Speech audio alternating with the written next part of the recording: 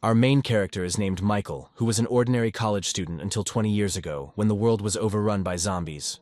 All the last years of his life, he did nothing but try to survive in a new environment full of dangers. Over the years, his mind began to crumble from the realization that he would not be able to meet his family, whom he abandoned to survive in this harsh world. Being on the threshold of death, he was not afraid of it, because he understood that his entire existence was meaningless. In the heat of battle, he finally found peace. But by some strange miracle, he found himself in his childhood room, feeling like his life was flashing before his eyes. Looking around, he cannot believe that he is in the very place that was destroyed exactly 20 years ago, when everything began to change rapidly. Looking at the photograph next to his bed, in which he is carrying his little sister in his arms, it seems to him that everything that is happening is just a figment of his imagination. Everything around seems quite real because our main character feels the smells and touches of his body, which in the reflection reminds him of a young and stupid child.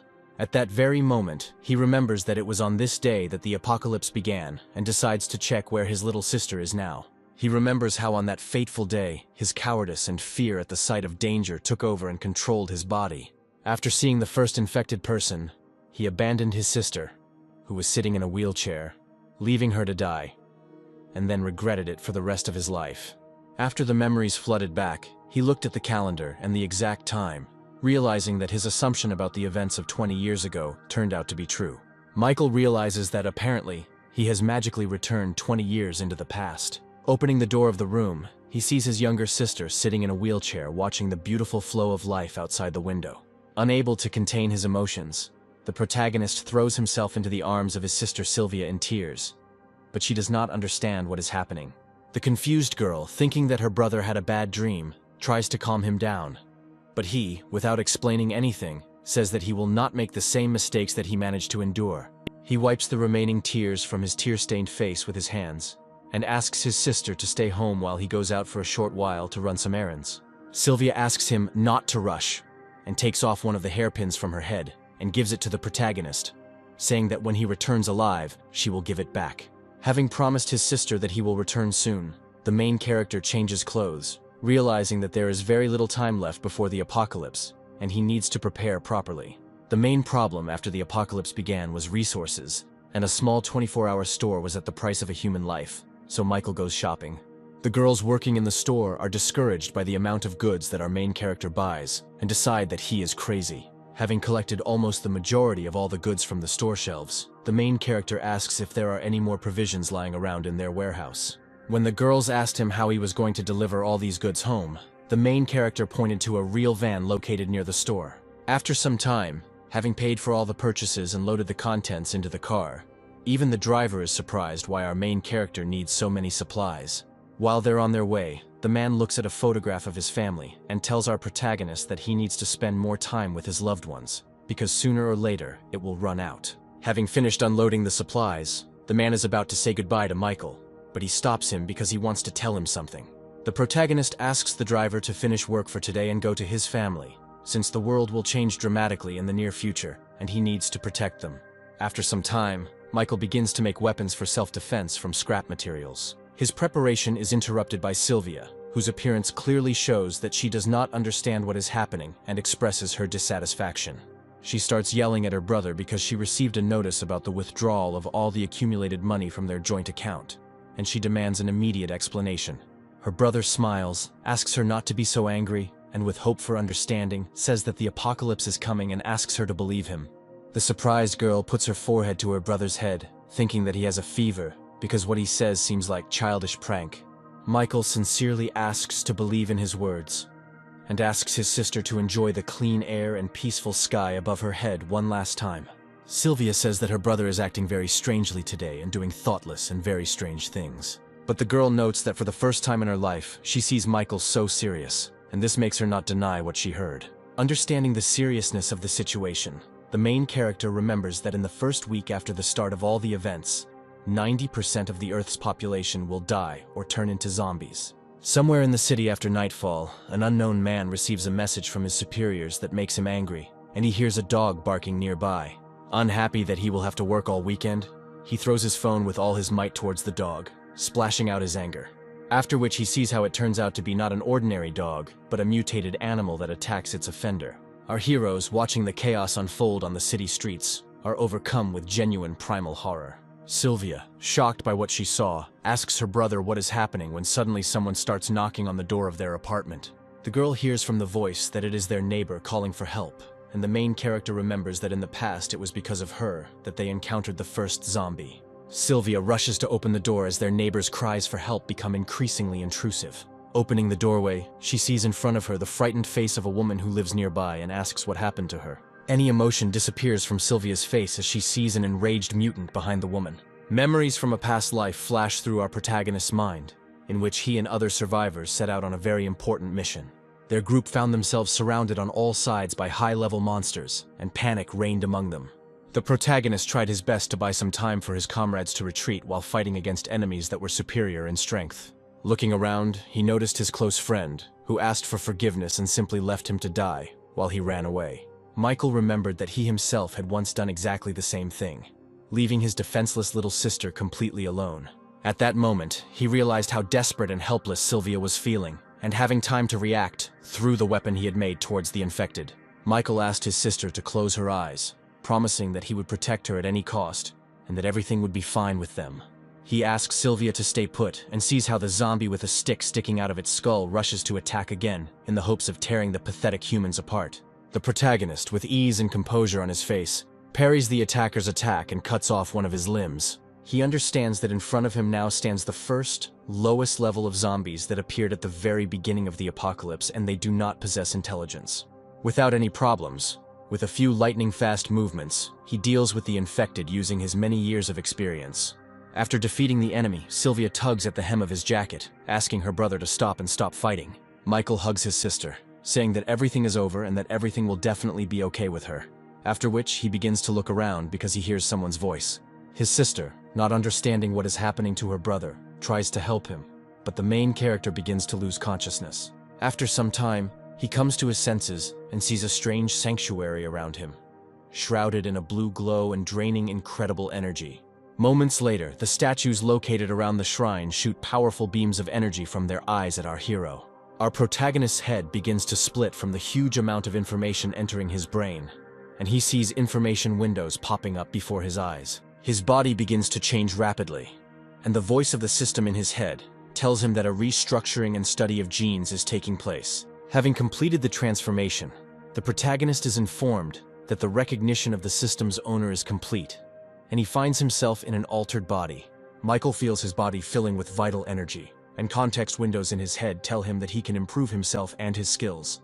He understands that in order to develop, he needs to pay evolution points, which he will need to earn by killing various infected.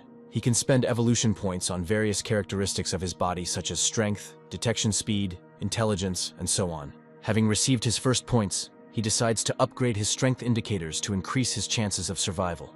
Better than his skills, he suddenly feels a surge of strength in his body, and hopes that this time he will be able to change his future thanks to this power. After distributing the points, he again loses consciousness and comes to his senses in our world, watching as his sister waited all this time for him to wake up.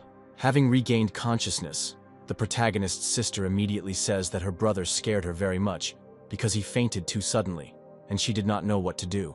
Sylvia starts crying and saying that she couldn't bear it if something happened to her brother, but he strokes her head and explains that everything will be fine. Having regained consciousness, Michael immediately realizes that he needs to deal with the corpse of their neighbor, otherwise even more zombies will come here. But when he goes out the door, he discovers that she is missing. Instead of a lifeless body, he sees only a pool of blood and a trail that stretches down the stairs to the lower floors. Realizing that he will have to clear the entire perimeter in order to remain safe, the protagonist decides to change his clothes because they have become too small for him. Thanks to evolution, he grew a lot and gained muscle mass, and his body became much stronger and more resilient. Sylvia, who has moved into the room, hands her brother their father's things, which should be just the right size for him. While waiting for the t-shirt to be put on, the girl begins to worry about the state of their parents now, because there is real chaos in the world. She remembers how their parents left them alone when they were 10 years old, after which they were left to their own devices most of the time. After that, Mom and Dad started sending them money every year, and only this fact hinted at their existence. Having finished changing clothes, the main character asks his sister not to worry, because their parents are quite independent. Looking at her brother, Sylvia still cannot believe that in just one night he has grown so much and changed in appearance. Michael tries to make excuses and blames everything on a hormonal imbalance in his body, and also says that he will need to step away for a while. Sylvia is very worried about her brother and says that she is scared because the world has changed so much, and she is afraid of becoming a burden to him. The protagonist tries to calm his sister down by explaining that he just wants to look around and make sure their shelter is safe. He asks his sister not to think that she is a burden to him, because he does not want to end up in their neighbor's place, and in such a difficult time they definitely need to stick together. Sylvia agrees with him and asks him to return as soon as possible, giving him her hairpin, which, according to tradition, he must return. Armed with a dagger, our main character leaves the walls of his apartment and goes on reconnaissance. He examines the bloody trail left on the floor by the zombie he killed, and realizes that they live on the top floor. All the danger will be below. Michael begins to slowly descend the stairs, carefully examining each floor and checking all possible rooms until he stumbles upon new infected. As soon as the zombie notices our main character, he immediately begins to move towards him, uttering incomprehensible phrases. Having rushed to attack our protagonist, the infected suffers inevitable defeat.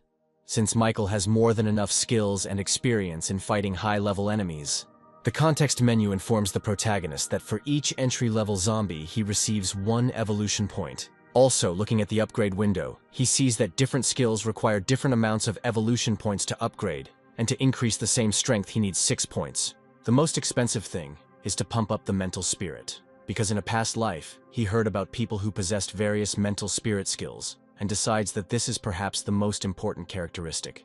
Looking at his skills, he understands that to obtain the ability he needs the 10th level of mental spirit, and at the moment it is better to pump up other skills and leave this one for later. Descending to ever lower floors, our protagonist's main priority goal becomes killing as many infected as possible. While inspecting another apartment, he sees traces of blood on the walls and furniture, indicating a recent battle. Going into the bathroom, he sees the lifeless body of a woman who, apparently, did not have time to turn into a zombie. Michael understands perfectly well that not everyone is able to withstand such drastic changes in life, and it is easier to end their own life. At that very moment, his detection skills allow him to react to the infected person behind him. Opening its huge mouth, the zombie is about to sink its teeth into our protagonist and bite off a huge piece of flesh. The protagonist manages to react, and using his dagger, pierces the skull of the mutant who attacked him. He must not let his guard down under any circumstances, because the evolution tree did not make him immortal. After clearing the next floor, he decides not to delay and continue to inspect the building, since he doesn't have much time left. While inspecting the next floor, he is noticed by a woman who managed to survive and, apparently, is also one of the residents of this building. After knocking on the door and asking if there were any survivors, the woman peeks out of the doorway and says that her apartment is safe and asks to be left alone. The protagonist asks to be allowed to personally verify the safety of her shelter, since he does not want to use force. The woman nevertheless decides to let the main character into her apartment for a short while, where everything looks quite peaceful and calm. While looking around the room, Michael notices a photograph hanging on the wall and decides to ask where her husband and child are now. The woman replies that her son is at school, and her husband went to meet him, and they still haven't returned, and she is very worried about them. After which she asks him to leave her apartment because she is very scared. And as soon as our main character is about to leave, he hears strange sounds coming from the bedroom. He immediately decides to check what exactly is causing the noise, and the woman, with a frightened look on her face, tries to stop him, saying that there is no one else here. Michael begins to open the doorway, on the other side of which blood is visible, and the woman tries her best to stop him. Entering the room, he sees a small silhouette of a man holding a bloody corpse in his hand. This terrifying image, apparently, is the son of that very woman who turned into a zombie, he asks with a crazy smile to play with him. At that very second, the main character manages to react to the fact that the woman standing behind him is trying to attack him. Having dodged the attack, he does not understand what is happening and asks why she is behaving this way and why she decided to hide the presence of the infected. Without waiting for an answer, the boy immediately attacks him, making Michael surprised at how fast the zombie children are. Using his new body, the protagonist falls on his back and with a powerful kick throws away the attacker's body. The woman he met immediately stands between the two of them, saying that she will not allow them to touch or harm her son. Michael asks her to come to her senses, because he is no longer her son, but a zombie that eats people, and if she continues to protect him, she will find herself in serious danger. The woman begins to panic hysterically and says that she doesn't believe it, because this is her beloved boy, and he's just a little sick, and she needs to wait until they invent a cure. She tries to dissuade our protagonist from killing her son as the infected rushes to attack. The protagonist tries his best to convince the woman, and also warn her that she needs to avoid it. But all his attempts are in vain, and moments later her body is pierced by a powerful blow and blood splashes everywhere. The child begins to eat his mother's body, and Michael immediately rushes to her aid in the hopes of saving the poor woman. Lying on the floor bleeding, she manages to grab the protagonist's leg at the last moment and, even on the brink of death, asks him not to kill her son. The protagonist, with despair in his eyes, explains that if a person has turned, he can no longer be saved, and he cannot allow him to wander the city streets, threatening other survivors. Living the last moment of her life, the woman loosens her grip and continues to assert the opposite until the very end. The protagonist kills her son with one swing of his dagger, and blood splashes all over the room. He calmly leaves, leaving the corpses of the entire family lying on the floor and regretting that this happened. I go down to the next floors, and behind me he leaves a stretched wire with bells hanging on it that serve as an alarm. Once on the next floor, he sees in front of him a huge, muscular man, who in ordinary life was a fitness trainer. A colossal infected immediately rushes to attack our protagonist, holding a huge iron dumbbell in both hands. Michael manages to avoid the blow, but the force with which this zombie attacks is truly impressive. Because the stronger a person was before infection, the greater the danger he poses in zombie form. Without giving the main character a chance to breathe, the zombie immediately throws an iron dumbbell in his direction, which Michael also manages to dodge and jump to the door behind him. After landing, a powerful explosion is heard as another very powerful mutant appears from the apartment behind him. His appearance clearly takes our protagonist by surprise, and he manages to receive several wounds. In addition to the powerful zombie trainer who possesses incredible strength, a zombified animal resembling a huge dog appears in front of him. It immediately rushes to attack the main character, but Michael manages to parry the attack at the last moment, finding himself on the brink of death. The zombie dog still manages to hit our protagonist, and a few drops of blood begin to fall down the floors. They fly past the stairs, attracting the attention of all the mutated ones located nearby inside the building. Michael understands that the situation he is in is very difficult, and in addition to the two strong infected, he has attracted the attention of a large number of smaller individuals. The seriousness of the situation is reinforced by the fact that he has already received a fairly large number of injuries. The huge zombie trainer doesn't let him catch his breath and continues to attack with incredible force, destroying everything around him. The main character still manages to counterattack the attacker, delivering a powerful longitudinal blow across the zombie's entire body. The wounds received are not enough to even throw the zombie off balance, and he continues to attack with even greater fury. The situation is also made worse by the zombie, a beast that supplements its attacks with its speed and razor-sharp teeth. Michael decides to regroup and retreat for a while to come up with a more suitable plan to fight them. As he runs down the stairs, he comes across low-level zombies that have been attracted to his blood and stand in his way. He finds himself caught in a vice where on one side his path is blocked by a crowd of infected, and from behind two powerful opponents are advancing on him. The protagonist decides to go ahead because he has no other options to get out of this situation. He begins to deal with low-level zombies at a very fast speed, trying to clear a path for himself to retreat. A giant zombie trainer throws a huge metal dumbbell towards our protagonist, which knocks down everything in its path. After which he looks around in the hope of finding Michael's lifeless body, but discovers only the corpses of his colleagues, not understanding where he disappeared to. Meanwhile, the main character manages to hide in the confusion in a nearby apartment, which apparently belonged to some gamer. Trying to catch his breath, the main character tries to understand why the infected are developing so quickly, because their strength has already gone beyond the first stage of the apocalypse. While he was pondering the fact that the evolution of the infected was proceeding at an incredible speed, his opponents were already combing through the apartment in which he was hiding. A giant zombie fitness trainer finds our protagonist, who's been hiding behind the back of the sofa all this time. Without wasting time on thinking, he immediately attacks the main character, who in turn tries to defend himself from the blow by taking all the energy on himself. The energy from the impact is so powerful that Michael's body breaks through several concrete walls, ending up in the next room.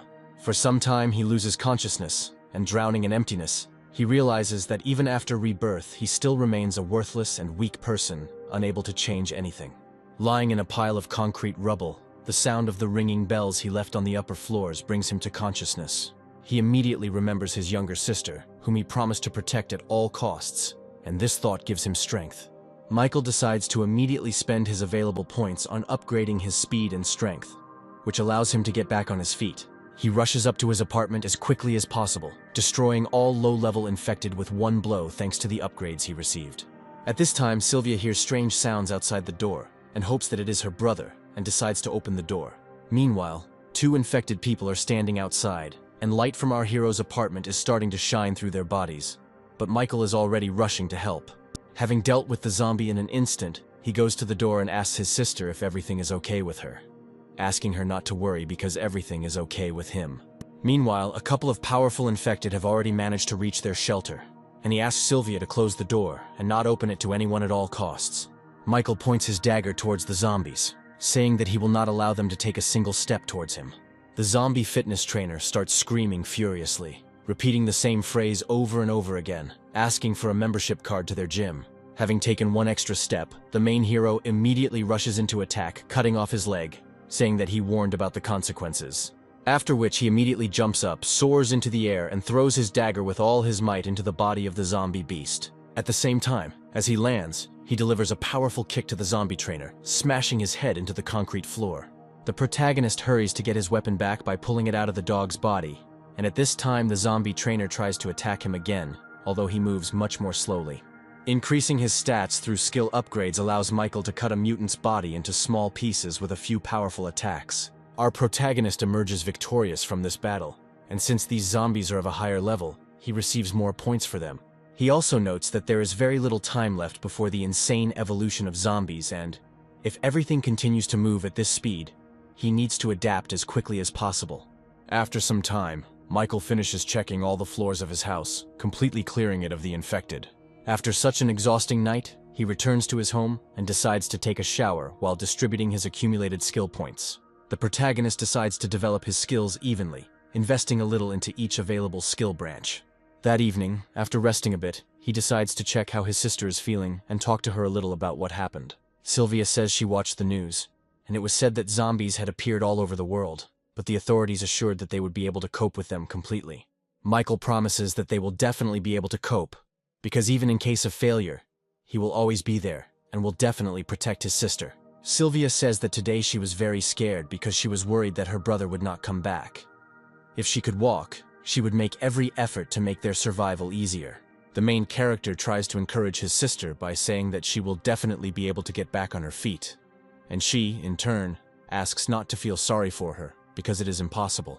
Reflecting on everything that happened, Michael hopes that there is a chance to cure his sister, because today the meteor shower will begin, which became a turning point after the beginning of the apocalypse.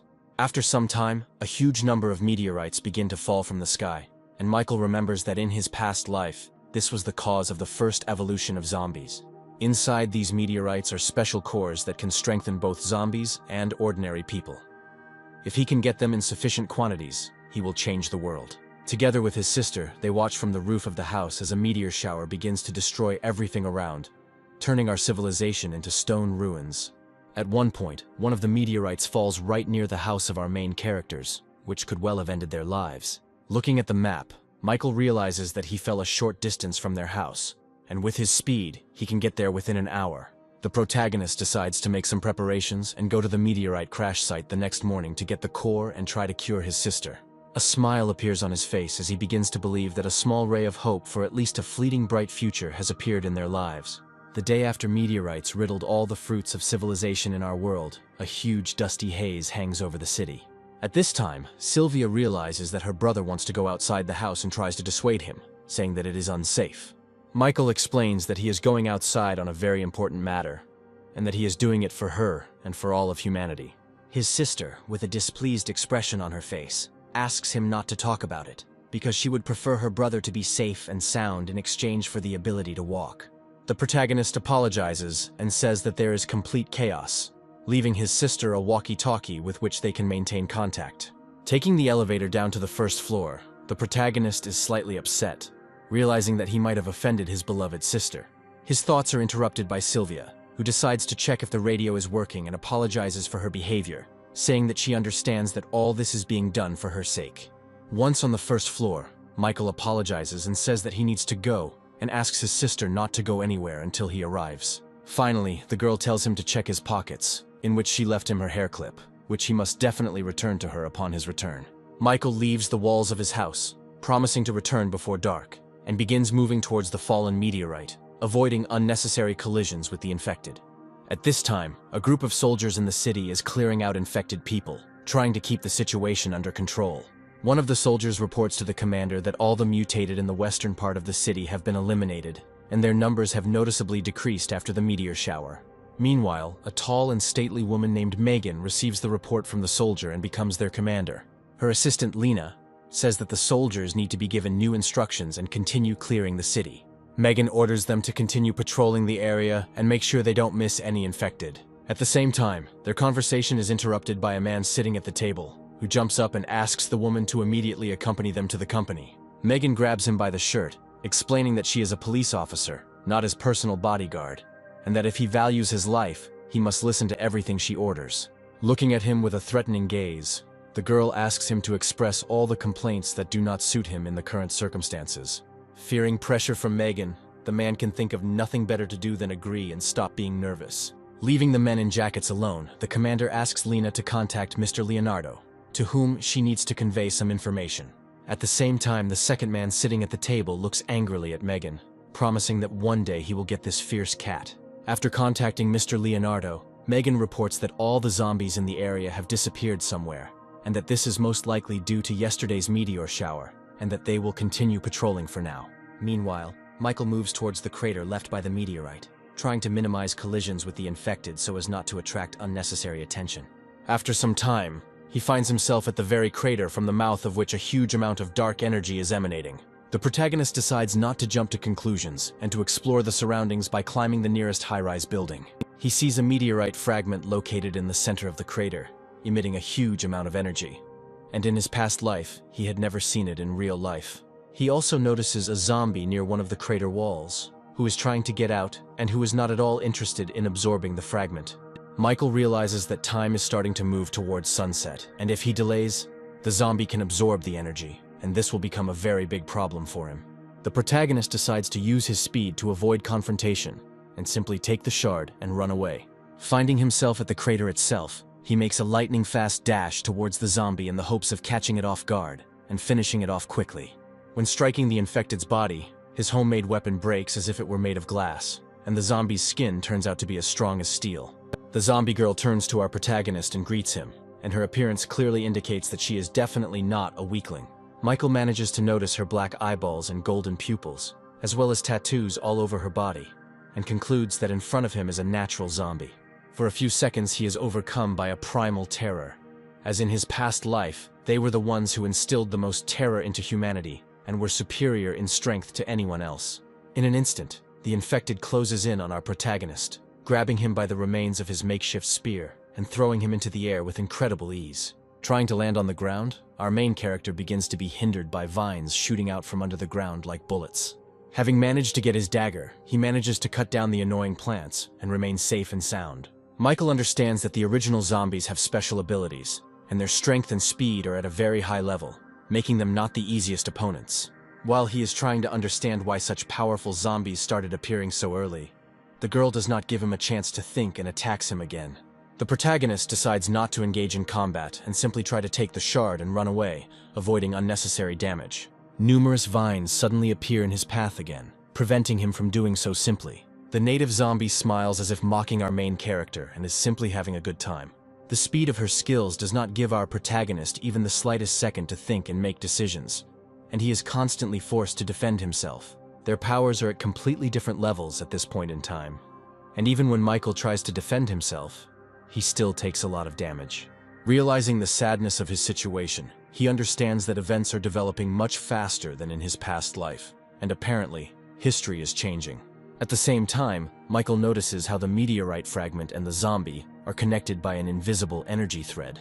He suggests that the natural zombie, like all the others, emerged from these fragments and act as its protectors. The protagonist assumes that in this case, the infected will not be able to move far from the fragment and decides to break the distance with her by going beyond the crater.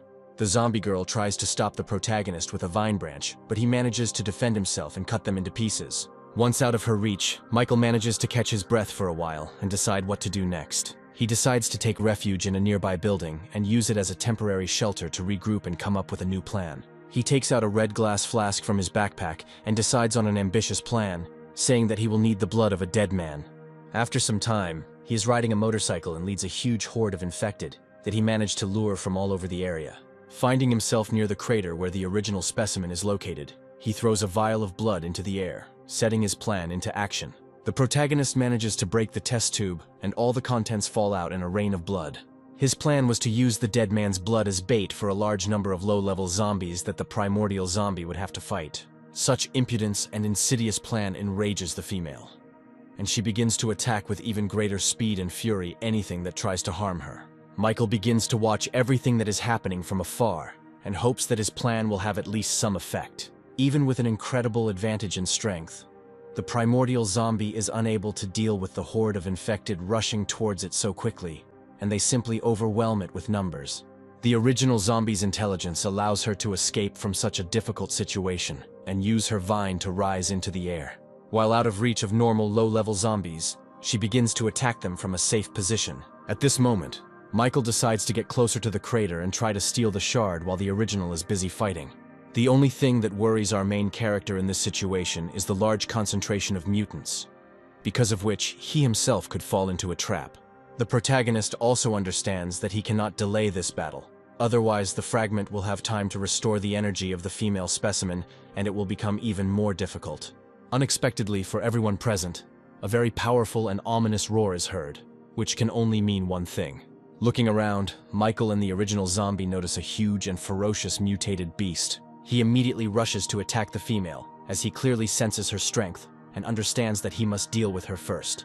The beast manages to knock her to the ground, pinning her with his paw, intending to tear her into small pieces. The protagonist is aware of the dire situation, but understands that the animal has every chance of emerging victorious from this fight. But looking at its fur, he understands that it will soon mutate. This will happen if the mutated beast manages to absorb a meteorite fragment, and in this case, trying to emerge victorious from this battle will no longer be pointless. The primordial zombie, although not in the most advantageous position, still manages to attack the beast with his strength, throwing it to the side. The mutant clearly doesn't like this, and with even greater animalistic rage, he attacks the zombies. Unable to react and keep up with the speed of the infected beast, he still manages to sink his knife-sharp teeth into the body of the female. Michael understands that the situation is taking a very unexpected turn and is already preparing to prevent the beast from finishing what he started. Because if the original loses, the situation will become even more dire. At the last moment, the protagonist decides to stop, not believing that such a powerful opponent, possessing intelligence, lost so easily. At that very moment, a fountain of blood begins to spurt from the mouth of the mutated beast, and its body is pierced through by vine roots. His body rises high into the sky, hanging on the spear-sharp branches of the vine, signifying his defeat in this fight. The protagonist realizes that this was all just a plan by the primordial zombie to lure him closer to itself in order to deal with two opponents with one blow. The female specimen begins to smile and praise our protagonist, saying that the pathetic little man was not so simple as to believe in such a trick. Michael also says that she is not the easiest opponent, and he will have to sweat a lot to emerge victorious. After which he descends down into the arena, causing surprise to the firstborn, who did not think that he would personally come to her to die and lose. The female decides not to hesitate, and immediately tries to attack him with her roots, but Michael manages to defend himself once again. He continues to fight off numerous attacks with the vine and notes that the fight with the infected beast and a huge number of low-level zombies has greatly exhausted the primordial. At the limit of her abilities, she tries to switch to close combat and attack Michael personally. This act turns out to be quite reckless, as the main character manages to easily cut off the attacker's hand with one deft movement. After this, the original zombie is overcome with animal rage and incomprehension of how a pathetic human being is capable of such a thing, and promises to finish him off here and now. The protagonist is quite surprised that the female still has the strength to fight, and that all this time she has not shown her maximum. Looking around, he notices that the original is beginning to absorb the energy of the fragment, and with its help, restore her wounds. After a few moments, she takes on a new form, becoming like a rose flower and becoming much stronger. Her speed and strength increase 100-fold, and she begins to try to finish off our protagonist. Michael understands that with his current level of strength, there is no way he can defeat such a powerful individual and tries to escape again. But his escape routes are blocked by vine branches. The firstborn says that this trick won't work on her twice and they will decide right here and now which of them will be stronger. The main character is slowly starting to run out of strength to dodge and defend himself, and one of the blows almost hits its target. But at the last moment, the vine branches stop attacking Michael, and the body of the original zombie begins to emit fountains of blood. The protagonist understands that the female specimen could not withstand such a strong energy of the fragment, and, moreover, her body is very exhausted after so many battles.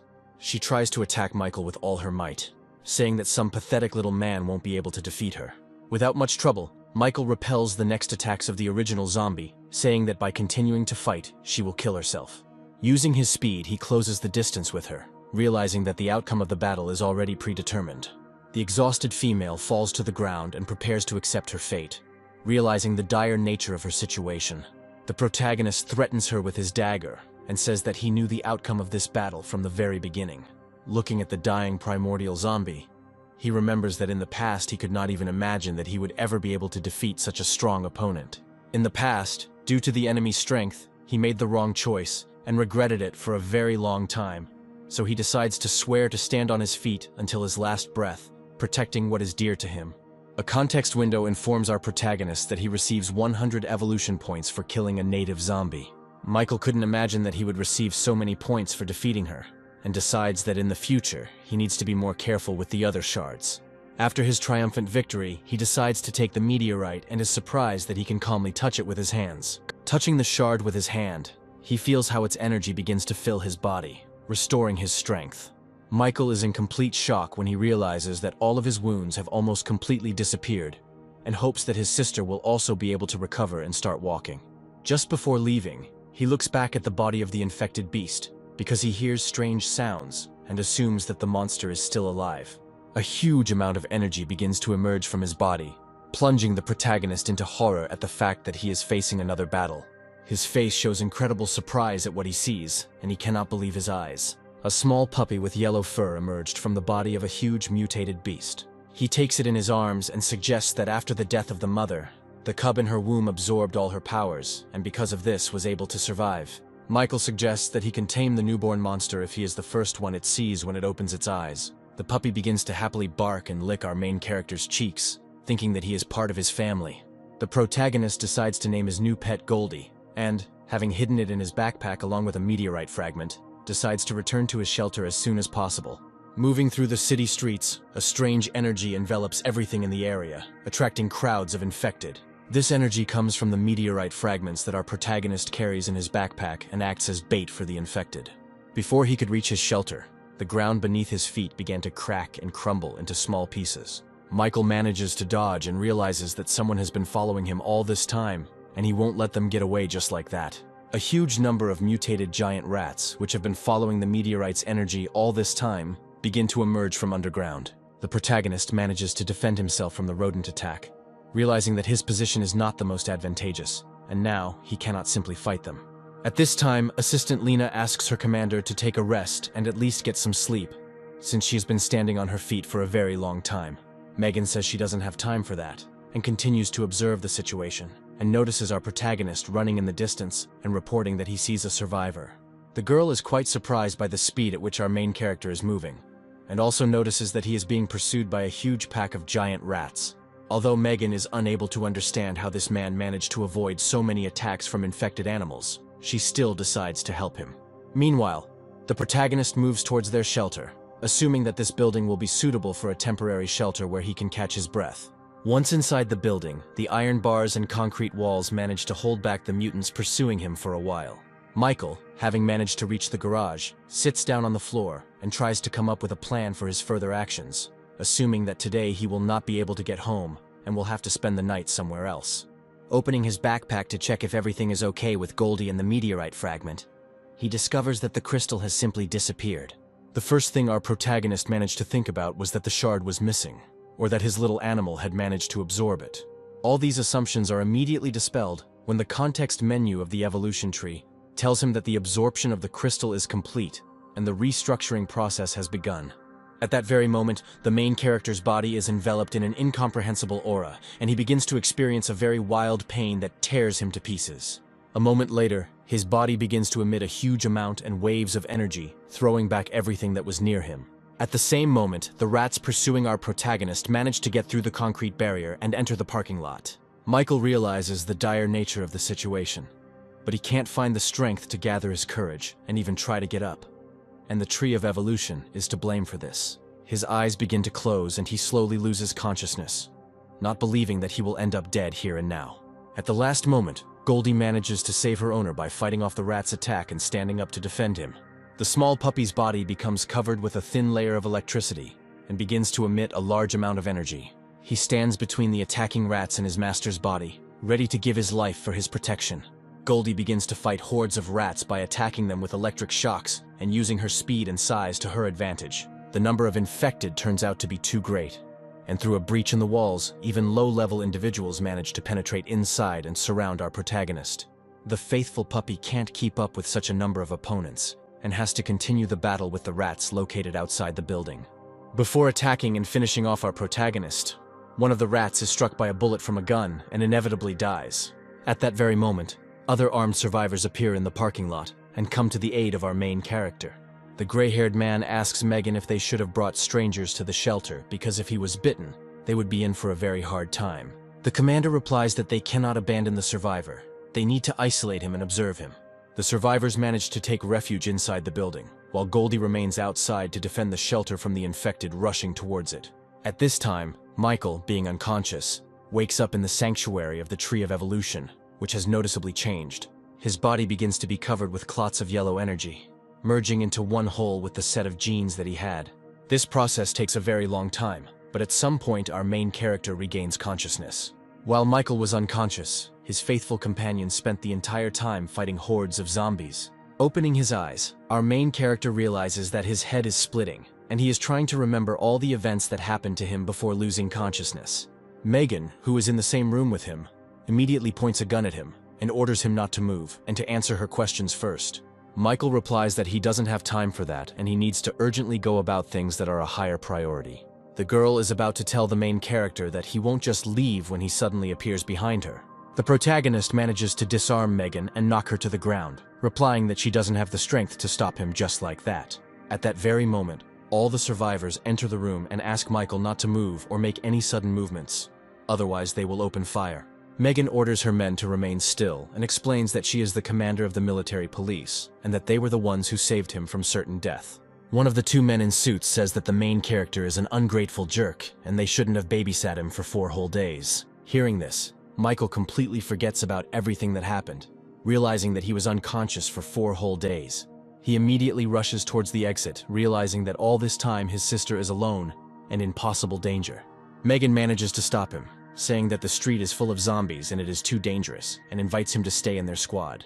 While Michael asks what will happen if he refuses this offer, a huge, terrifying silhouette is visible outside the window of the room they are in. A moment later, the monster bursts into the room, destroying everything in its path and letting out a furious scream. All the survivors immediately rush in different directions trying to protect themselves and everyone around them. Stunned Lena, still a schoolgirl, experiences incredible fear and simply cannot move while standing in one place. The protagonist manages to save the defenseless girl by stopping the monster's huge paw with his body and blocking its path. At that moment, he realizes that he himself did not understand how he managed to do this, and most likely his dexterity increased significantly. As for his physical skills, not a single person on the planet is capable of withstanding with his bare hands such an incredible force of a mutant rushing at him. All the survivors, looking at what is happening, cannot believe their eyes and doubt that the stranger they met is an ordinary person. Using his newly acquired powers, the protagonist manages to push the monster's body back. Realizing that his physical indicators have increased, he immediately rushes into the attack, preparing to begin a battle with the huge mutant.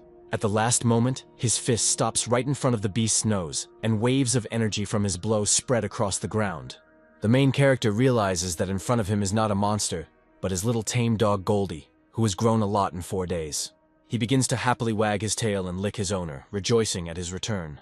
Michael decides to check his skill stats and notices that all evolution points have disappeared, and a new upgrade point called Gene Enhancement has appeared. Trying to remember everything that happened, he understands that something amazing clearly happened to him, and most likely all the points were spent on his evolution.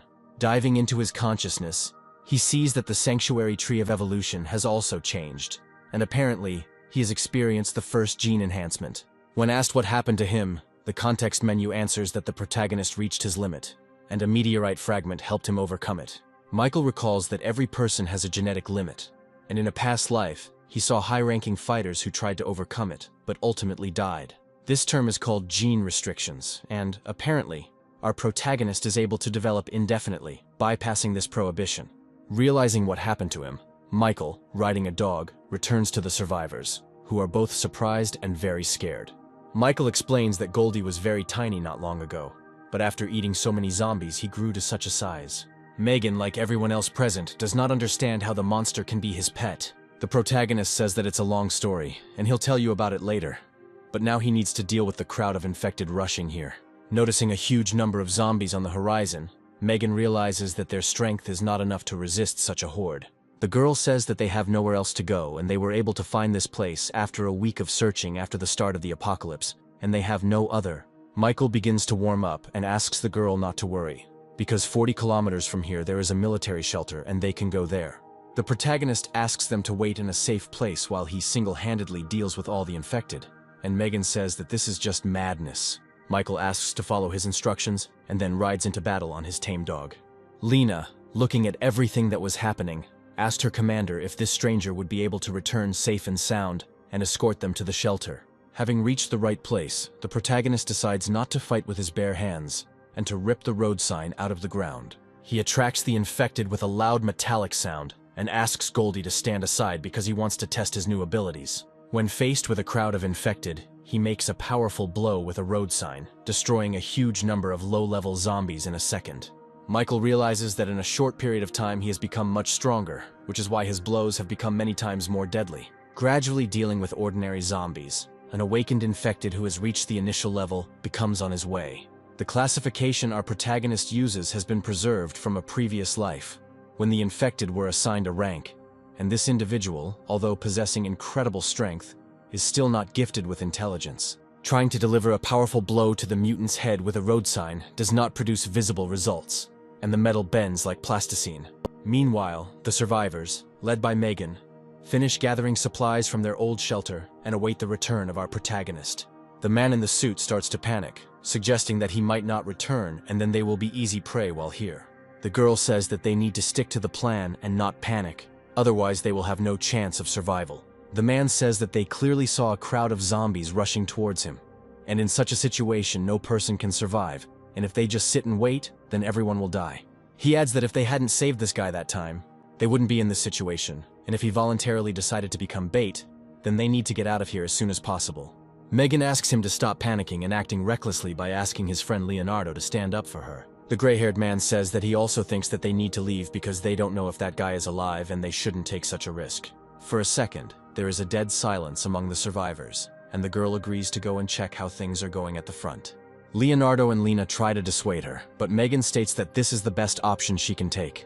At that very moment, their conversation was interrupted by a loud scream from a zombie who appeared behind them. Deciding that they were all facing imminent death, the infected immediately received a powerful blow to his skull and flew off in an unknown direction. Michael stands before the survivors, saying that he had some problems on the way back and he hoped he hadn't kept them waiting too long. Megan says that they should be the ones apologizing because the police sent a civilian into the thick of things. The protagonist says that if it weren't for their help, he would have been a corpse long ago, and as a sign of gratitude, he cleared out most of the zombies in the area, allowing them to move on. Michael says that they can reach the shelter on Goldie's back and the road should be clear of mutants. Megan is quite taken aback by this statement and decides to find out why the protagonist won't go to the shelter with them. Michael states that he has unfinished business and needs to find his little sister as soon as possible. After placing all the survivors on the back of her tame dog, Megan returns his backpack to him and wishes him luck in finding his sister. Finally, the girl decides to find out the name of our main character and asks to return back as soon as possible. Watching them go, the protagonist hopes that they won't make it to the shelter anytime soon, because at midnight, the first stage of the apocalypse will end and awakened zombies will appear. The protagonist's increased physical abilities allow him to move through the city ruins with incredible speed. Having reached his old home in a short time, he notices that there are mountains of corpses lying everywhere, and traces of gunfire are also visible. Michael uses the radio to try to contact Sylvia, while also trying to find out why the military was clearing the area instead of evacuating civilians. As he climbs the stairs to the upper floors of the building, he assumes that they could have been ordinary looters who, taking advantage of martial law, are causing riots. When he gets to his apartment, he notices that everything around him has been ransacked, and the front door has simply been broken down. Sylvia is also not inside the apartment, and all he finds is a wheelchair and a broken photograph lying on the floor. At that very moment, the protagonist is overcome with incredible rage, and he promises to kill everyone involved in the kidnapping of his younger sister. That evening, a group of survivors drive around the city in a car and shoot the infected they encounter along the way. At one point, their car, filled to the brim with supplies, gets stuck in a crowd of zombies, and the driver asks his commander what to do next. Their commander turns out to be the man who kidnapped the protagonist's sister, and he says that he has already informed his uncle of their location and that they will be picked up soon. Sylvia asks her captors why they are doing this, since humanity should have united and fought together against such a terrible threat. The man grins, saying that he has no desire to die for others, and that now is the time to use the situation to expand his power. At that very moment, their conversation is interrupted by Michael, who lands on the hood of their car. He immediately grabs one of the shooters defending the car and throws him into the crowd of infected. The driver of the car tries to threaten the protagonist with a gun, but he sends him flying with a powerful kick. Their commander takes a knife out of his pocket and, threatening to kill the defenseless girl, orders the protagonist not to move and to bow his head. Michael, experiencing incredible anger, instantly breaks the man's arm, knocking the knife out of his hand and plunging him into shock. He immediately begins to threaten the main character, trying to boast about his family connections and the fact that they will definitely find him and save him. The protagonist says that he knows perfectly well that he is facing a local bandit who uses martial law and his uncle's connections to do whatever he wants. Michael holds the man's body over a crowd of infected, threatening to throw him to be torn apart by the entire crowd. His sister's kidnapper begins to pitifully beg for mercy, saying that he will do whatever our protagonist wishes and fulfill any of his orders. Realizing that persuasion is not working on our protagonist, his pleas turn to aggression and harsh threats. At this time, 2 helicopters appear above our heroes' heads, which apparently arrived at the call of this man to rescue them. The man starts laughing, thinking that salvation is near, but the protagonist simply lets him go, and he falls into a crowd of infected that begins to eat him. One of the people who arrived by helicopter notices everything that is happening and asks to be connected with Commander Roger. A man reports that his nephew was killed by some unknown young man, and that there is a little girl in his company. Commander Roger, who apparently was the same uncle with whom the murdered man threatened the main character, orders the area to be cleared. Our heroes come under fire from 2 helicopters, and Michael, holding his defenseless sister in his arms, tries to find cover. Having managed to react to the fact that they were fired upon with missiles, he moves to the nearest building to find temporary shelter there. He manages to run inside and avoid a direct hit from such a powerful weapon and save his little sister. The protagonist finds a safe room where he leaves Sylvia and asks her to wait for him here until he completely sorts things out. The girl understands the gravity of the current circumstances and asks her brother to be very careful and returns safe and sound. After which Michael, leaving his sister in a safe place, returns to the street to deal with 2 military helicopters. Having come under fire, he realizes that fighting from the ground is not very advantageous and decides to retreat. The sounds of gunfire attracted a huge number of zombies from all over the area, making escape routes very difficult. Thanks to his superhuman skills, Michael manages to break through the crowd of mutants. A military commander on one of the helicopters observing the situation cannot believe his eyes and assumes that this guy is not an ordinary person. He orders the pilot to find a tall building nearby and land him on the roof, after which he continues to pursue the guy.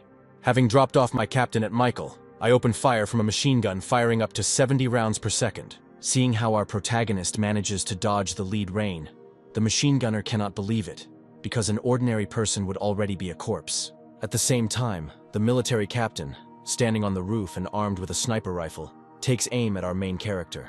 He fires a precision shot with a large caliber cartridge, hoping to finish the guy off with one shot. Michael's reaction speed and perception allow him to react to the sound of the gunshot and dodge the projectile, preventing it from hitting his heart, but he still gets wounded.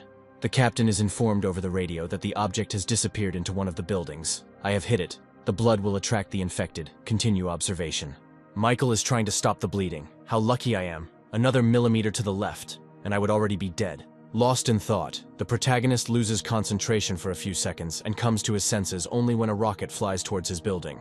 A powerful explosion occurs, completely destroying the entire building and the blast wave knocking out all the windows within a radius of several kilometers. The pilots report that the target has been destroyed, but the captain manages to notice some movement under a pile of debris.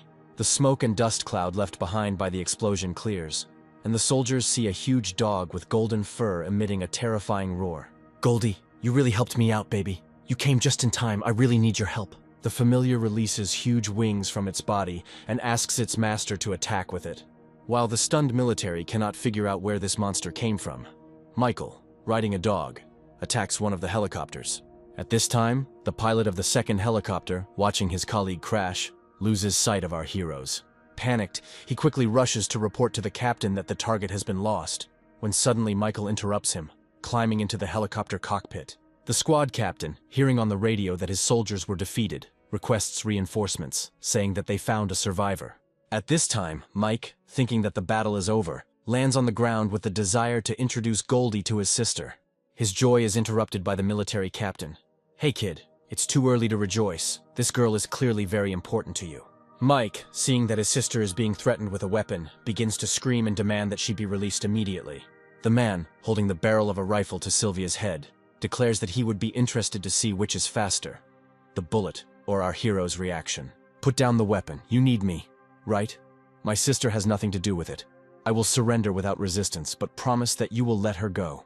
Mike moves towards the captain with his hands raised, finally ordering Goldie to take Sylvia to safety. At this time, an infantryman armed with a rocket launcher, who apparently arrived with reinforcements, reports that the target has been captured and is in the kill zone.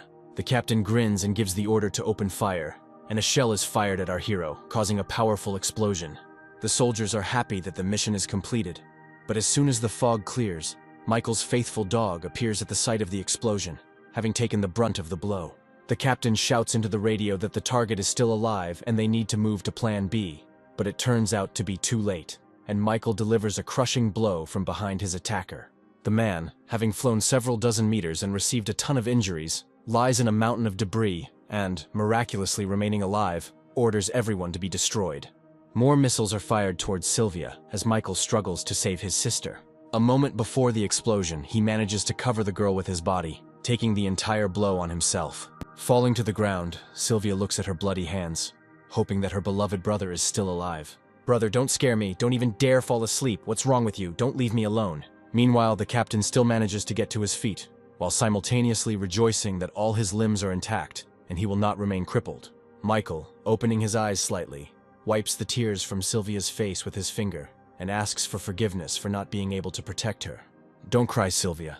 I'm so glad I was able to look at you again. It all seems like a dream in which I want to stay forever." After these words, Michael's hand falls to the ground, and his sister begins to scream at the top of her voice, and waves of powerful energy come out of her body. The captain can't believe they fired so many missiles at this guy and he's still breathing.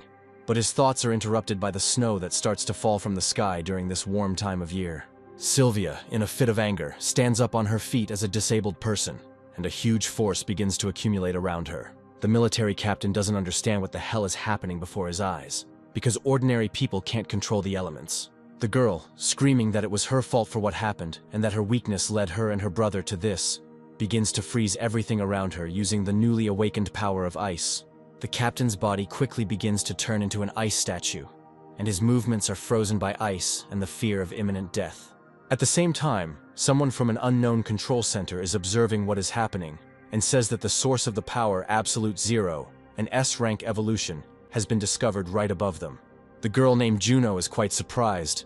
An S-rank warrior has already appeared, and this is a really big event. She asks her assistant Rabbit to stop the airship they are traveling on, as she wants to personally go down and scout out the situation. At this time, Commander Roger is playing shogi with his old friend Commander Winston. "I started playing defense because your attacks became very aggressive, my old friend." They discuss the situation that is developing in the world, in which Roger does not intend to sit on the defensive, because if he does not start to strike back, all of humanity will sooner or later be destroyed. In such a situation, wasting time on protecting pawns is reckless. You have aged considerably, Winston. The commander's young subordinate was about to stand up for his commander, but he managed to stop him. Winston says he has information that Roger is recruiting soldiers from unofficial groups. This is true, my friend.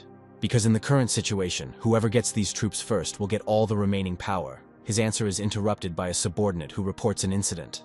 He is informed on the phone that contact with the entire detachment that was sent to clean up the suspicious guy has been lost. "Flock of rams, you can't cope with 2 kids. You always have to do everything yourself." Roger apologizes, saying that he has already won, and asks Winston to think again about stopping building shelters and handing over all forces to him to fight the infected. The old man leans back in his chair. Maybe I really have gotten old, but our main task is to protect civilians. He thinks that if the city has already fallen, then all his attempts to save people no longer matter. Deciding to ask his subordinate Scott what he thinks about this situation, he replies that Commander Winston is still very young, and all his decisions are thoughtful and pragmatic. You're the very picture of honesty, you bastard. I've always liked that about you. I promise that as long as I live, I'll protect the common people. Now go and find out what Roger was talking about on the phone. The subordinate smiles, encouraged by the words of his captain, and placing his palm to his forehead, is ready to carry out the order. At this time, Rabbit tells Juno that she needs a little time to find a place to land. The girl asks her not to land the ship, but simply to lower the altitude at which she can jump out. Flying over the battlefield, Juno jumps to the ground and uses the ice blocks created by Sylvia as landing ramps. Finding herself in front of our heroes, she notes that they used too much power and simply passed out. Looking at the frozen soldier, he wonders how the newly awakened skill turned out to be so powerful.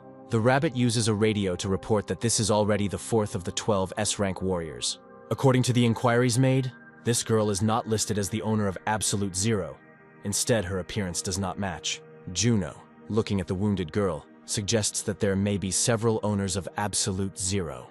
She takes the girl to her ship, leaving Michael alone, saying that they need to go in search of the next awakened. After some time, the main character's body, which is hanging by a thread, activates the evolution tree that permeates his entire body. The system reports that the right first level has been opened and the process of divine evolution has begun, which has launched a huge number of tree roots throughout the earth.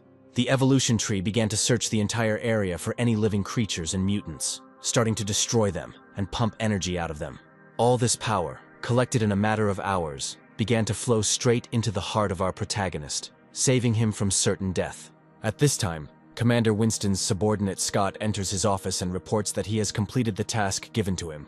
He hands the commander a tablet with a video recording saying that this guy and the little girl were being pursued by Roger's men, but he managed to neutralize them single-handedly. However, he was wounded, and then the entire area became covered in ice for unknown reasons. At the end of the recording, rays resembling tree roots began to emanate from this place, after which the camera turned off. In the final seconds of the video, Winston notices a stranger appear, his face too blurry to be recognizable. The commander orders the cattle to go to that very place and find out what happened to this guy, and, if possible, deliver him to headquarters. Something very inexplicable is happening. Roger's powers are getting stronger, and my abilities have a limit. This world needs a hero. After a few hours, the roots of the evolutionary tree begin to retract, penetrating Michael's body. The system informs him about the accrual of 1,000 experience points that have reached their peak, which in turn triggers automatic distribution. At this very moment, the protagonist opens his eyes, trying to understand how he managed to survive and what happened to him. Looking around and not finding Goldie and his sister nearby, he rushes to inspect the surroundings, completely covered in ice, hoping that his loved ones are still alive.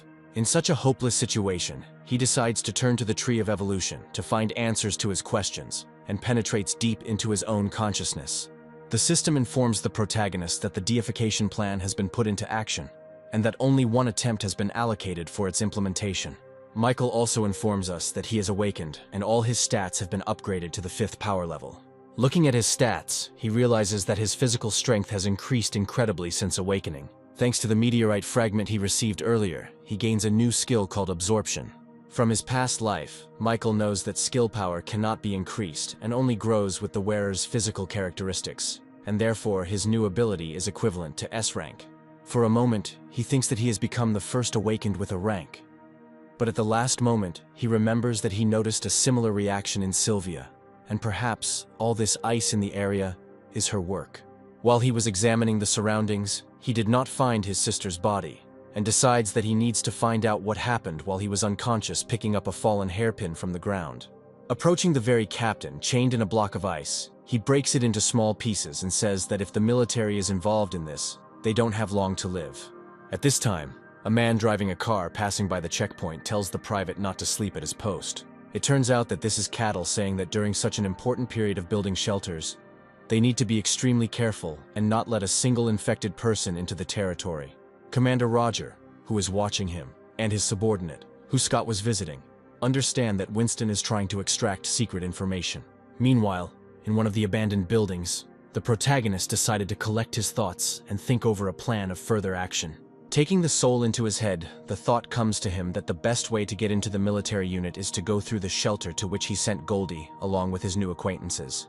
As the morning approaches, he sets out on his journey holding a photograph of his younger sister in his hands, and promising to definitely save her.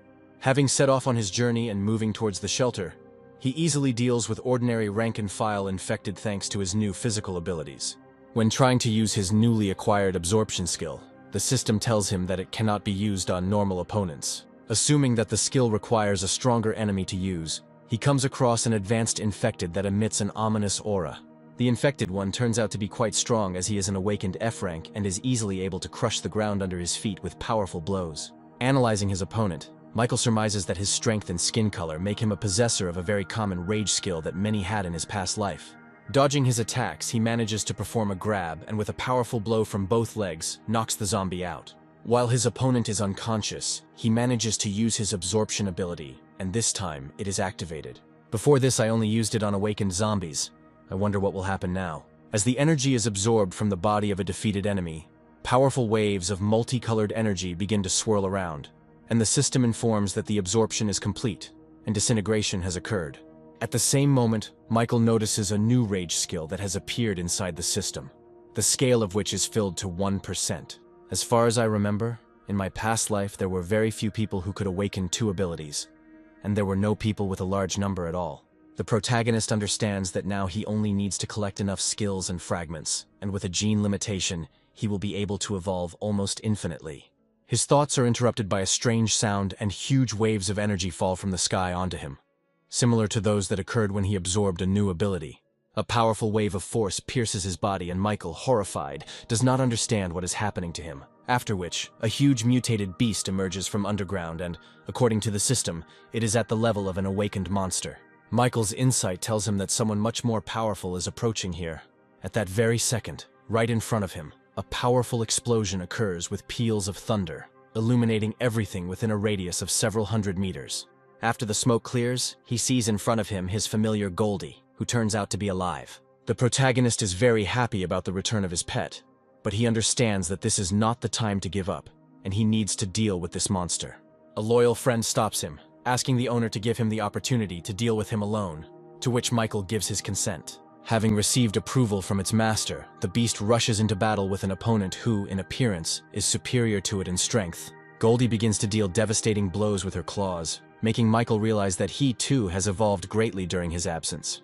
After a few minutes of fighting, Goldie decides to launch a powerful crushing attack, and his entire body is covered in a bright fiery shield. Having managed to capture his opponent, he begins to concentrate a huge amount of energy in his mouth. And literally, a moment later, a powerful explosion occurs and not a trace remains of the awakened monster.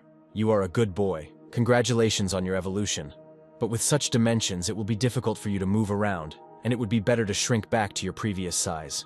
Obeying the orders of his master, Gold shrinks to his original form, turning into a small, harmless puppy. Thinking about where to go next, the protagonist uses his detection skills to scan the entire area, sensing a huge number of signs of life nearby, and decides to go there. Mistress Juno, I will connect you to headquarters for a further report on the situation. The screen that turns on shows a blurry image and the silhouette of a person who is interested in how the case is progressing. The situation is calm, but something unexpected happened that I wanted to report. When we arrived at the place where the meteorite's energy was coming from, the fragment itself was no longer there. In its place, we found an S-rank warrior with the skill Absolute 0, but she is not on the lists. I took her on board and await your further instructions. A mysterious man on the screen says that this whole situation is very strange, as is the warrior who is not on the list. The man orders Juno to immediately deliver the girl to headquarters, after which the rabbit sets course back to base. At this very time, a handful of survivors armed with machine guns are trying to fight off a wave of infected. Among them is Scott and Commander Roger's assistant, who does not understand how his colleague ended up here. I went on a mission, but Commander Roger did something to my car and I'm stuck here. So how did you end up here? Roger's subordinate says he was accompanying the scientist to the shelter, but suddenly their car was struck by lightning and disabled. He also adds that the people behind him are incredibly important for the future fate of humanity, and they must be saved at any cost. Scott explains that they won't be able to hold them off indefinitely, and that they need to develop an escape plan. At that very moment, their conversation is interrupted by a collapsing wall, through which a zombie of colossal size passes, which they cannot cope with. Roger's subordinate rushes into the attack, ordering everyone to protect the scientists while he distracts the zombies. Scott orders everyone to retreat and reduce their combat formation to save ammunition, since the priority now is to protect the scientists. At this time, Commander Roger's subordinate begins to fight off ordinary advanced infected with his bare hands. He continues to hold back the zombies rushing towards him, ordering everyone to retreat and take the scientists to a safe place. Scott, realizing that they are in a hopeless situation, orders everyone to follow his instructions and leave the battlefield as quickly as possible. Before he could finish his sentence, an object resembling a human body flew past his face at very high speed and crashed into the wall. Looking at the pile of rubble, he notices a wounded colleague who apparently was not able to hold out for long against a zombie of colossal size. The shadow of the huge mutant obscures him and the scientists, and for a moment it seems to them that their lives hang by a thread. At that very second, a powerful explosion was heard behind them, and something with incredible speed managed to protect them from the colossal mutant.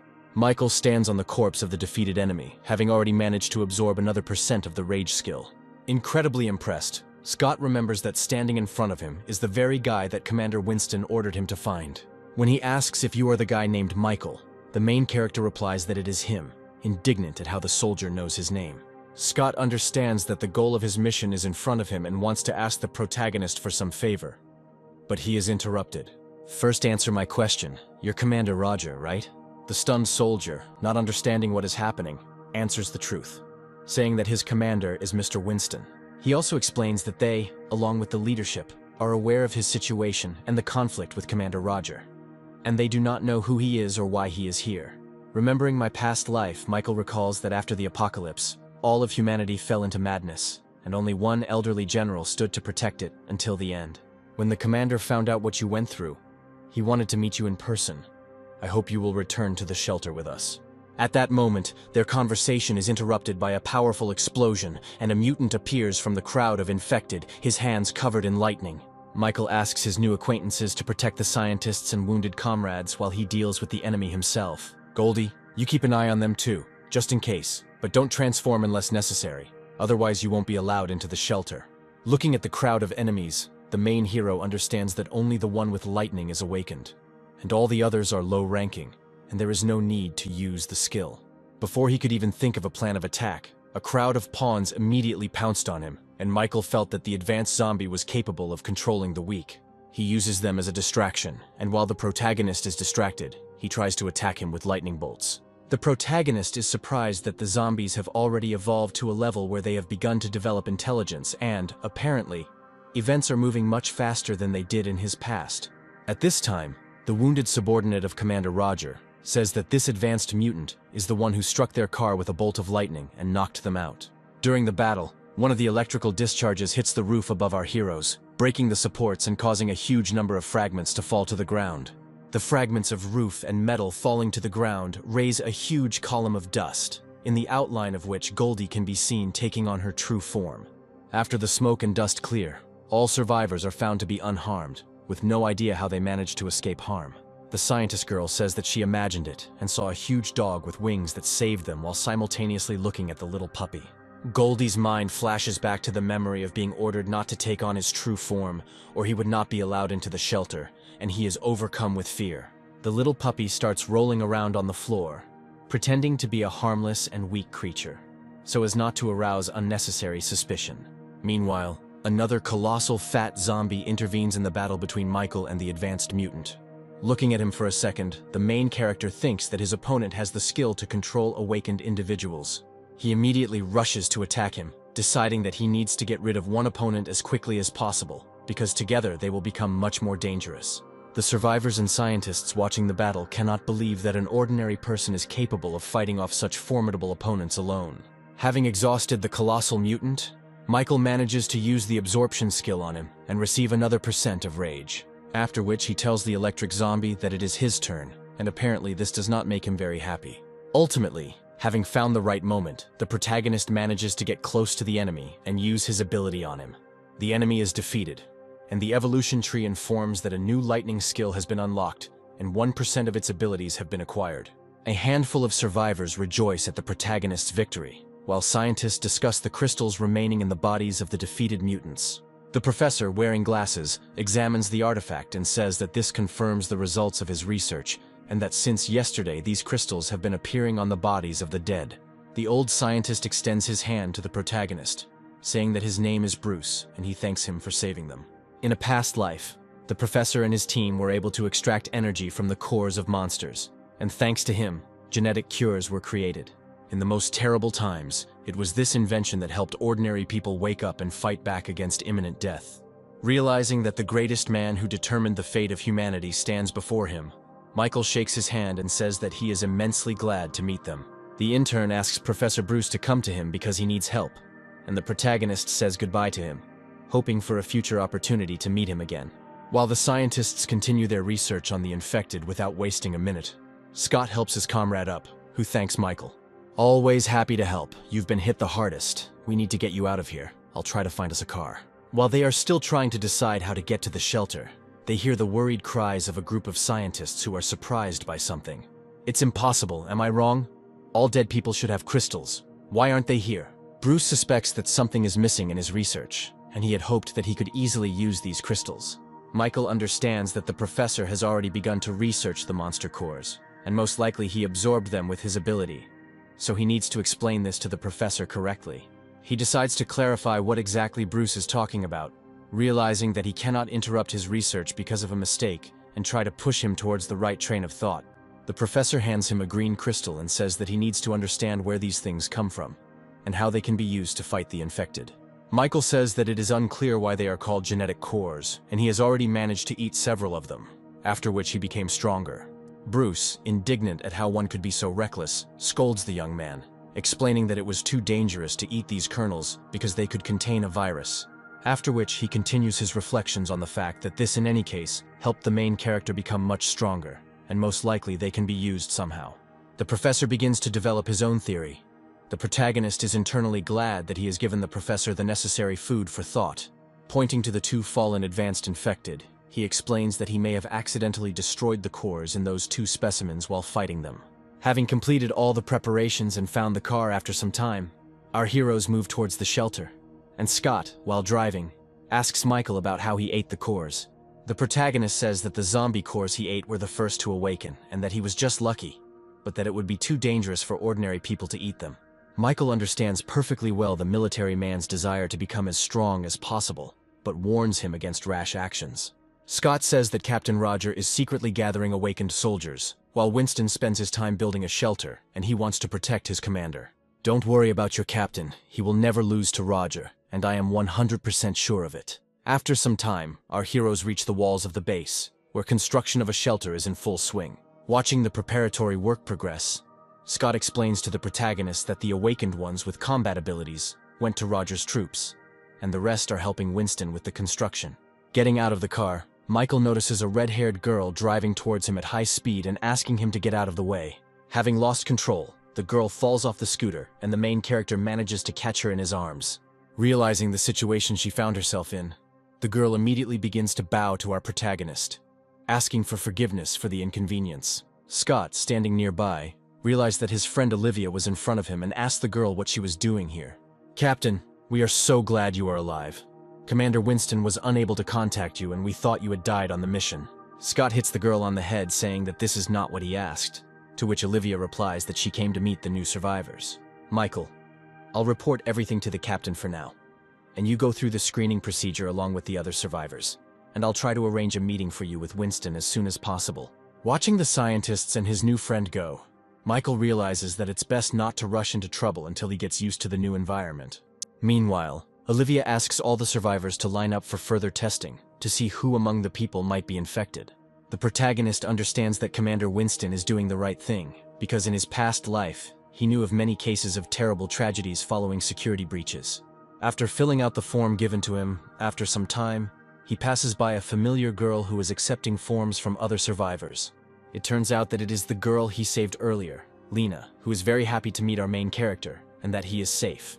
The girl rushes to thank our protagonist for recently saving their entire group from certain death. Michael is very glad that they managed to survive, and also that the girl joined the medical team. Lena reports that their squad captain, Megan, holds a much higher position, and has recently run into problems. At this moment, they are interrupted by the shouts of a disgruntled crowd of survivors who ask the two lovebirds to quickly finish their dialogue. The girl says that she needs to work, and Michael finally asks Lena to look after his puppy. The girl is very happy to meet the little puppy, realizing that this is the same familiar who helped them get to the shelter. Alina agrees to finally invite Michael to have dinner together today because she is very happy to see him. After some time, the protagonist finishes taking tests, and the nurse asks him to go to the waiting room where he will be told the test results. After some time, a menacing-looking man enters the room where all the survivors are gathered and asks the name of one man. A man's voice is heard from the crowd, and two soldiers immediately grab him and tell him that he is infected and must be quarantined immediately. The survivor tries to say that there is some kind of mistake here, but the commander immediately shuts him up, saying that this is not a kindergarten and the situation is very serious. The man, realizing that he has no choice, stops resisting, and traces of a spreading infection are visible on his neck behind his shirt. All the rest of the uninfected, the man named Michael, must stay here, and the rest can go rest, and tomorrow they will begin to help in the construction of the shelter. The survivors leave the room, looking at our protagonist, assuming that he is very unlucky and will suffer the same fate as the stranger who was just taken into quarantine. The commander says that he was informed about a certain important person by his name and asks to follow him to a special room. Michael sits down on the bed where he is asked to wait for a meeting with Commander Winston, and all the while he stares at a picture of his little sister. At this time, somewhere in the laboratory, Sylvia is in a strange capsule, and people nearby are discussing the fact that her blood test did not show the result they needed. After some time of waiting, there is a knock on our protagonist's door, and someone asks his permission to enter. Lena enters the room, greets Michael, and asks him to come with her to dinner, saying that she will take him to the dining room. They walk together through the corridors of the shelter, and Michael compliments the girl that he did not recognize her in different clothes, and that she looks very cute. Lena suggests visiting her commander Megan, and giving her a surprise, because she would also be very happy to meet him.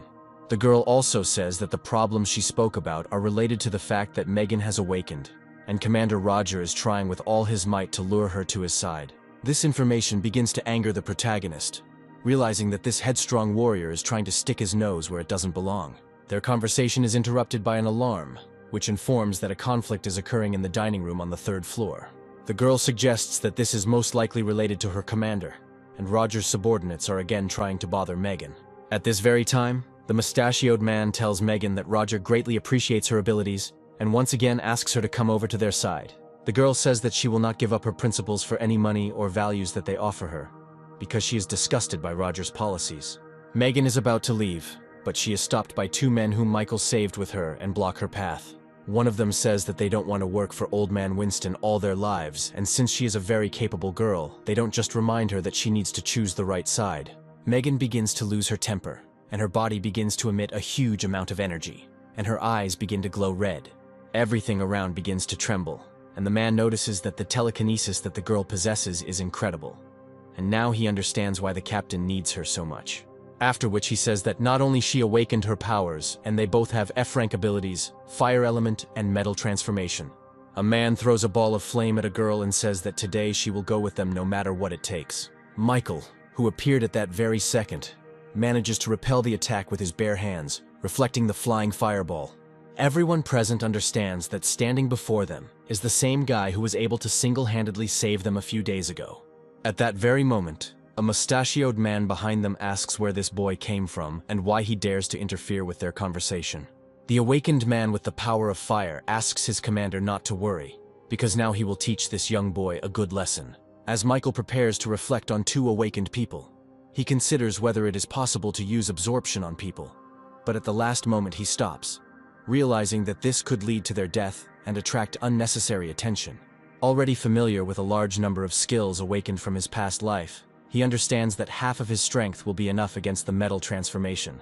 After he dealt with one of the awakened with one blow, he asks his friend why exactly they went over to Roger's side. Having received no constructive answer to his question, and only hearing pleas for mercy, he knocks out the second attacker with one blow. Megan, standing behind him, is surprised how the guy managed to defeat two awakened ones in just 2 hits. Moving towards the mustachioed man, he tries to intimidate Michael, telling him not to approach him because he reports directly to Roger. Without listening to the end of his hysterical screams, the main character grabs him by the head and lifts him up with an outstretched arm, forcing him to shut up. Megan tries to stop the main character, the pig, from letting the mustachioed man go, because if he dies, they will both be in big trouble. At that very moment, armed infantrymen climb up the stairs to the 3rd floor, asking everyone to calm down immediately. The soldiers surround Megan and our protagonist, and their commander orders the rebels to surrender immediately. Michael is already starting to accumulate energy in his hand, getting ready to fight back against the military, asking if they are too weak to raise a hand against him. "How dare you threaten us? We are the law here. If you don't follow the authorities' orders, we will take you out of the shelter on it."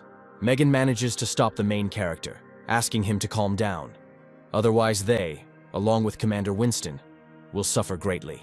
Our heroes are handcuffed and taken to another room, while the mustachioed man continues to act defiantly, looking down on them. "Megan, I have a favor to ask you. As soon as you're free, find out about a girl named Sylvia. This is my sister, whom I lost because of Commander Roger, and now I don't know where she is, so if you can, try to find out." While our heroes are being taken to another location, a crowd of ordinary survivors discuss the Battle of the Awakened, not understanding how one boy was able to defeat 2 of Roger's subordinates. Standing nearby, Lena and Goldie are worried about our main character, hoping that everything will be okay with them. Moving along the corridors, the mustachioed man stops next to the punishment cell, telling the girl to be taken to the commander, and the guy to be left here. Michael completely obeys the orders of his capricious commanders, fearing for Megan's safety, and is sent deep into the punishment cell. Once at the bottom, he sees in front of him a huge number of muscular men, creating a terrifying appearance. The mustachioed man orders everyone to make this impudent boy understand why they can't go against him, and even if he dies here, no one will remember him. Michael easily breaks the handcuffs, realizing that Megan is no longer here and he does not need to hold back. He can take out a dozen trained fighters with incredible ease using just a few simple blows. You realize that the situation is not going well. The mustachioed captain, fearing for his safety, once again tries to threaten the protagonist and asks him not to get too close. His vile and despicable behavior begins to cross all boundaries, and he holds up a test tube with a virus from the laboratory, saying that if something happens to him, his subordinates will poison the young girl, Lena. At that very moment, their conversation is interrupted by Scott, who, along with other armed soldiers, goes down to the punishment cell asking his colleague for an explanation. The mustachioed man points towards the defeated fighters and says that this young man wounded 6 officers and should be punished. Scott grabs the man's hand, asking what the vial of virus is doing in his hands and where he got it. He orders the man to be immediately delivered to Captain Winston, saying that now no one will save him and that a cruel punishment awaits him. Michael thanks Scott for saving him and wants to ask for something, but he interrupts him, saying that first they need to leave this blood-smelling room. After some time, they both go up in the elevator, and when Michael asks where they are going, the cattle answer that he will soon find out everything himself. Having reached the top floor and opened the door, Michael sees Commander Winston in front of him, who greets him and asks him to sit down in a free seat. The protagonist is quite surprised by the long-awaited meeting with the commander, because in his past life, he only saw his statue, but now he can talk to him as if he were an ordinary person. "Dear Michael, I'll tell you straight. I think I can guess your purpose for coming to the shelter. Commander Roger sent a squad to kill you and your sister, and after the battle, your sister disappeared."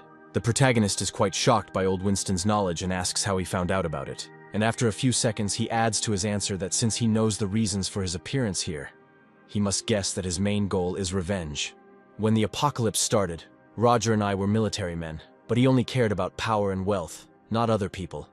I know about all his plans and that he wants to take over the shelter. Listening to Commander Winston's speech, Michael decides to ask him directly if he is ready for an open confrontation with Roger. "Exactly, but we are not in the best position, and we need your help, because I know that you are incredibly strong." Commander Winston says Roger controls about half of the entire army and is secretly recruiting awakened warriors into his ranks. According to my data, he already has about 100 awakened ones, and we only have 20 and our strengths are too different. Michael says they still have a chance because Dr. Bruce's lab is under their control. Commander Winston says Roger is interested in the parts of the shelter that are developing various weapons. The protagonist explains that the commander most likely should have reported that ordinary people can also become awakened. Winston says that she received such information and still cannot believe that it is possible. Michael dispels his doubts by adding to his answer that people can obtain the source's weapons. Inside the bodies of zombies, there is a special material called genetic cores, and with their help, one can obtain very powerful weapons. Commander Winston immediately jumps up from his seat, slamming his hands on the table, saying that the young man is simply lying to him and cannot believe it. The protagonist understands the commander perfectly, as well as his mistrust, and asks to use a pen and a piece of paper. Michael writes down some instructions on paper and hands the sheet to the commander, saying that the basic ideas for creating the source weapon are described here. He also says that if this information falls into the hands of Professor Bruce, he will be absolutely delighted. Winston understands that before him is a difficult young man, who was a university student after all. Not even a week had passed since the apocalypse, and he knows so much. The main character is very glad that the old man does not ask him where he knows all this information from and allows him to keep the secret. After which, he hands the captain a photograph of his sister, saying that he assumes Roger is connected to her kidnapping, and asks him to check it. After looking at the photo, Winston says that apparently things aren't so simple with his sister, and hands him a tablet with video footage from surveillance cameras. At first I also suspected Commander Roger, but after a while I realized that it was not his doing. The commander assumes that his sister was kidnapped by an unknown organization, and Michael realizes that in his past life, there were no other shelters or secret organizations. The protagonist recalls that while he was unconscious, he did not feel anyone else's presence. But who then was this woman, and why did she need to kidnap Sylvia? I notice the main character's concern. Winston tries to cheer him up by saying that everything will be fine with his sister, but he won't necessarily help her. I swear that for the rest of my life I will help you in any endeavor, and will definitely find your missing sister. Frankly, Michael, I had a plan to defeat Roger even without the genetic weapon, and I want you to look at it. Commander Winston hands the protagonist a small black box containing a black cube. With a wave of 2 fingers, the cube begins to transform into incomprehensible clots of energy and cover the old man's hand.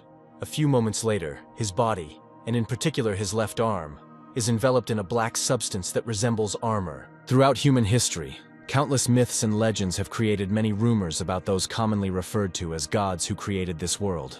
Left behind evidence such as these relics are proof of the existence of a higher power, and they possess mysterious powers.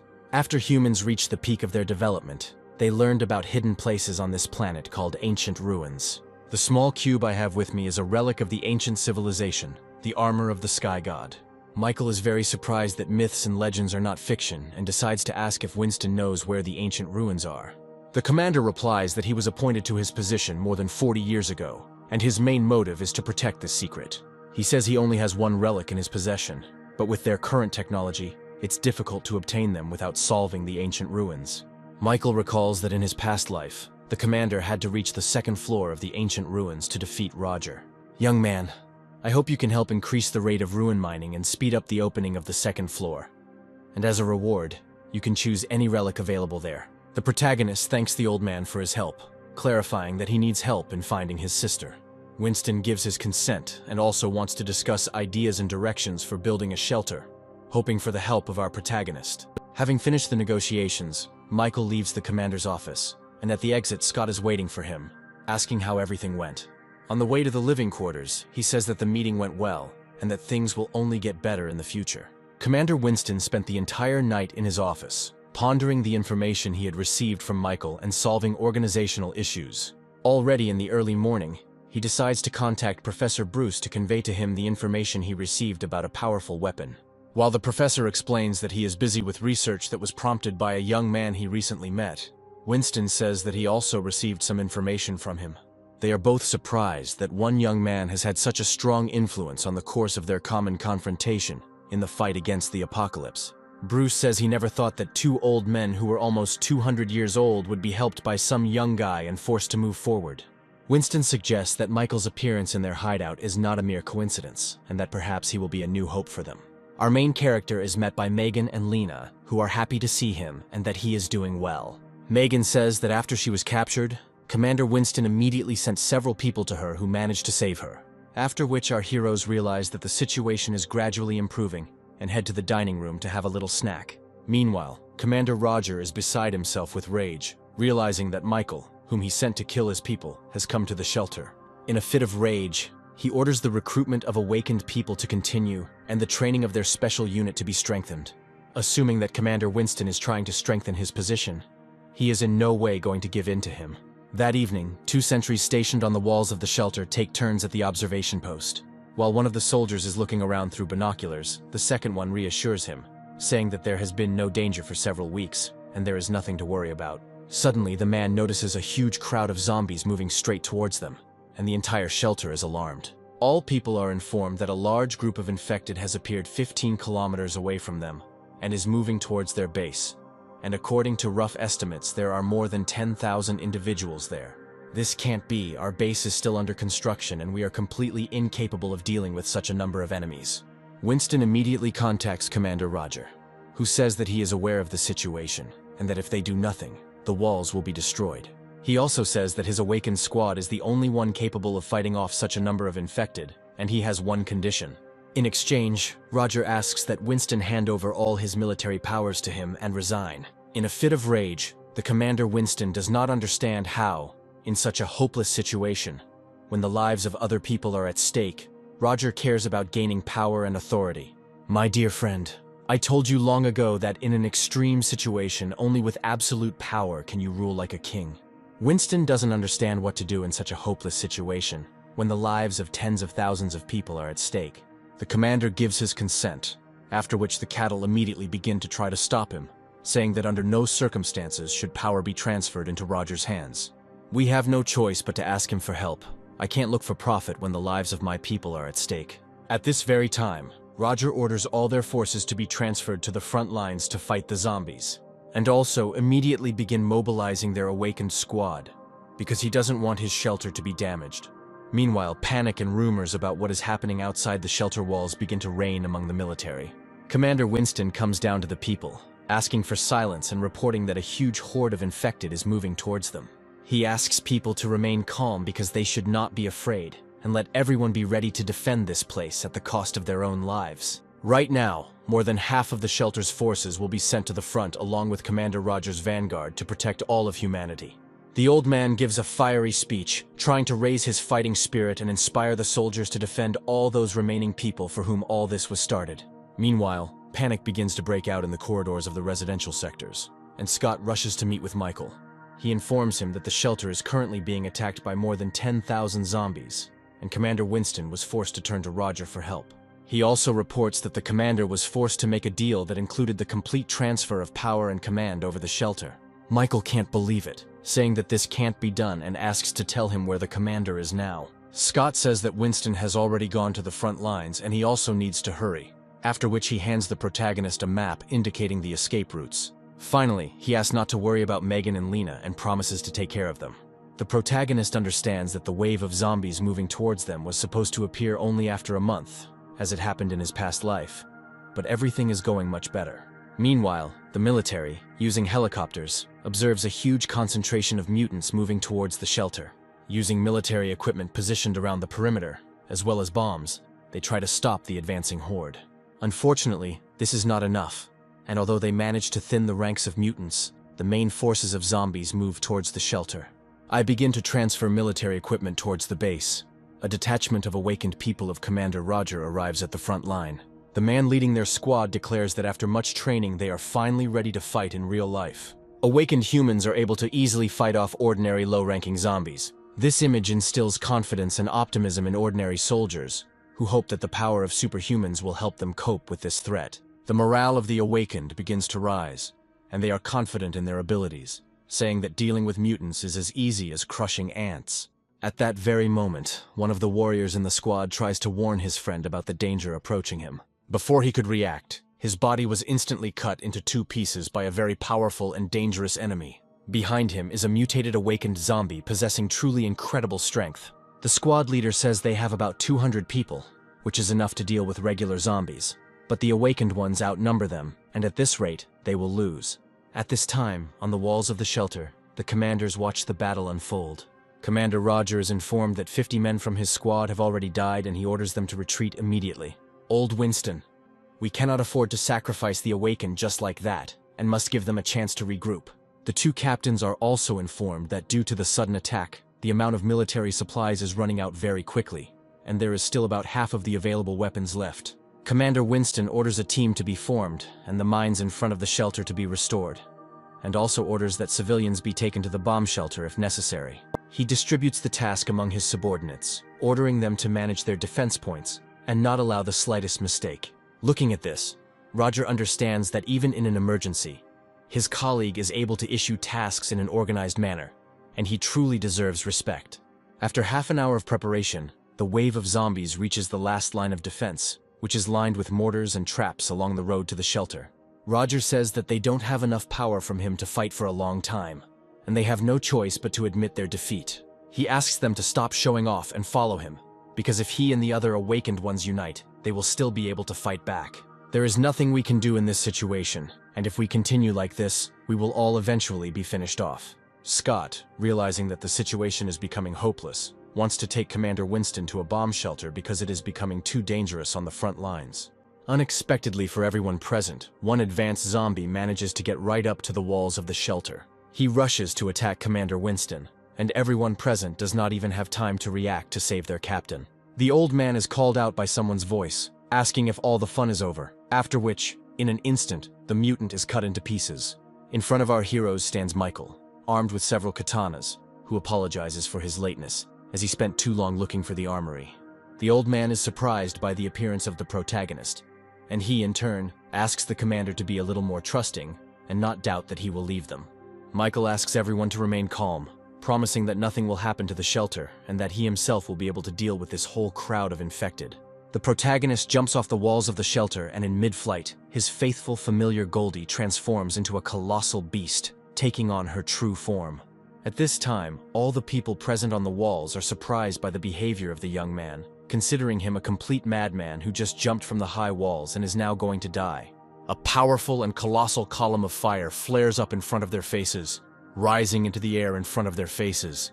They look up to see Michael riding Goldie, not understanding where this lion-like creature came from right under their noses. Looking at everything that is happening, Commander Winston catches himself thinking that Michael can actually defeat the zombie horde single-handedly. Our protagonist, without wasting a second, goes on an attack on the front lines, demolishing everything in his path. He splits up with his familiar, who begins to hold off most of the low-ranking infected while our protagonist is busy clearing out the more powerful ones. Michael finds himself thinking that from a close distance the wave of zombies looks simply monstrous, and in his past life he had never been so close to the epicenter of the battle. Making his way through the crowd of mutants, an advanced beast-infected with snake skills stands in his way. Dodging this monster in this way, he understands why the squad of awakened ones suffered a crushing defeat. Because among the crowd of low-ranking mutants, there are truly powerful opponents. Trying to attack an advanced zombie snake, his katana simply breaks on its thick and impenetrable skin. Our protagonist tries to regroup and retreat for a second, dodging attacks and thinking about a new plan of action. Realizing that conventional weapons cannot harm advanced zombies in any way, he decides that it is necessary to use supernatural abilities. His body is covered in a powerful purple aura, and he rushes into the attack, and the evolution tree informs him that he has already finished off over 800 infected. The technique our protagonist used pays off. He manages to defeat the zombie snake and also absorb 1% of its skills. Michael is well aware that he has only dealt with 1,000 mutants and that a very long battle still awaits him. He continues to chop the flesh of the dead with even more weight on his heart, as if he were cutting vegetables for a salad. In the heat of battle, he thinks that activating the ability to devour with his bare hands is rather inconvenient, and it would be nice to come up with another way. He suggests that it is possible to activate the ability to devour energy by transferring some of one's powers into the weapon. His katanas glow with a bright purple light, and he uses them to cut down hordes of zombies. His theory turns out to be correct, and the experiment bears fruit. But conventional weapons are unable to withstand the full force of the ability-devouring abilities, and katanas quickly become unusable. At this time, Goldie, using powerful area attacks in the form of fire breath, deals with most of the ordinary low-ranking mutants. The captains, watching everything that is happening from the walls of the shelter, cannot believe their eyes, because our protagonist single-handedly manages to stop the wave of zombies. Looking around, Commander Winston notices that thanks to Michael's actions, morale has risen significantly among the ordinary soldiers. He also orders Scott to gather all the awakened people under his command as quickly as possible and bring them here. This young guy who just arrived at the shelter immediately rushed into battle, and we can't just sit on the sidelines and watch all this. Looking at this, Roger is indignant, thinking that all this time his old friend was simply hiding such a powerful weapon under his control. At this moment, Goldie's body begins to be covered in a bright scarlet flame, radiating incredible power and heat. Looking back at his familiar, Michael realizes that things are bad, because he had to use this form to deal with a large number of infected. Gathering a huge amount of energy inside its mouth, the faithful dog shoots a powerful beam of flame, burning everything in its path. The commanders, observing everything that was happening from the walls of the shelter, were amazed by such a destructive force that even rocket artillery was not capable of. After such a devastating and powerful attack, Goldie, having spent all her strength, returns to her original form and can barely stand on her feet. Looking at the scorched earth, Michael notices that the genetic cores of the zombies that his dog destroyed are scattered throughout the area. The body of the little familiar immediately begins to absorb all the cores, absorbing a huge amount of energy. Having absorbed such a colossal amount of cores, his body wraps itself in a cocoon, and Michael realizes that he is beginning to evolve. At the same time, the energy released during evolution attracts all zombies nearby, and the evolution itself leaves the body too vulnerable to attack. The protagonist immediately rushes into attack, protecting his partner's body, realizing that his strength is irreplaceable, and he will evolve into an E-class, which will significantly increase his strength. Michael spares no effort in his attempts to protect Goldie, realizing that this is the very first wave, and that the subsequent ones will be much more terrifying, and the help of such a powerful partner will always be useful. Having killed most of the low-ranking infected, only the awakened ones remained before him. But if the protagonist continues to fight, his psychological state may collapse. He remembers that in his past life he put all his strength into the final battle, and died in the process. But this time, everything is different, and it is too important for him to protect what he wants. Michael, realizing with all his might that he cannot give up right now, continues to protect the body of his faithful partner, fighting to the end. In the heat of battle, he is suddenly attacked from behind by a monster's hand, but a boulder that comes out of nowhere saves his life. Behind him there is a squad of awakened ones led by Megan, who threw this boulder with the power of her telekinesis. The girl says that they all came to his aid because they too are ready to give their lives to protect the shelter. Having also had time to observe the progress of the battle, she managed to take with her several swords that would help our protagonist in the battle. Commander Winston, watching everything that is happening, looks around, trying to tell Roger that the tide of the battle is changing in their favor. Realizing that Commander Roger has disappeared somewhere, a soldier calls out to him, reporting that someone has left the shelter in a helicopter and taken with them a powerful weapon from the warehouse. At the front, Michael asks all the awakened to be as careful as possible, and to distribute their forces in such a way as to form a line of defense, protecting the cocoon containing his familiar. The squad of awakened ones, sparing no effort, rushes into the attack together with our main hero, defending all of humanity at the cost of their own lives. People with defensive abilities such as strengthening their bodies remain on the defensive, guarding Goldie. Other awakened ones, possessing more powerful and destructive skills, rush into the attack, helping to exterminate the evil spirits. Some act as assistants using healing skills or enhancing physical or magical skills. The commander's subordinates are already so familiar with their abilities that they can easily work as a team. Megan, I ask you to stay here with everyone and protect Goldie at all costs, while I go ahead.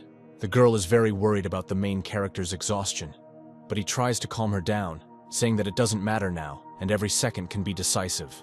At this point, one man begins to strengthen Michael, calling him a hero and saying that if he had not appeared at the shelter, they would all have died long ago.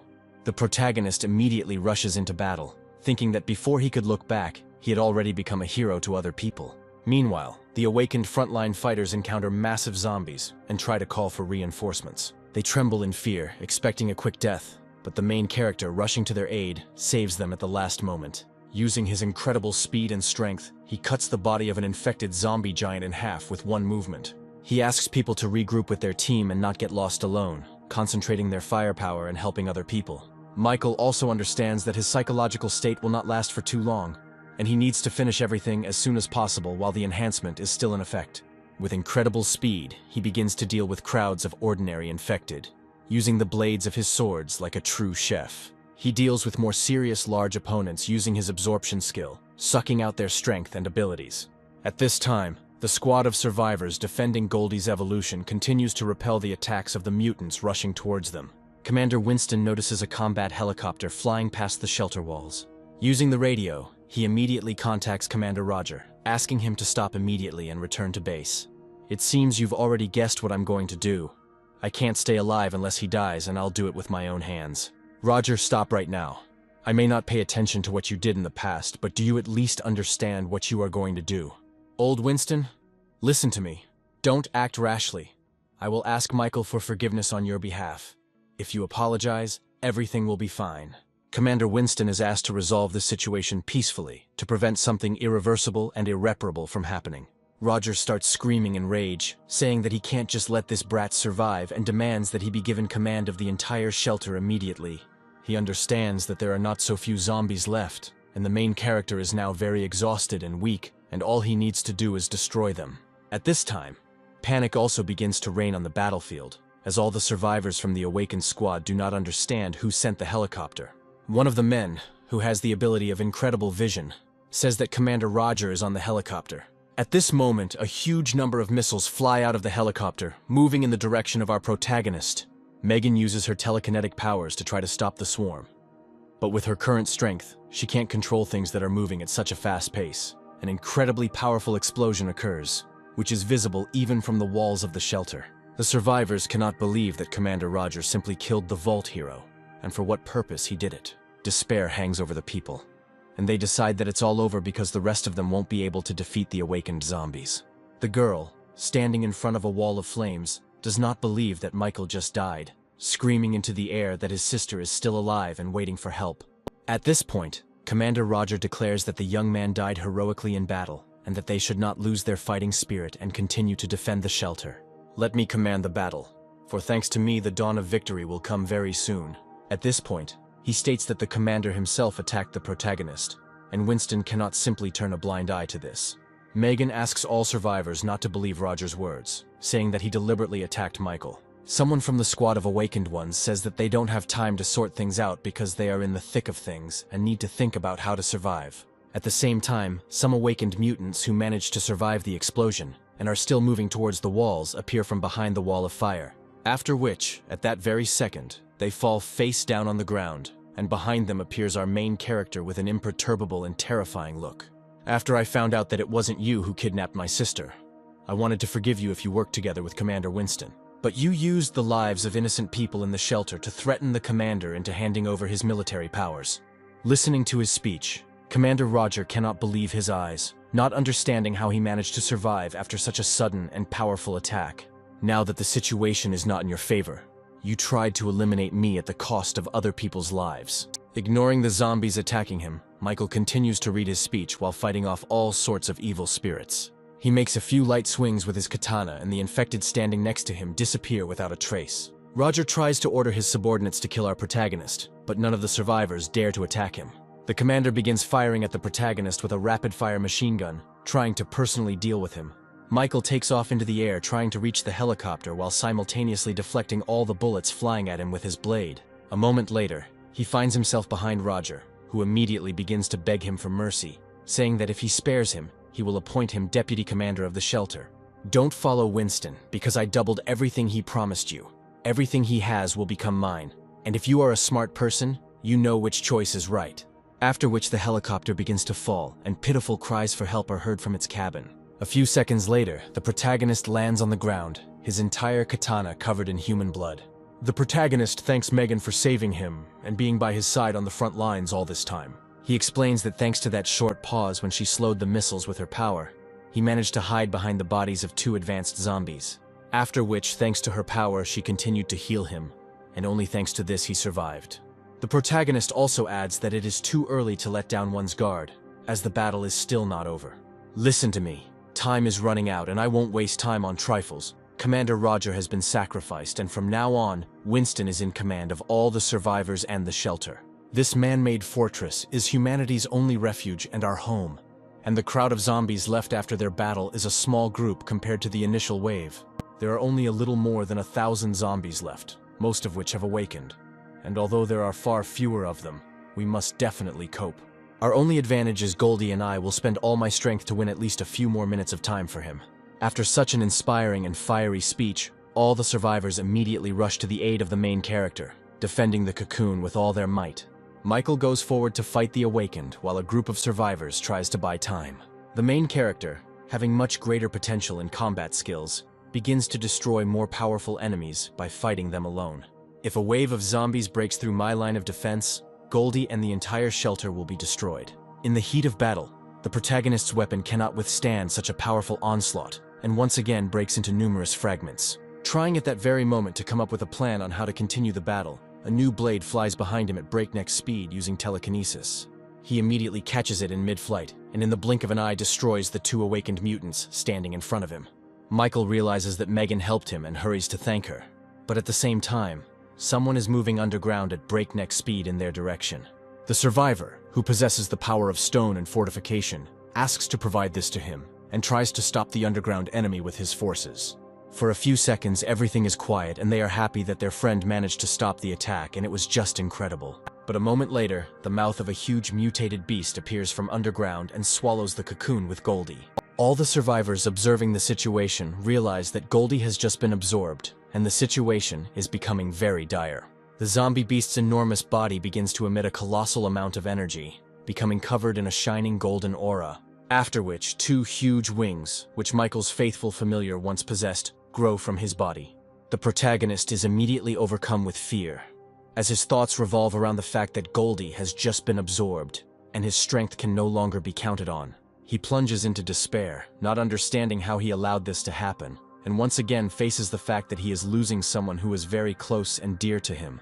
His thoughts are interrupted by a powerful explosion, a roar that echoes throughout the area, leaving only a huge column of dust behind. When the smoke clears, a huge golden dog with glowing red eyes and black wings appears from it. Megan and everyone present are smiling and happy that their baby is awake and still alive. Michael is glad that his partner is still with him and immediately jumps on his back. Realizing that he has fulfilled all the conditions for evolution, he asks everyone to stay put, as they have almost exhausted their reserves of strength, and asks them to leave the rest to him. His faithful familiar has evolved to E-Class, so it should be able to defeat all the remaining mutants. Once near the infected, Goldie begins to concentrate a huge amount of energy in her mouth, preparing to attack her opponents. After a few seconds, it spews out a huge stream of fire, destroying and incinerating everything in its path. Turning back, Michael notices that another crowd of evil spirits has crept up on them from behind, and tries to warn his partner about the danger.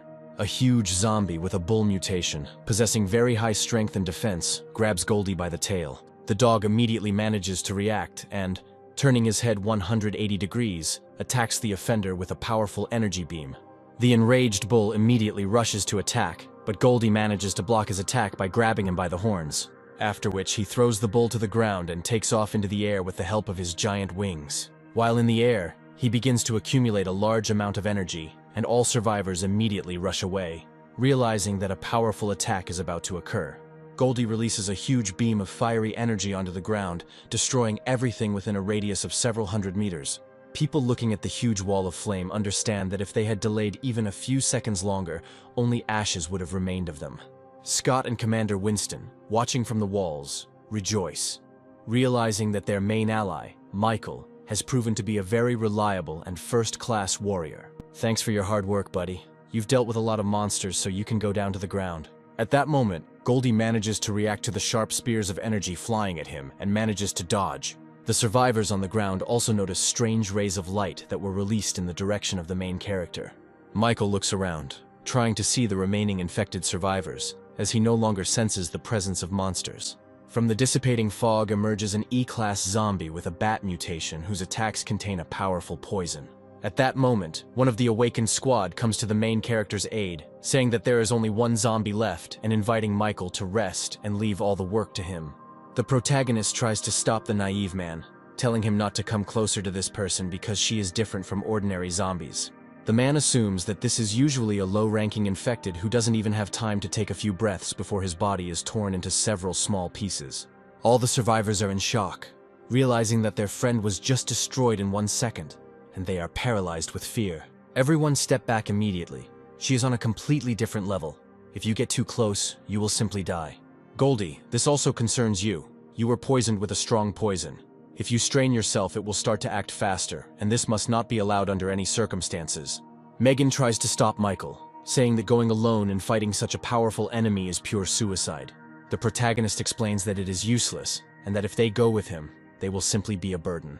After these words, he immediately rushes into battle, hoping that his absorption ability will help him deal with such a powerful opponent. In his current state, being almost on the verge of exhaustion, he still tries to attack the infected individual head-on, but it blocks the attack without any problems. The E-Class zombie turns out to have very powerful defense, and after blocking, it immediately counterattacks our protagonist. trying to defend himself from her furious and powerful attacks. The protagonist catches himself thinking that his consciousness is gradually beginning to switch off, and his eyes are simply closing on their own. At one point, the mutated zombie grabs the main character by the neck, intending to tear him into small pieces. Michael decides that this is the right moment to activate his ability, and grabbing the zombie's hand, tries to suck all the energy out of her. The infected immediately understands the danger of this ability, and throws the main character's body in the opposite direction. The evolution tree informs Michael that since the target is too strong to activate the absorption, the ability must be maintained for 1 minute. The protagonist is dissatisfied with this turn of events, realizing that after the zombie saw him, his trump card would increase his defense several times over. Realizing that there is no way out of this situation, he continues to rush into the attack, trying to come up with a more cunning plan on the fly. Michael decides to limit her mobility in order to buy time to activate his ability, while simultaneously trying to attack her. The zombie girl, continuing to avoid direct confrontation, activates her ability, releasing a huge swarm of bats from her body. These small animals begin to fly all over the area, covering a huge area around the battlefield. All the survivors left behind the main character begin to fight off a huge swarm of bats. Michael realizes that thanks to these creatures, she is absorbing energy from all living things at an incredible rate. He immediately rushes into the attack, realizing that he cannot give her much time to replenish her strength, because in this case, he will 100% lose this battle. He understands that he is superior to her in physical strength, and he just needs to find a gap in her defense and put all his strength into one blow that will turn the tide of the battle in his favor. He rushes into attack, activating his ability to devour, putting it into the blade in his hand. The survivors, watching the battle, notice that the bats have stopped moving, and the tide of the battle has most likely changed. The zombie girl managed to block Michael's attack, and his blade only slightly scratched the skin on her face. At the last moment before the strike, she managed to use all of her bats as a living shield to block such a powerful attack, after which the mutant immediately counterattacks the protagonist, who is trying with all his might to defend himself against an enemy superior in strength. Using his speed and stealth skills, he tries to find a weak spot in his opponent's defense and attack him from behind. The zombie girl also successfully parries this attack, and she and the main character continue to exchange a series of blows. During the battle, Michael comes to realize that the fear of death is becoming a restraining factor in his fight, and that before this, he had never tried to be cautious and put everything on the line. He begins to think that he remains as useless as in his past life, despite the fact that he now has access to the incredible power of the evolution tree. At that very second, something very strange happens, and he manages to turn the tide of the battle by grabbing the mutant and throwing her very powerfully to the ground. Looking up, we see that Michael's consciousness has evaporated somewhere, and his eyes have lit up with a bright blue glow, and blue cracks are visible all over his face. In an instant, his body begins to overflow with frantic power, and he grabs the zombie girl by the two huge wings protruding from her body. Pinning her to the ground with his foot, he mercilessly tears these wings from her body, and a frantic scream, saturated with pain and horror, is heard throughout the area. The tree of evolution seems to begin to talk to the consciousness of the protagonist, telling him to evolve and under no circumstances stop. At this time, Michael's consciousness comes to his senses, and he tries to understand where he is, because a second ago he was on the battlefield and fought with a powerful enemy. Opening his eyes, he sees a huge shining blue tree in front of him, and tries to understand what it is and where he is. A blue spirit of evolution emerges from the tree's branches, saying that the protagonist's mind has disintegrated and that he must not fail under any circumstances and continue to evolve. Michael does not understand what is being discussed, and how exactly he should continue to develop, and what exactly the tree wants from him. The spirit continues to repeat the same thing, saying that now his mind is in danger and begins to sprout blue tree roots. The protagonist's body begins to become entangled in the roots of the tree of evolution, taking control of his body and mind. At this time, the monster girl, screaming in pain, rushes to attack our protagonist, promising to tear him to pieces. Michael's body, apparently controlled by the tree of evolution, fights back against the attacker without any difficulty. He continues to furiously attack the infected mutant, and no emotion appears on his face, as if he is not human. In an instant, the zombie manages to attack the protagonist with sharp energy spears, poisoning his body. At this point, Megan notices that the main character is left without a weapon and is trying to pass him a katana lying nearby using his power. Michael, with an unperturbed look, manages to catch the flying blade in flight, after which he calmly removes sharp spikes from his body. The mutant girl assumes that her opponent must have been badly damaged by this attack, but somehow still continues to press her. What happens there is that the green energy accumulated from devouring abilities was used to heal the protagonist's body. The zombie girl tries to hold back the powerful pressure, but the main character is told that it is simply unfair. She senses a strange, inhuman energy from him that she simply cannot compare to. The infected woman understands that she needs to escape from him as quickly as possible and hide, because she will not be able to emerge victorious from this fight. But the protagonist is not going to let his opponent go so easily, and a lightning-fast attack manages to pin one of her hands to a nearby rock. Using the katana in his opposite hand, he accumulates enough energy to pin down the other hand. At this time, the survivors realize that all this time Megan was helping the protagonist by strengthening his attacks with weapons. But the girl also understands that something strange is happening, because her body was moving as if someone was controlling it, and she felt an invisible force. Looking back at Goldie, Megan realizes that our protagonist's familiar also feels some strange and unknown force. All these facts lead them to the idea that something very strange and inexplicable is happening to Michael. The protagonist, using his katana, immobilizes the infected zombie's second arm to a rock and grabs her head with his free hand, preventing her from making a sound. After which, with an unperturbed face, he begins to activate his absorption ability, and the evolution tree begins its countdown. The survivors, watching everything that is happening, as well as Captain Winston, freeze in anticipation of the end of this battle. The evolution tree informs us that the absorption has been completed, and the vampirism ability has been unlocked. And for killing an E-rank zombie, 500 evolution points and a mysterious energy sphere have been received. In the hands of the main character, all that remained was the body of a once harmless girl, dried up to the last drop. The night gradually gives way to dawn, and Michael, standing over his fallen enemy, gradually begins to regain consciousness. Having managed to open his eyes for a moment, he immediately begins to fall to the ground because he is still not ready to accept the current state of affairs. A few seconds later, his consciousness again finds itself in an incomprehensible place, and he tries to remember everything that happened to him over the past few hours. At some point, someone's voice calls out to him, and turning around, he sees his younger sister Sylvia in front of him. He immediately tries to start talking to the girl, and also to get closer to her, but his legs are enveloped in the roots of the tree, preventing him from moving further. Sylvia apologizes to her brother and says that she cannot go with him yet. "I ask you not to go. Do not leave me alone. At least tell me where you are, and I will immediately rush to your aid." "I'm sorry, but I can't. The current you is not strong enough and must become much stronger, and I will wait for you." After these words, Michael immediately regains consciousness, and looking around, realizes that he is in a hospital room.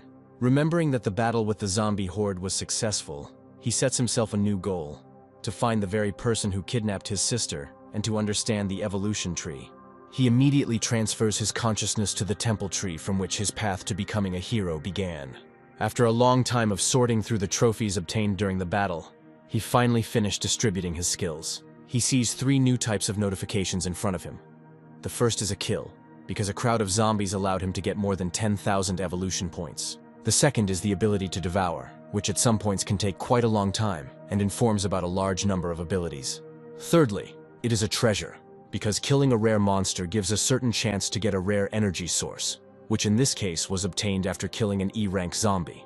The Tree of Evolution offers to open the energy sphere, and after agreeing, he receives a fragment of a universal ability that can replenish 20% of any skill. This is quite an unexpected win, and this way I will be able to collect and accumulate abilities faster. Initially, the protagonist assumed that he would be able to develop to E-rank, but the absorbed gene core contains several waste substances that will be removed. Looking at his body's stats, he realizes that his strength, speed, and detection are at level 5, and his intelligence is at level 3, and that to increase the first 3, he needs 1,000 evolution points. The system offers him to perform a reactive gene process and spend all the accumulated points, but Michael decides to remain at his current level until he evolves to C rank. Strength and dexterity are important for the battle, so I'll first increase them to level 6. Mental spirit also cannot be neglected in a horde of monsters. Instant spirit has problems, so the remaining points can be spent on improving mental spirit.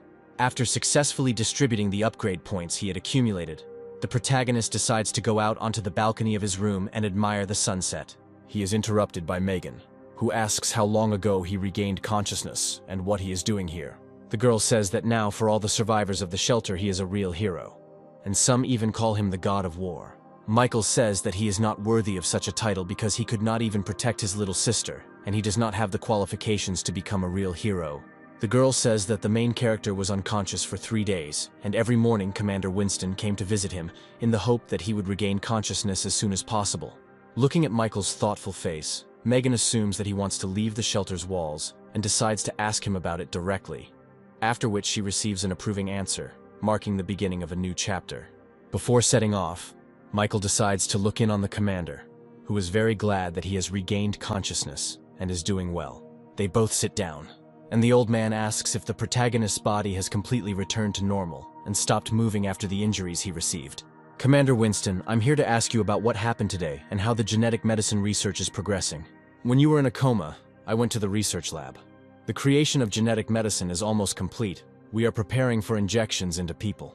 Michael smiles as he is very happy with this news, and he says that in this situation, he can calmly leave the walls of the shelter.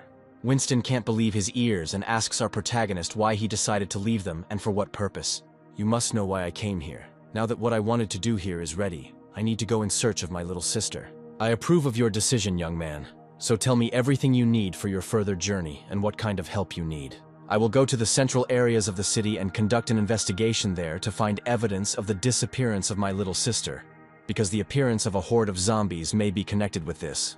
Winston says that the city center has become a desert since the apocalypse began, and no one even dares to go in that direction.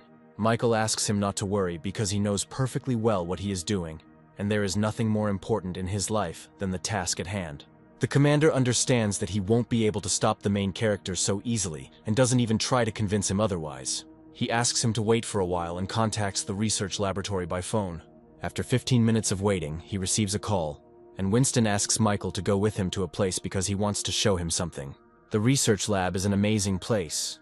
After you fought the zombie horde, I ordered Bruce to make a special weapon for you. Moving along the corridors towards the laboratory, Michael says that as soon as he receives the weapon, he will immediately leave the walls of the shelter.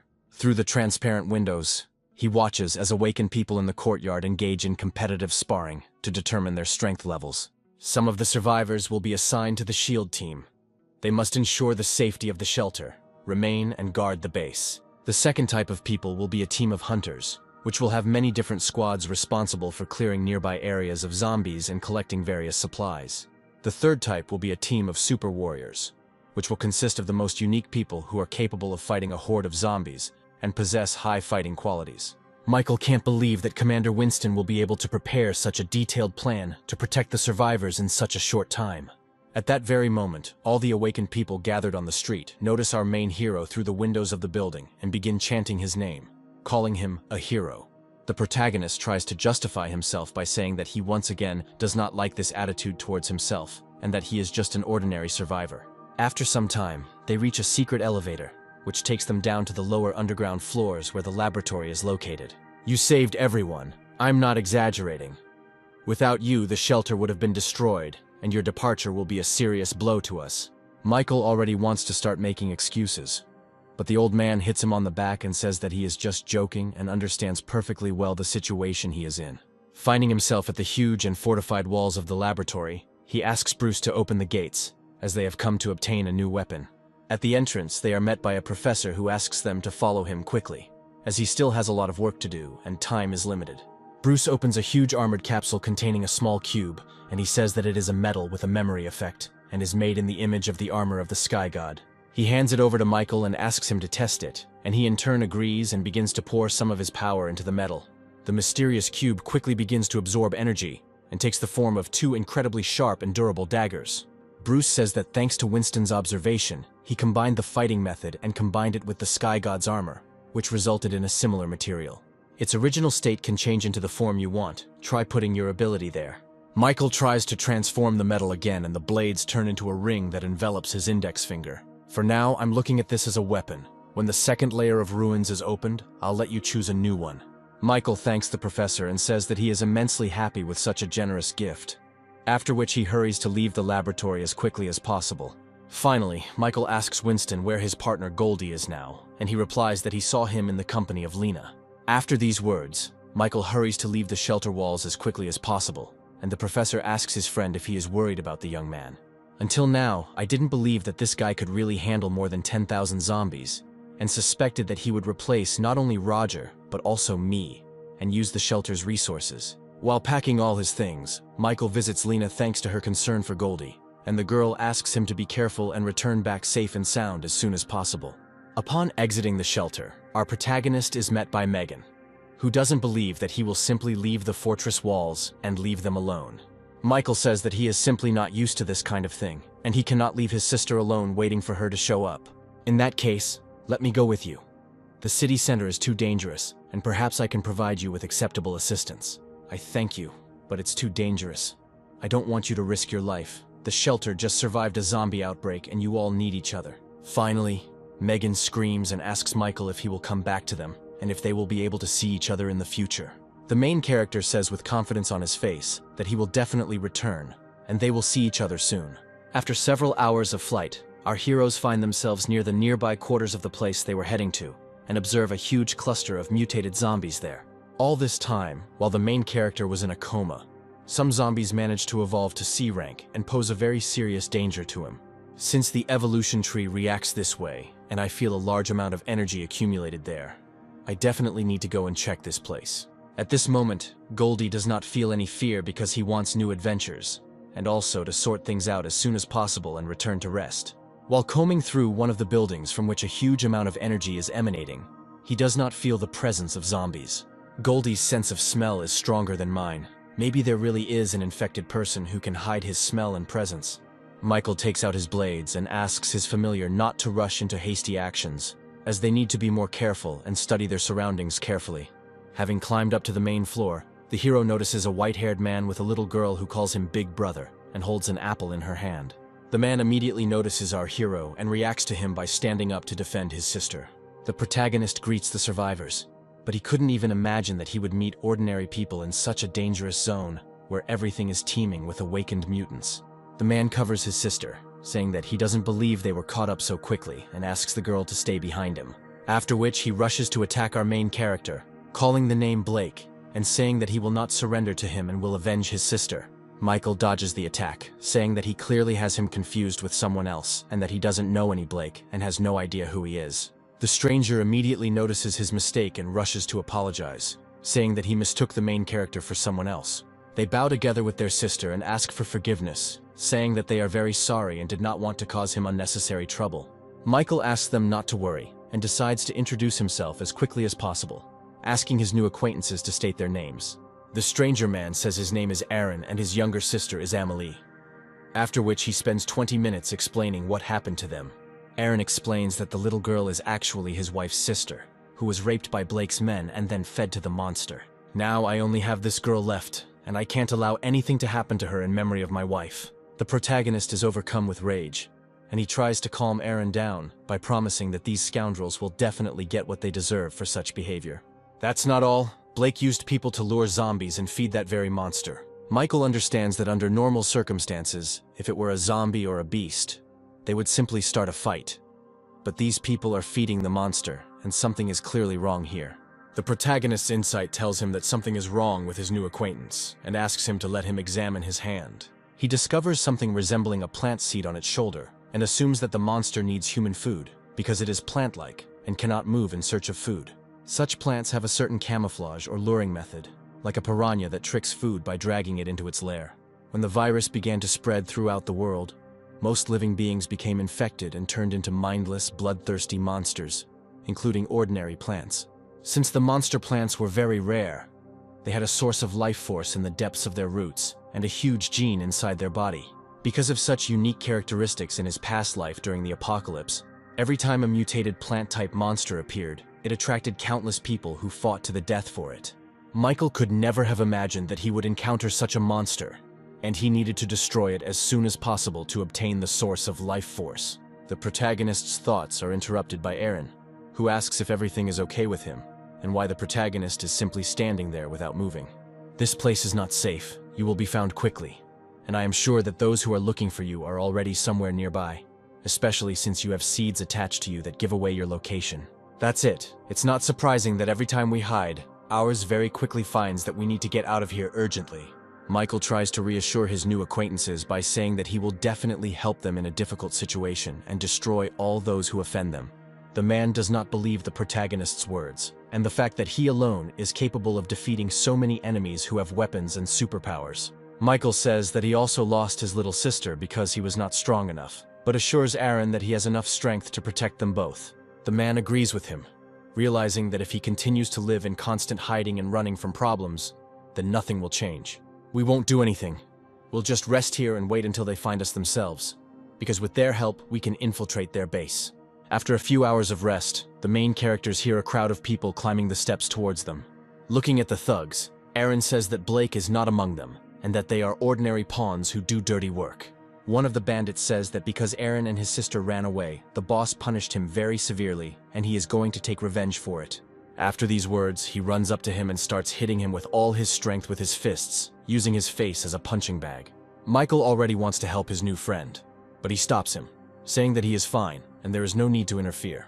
The thug doesn't understand who Michael is. They decide to take him with them to the base, because they will all be useful as additional food. After some time, using a transportable vehicle, they reach a huge stadium, shrouded in giant roots and branches. Two guards are standing near one of the doors inside the building, and they hear someone screaming at the top of their lungs behind the door, begging for mercy. The boss has been playing around lately, bringing in guys and girls and making them watch while he has fun with her. This guy's name seems to be Austin, and the boss definitely has some kind of disgusting interest in him. But in this situation, might makes right. Inside the room, we see a guy sitting and tied to a chair with a gag in his mouth, and a man getting dressed, zipping up his pants. On the bed in front of him lies a disfigured and beaten girl who has just been abused, and is asking Austin for forgiveness. Having finished dressing, the man moves towards the tied-up guy, asking him if he liked the performance. "Why are you angry? You should be grateful to your girlfriend, because if it weren't for her, you would have died long ago. Blame yourself for being weak and worthless." After which he tears off a piece of duct tape covering Austin's mouth, saying that he is interested in hearing his thoughts after watching this spectacle. The guy immediately starts screaming at the top of his lungs to the point that the capillaries in his eyes start to burst, promising Blake to kill him at the first opportunity. He, in turn, immediately delivers a powerful blow to Austin's stomach, causing him to writhe in pain and stop screaming throughout the room. He starts kicking him, mocking him and saying that he will not stop until he becomes crippled, and then uses him as bait. The girl lying on the bed asks Blake to stop, saying something about promising to let her boyfriend go if she agrees to his request. Blake says that she turned out to be a naive fool, because he had no reason to just let them go and lose valuable ingredients for the plant. At that very second, a powerful explosion occurs and a huge hole appears in one of the walls, through which our main character enters the room. "You bastard, where did you come from? You want to become a hero? Do you even know who I am and what will happen to you after such impudence?" Michael is behind Blake in an instant, saying that he doesn't need to know the name of the man who is going to die in the next few minutes. He gives the girl his jacket, asking her not to worry about anything and to find a safe place to hide.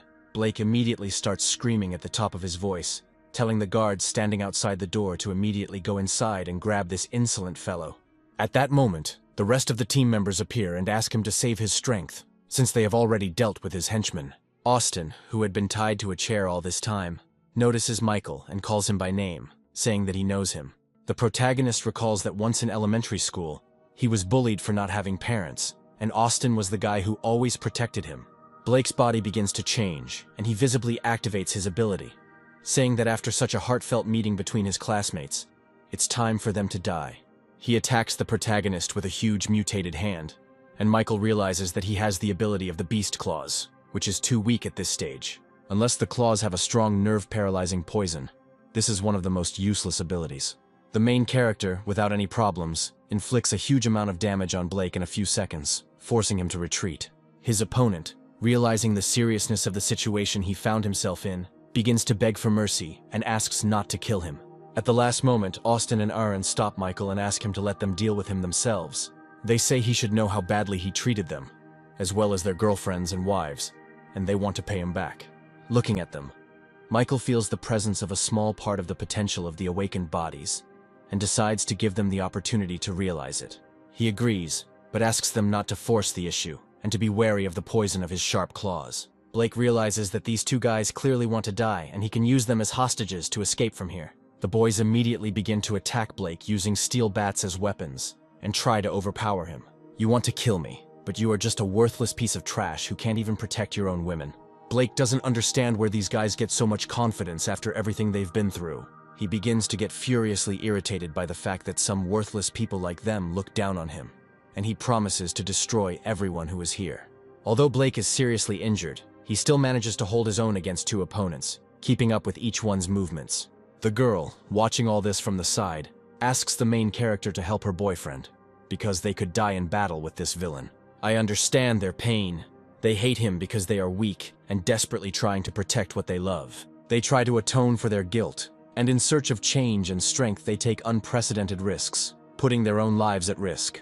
The girl continues to beg the protagonist to help them, but he hesitates, hoping that in a critical situation, they will still be able to awaken their potential.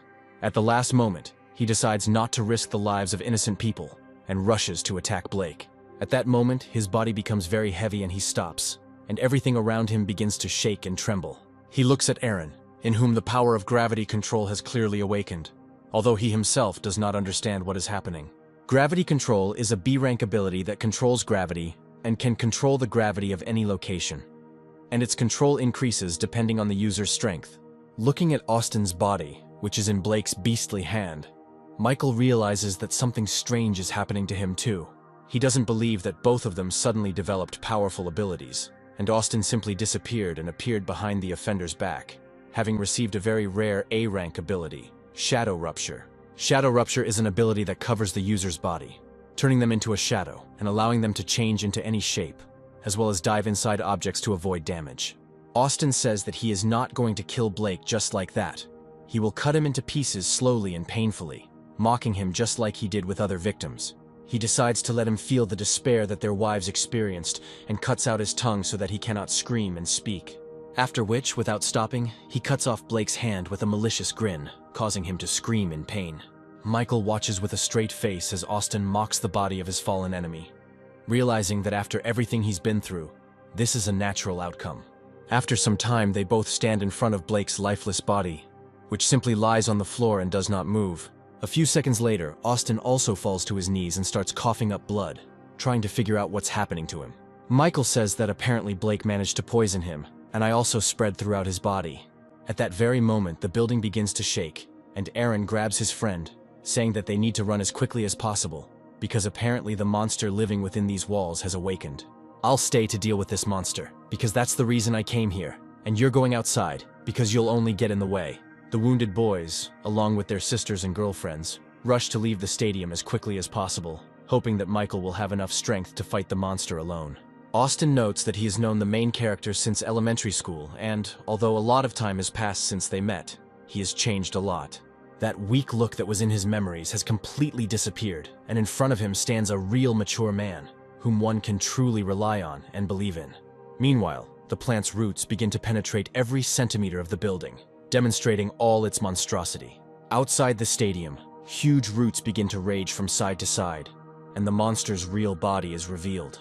It can't be. This is the monster that Blake fed, and we lived next to him all this time. Large-sized Tyrant King Flower. In my past life, I heard of a raid on an S-rank monster. That battle was won with many losses.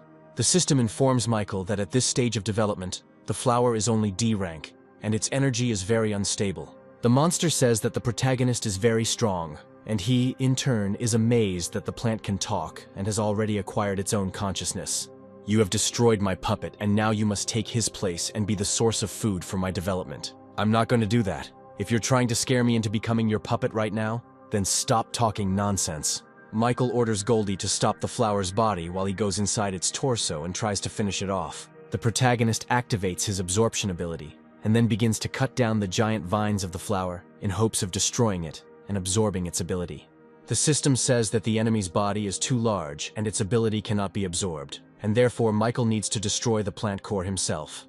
Meanwhile, Goldie is frantically fighting the plant's roots, trying to stop it and minimize the destructive damage. Finally, Michael asks his familiar to be careful, as these vines are very poisonous inside.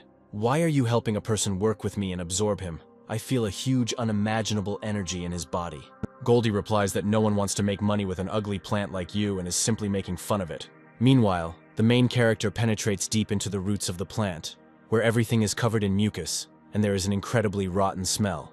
It looks like the entire center has merged with it, and this must be its inner region. The core is located somewhere nearby. Michael hears the voice of a girl who asks to save her because she is very hungry, and there are other survivors here. She continues to insist that she is very hungry. She attacks him, and he sees that it is in fact the mutilated body of a former person. He notices a huge number of dead people who have merged with the plant's roots and are now his puppets. The plant claims that these people were absorbed by it, and it specifically copied their appearance and voice to use for further purposes. I don't have time to look at your perverted tastes. These scenes of fights and killing each other, I have seen too many times, and I don't want to look at innocent people killed anymore. The monster tries to attack him with the help of his puppets, trying to awaken feelings of pity and compassion in the protagonist and undermine his fighting spirit.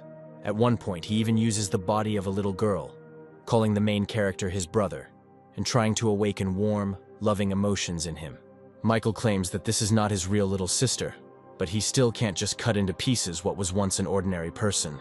The protagonist is overcome with incredible rage and, emitting a huge amount of energy, he prepares to finish off this annoying creature.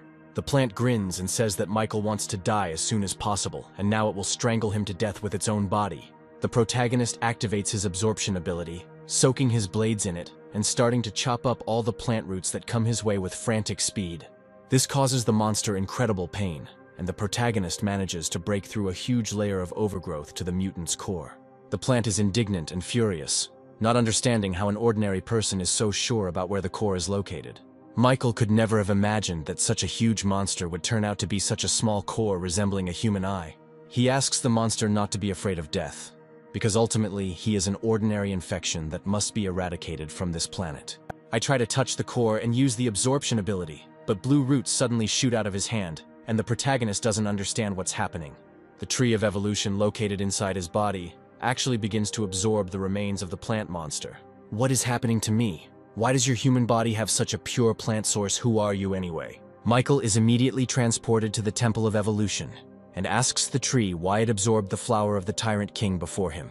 The tree replies that since it is the same type of plant as itself, it can absorb its essence to obtain a purer source. Michael is quite stunned that all his subordinates are evolving and developing much faster and earlier than he does.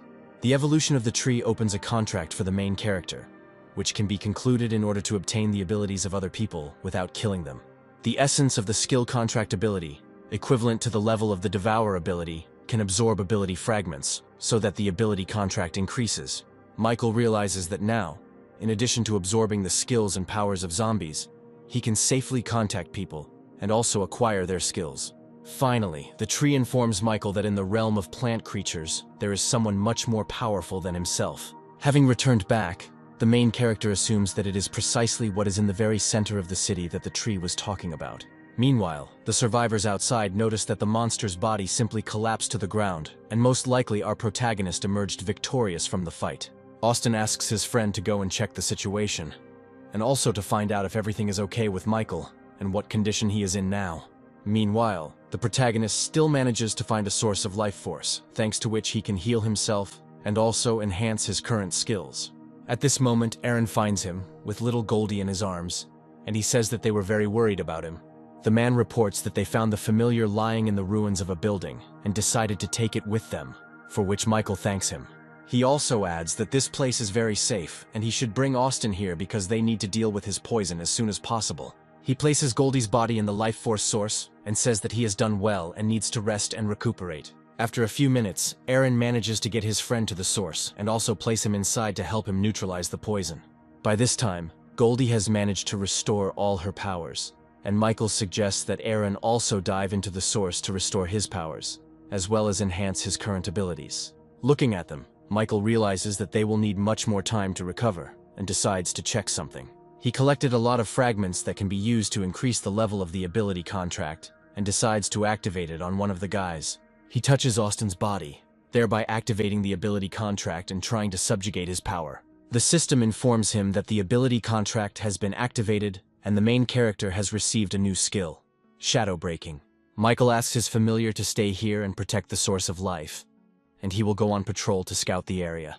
Now I need to collect as many ability fragments as possible and sign Austin's ability. Now I'll clear the nearby areas of low-level zombies, and at the same time I'll get acquainted with the shadow breaking ability. At this stage, I can use the shadow ability within the detection range of my penetration, which is at the 5th level, by combining it with the absorption ability. Using this combination of abilities, Michael manages to gain a huge amount of evolution points at an incredible speed, destroying everything in his path. Shadow Rupture combined with the Devour ability is very useful for clearing low-level zombies. Looking around, the main character, with the help of his insight, feels a strange aura that apparently clearly belongs to someone who is not infected. Somewhere on the street of one of the neighborhoods, a zombie girl, reminiscent of a ballerina, is dancing a magnificent dance. Next to her stands a huge mutant. On the shoulder of this big guy sits a little girl who claps her hands and laughs. They say that the girl is very beautiful and dances well. The girl comes down to the ground to draw with crayons when suddenly our main character appears next to her, who says that he now understands where this strange aura is coming from. The giant zombie immediately rushes to attack our protagonist, but he manages to defend himself with his blade. "Who are you, and how did you suddenly appear here? I placed many puppets all over the area and would definitely have found out if someone had come close." Having heard everything that was said, Michael understands that it was not in vain that he left those zombie puppets alive and was able to get here unnoticed using the Shadow Rift. The protagonist decides to ask the girl how she controls the zombies and what her name is, to which she sticks out her tongue at him and says that if he doesn't apologize, Anya won't answer his question. His memories include a girl named Anya, who in her past life was an S-rank warrior and had the nickname Black Queen.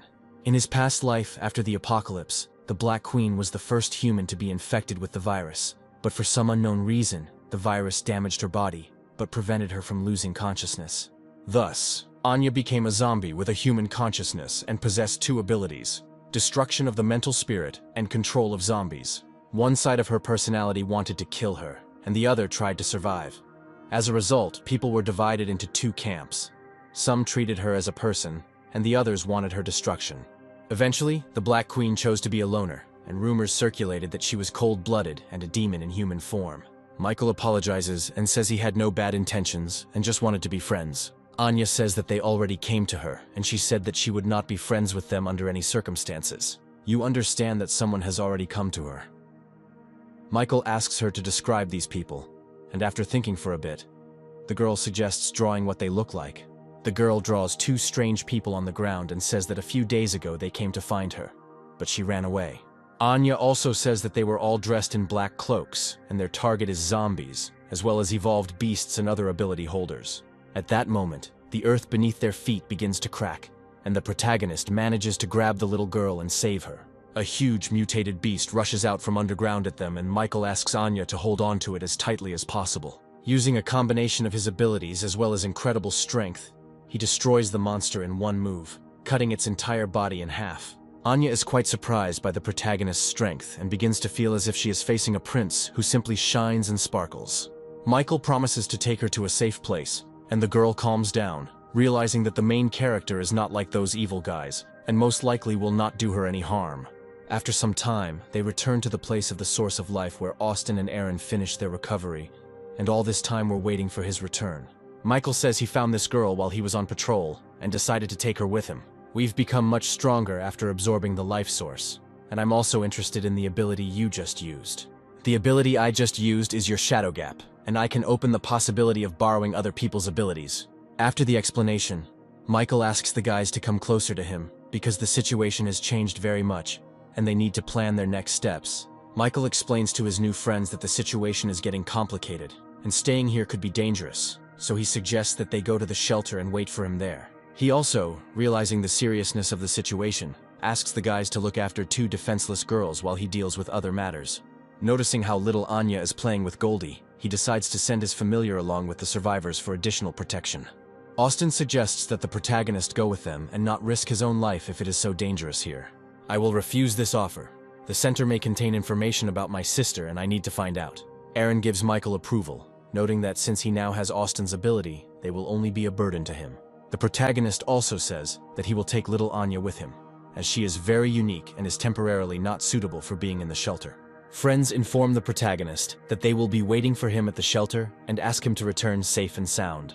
Little Anya says that Goldie would prefer to stay with them, but because of his submissiveness, he cannot refuse, and also wonders if she can take control of him with her own powers. They watch together as the familiar flies away with a handful of survivors while the little girl waves them goodbye.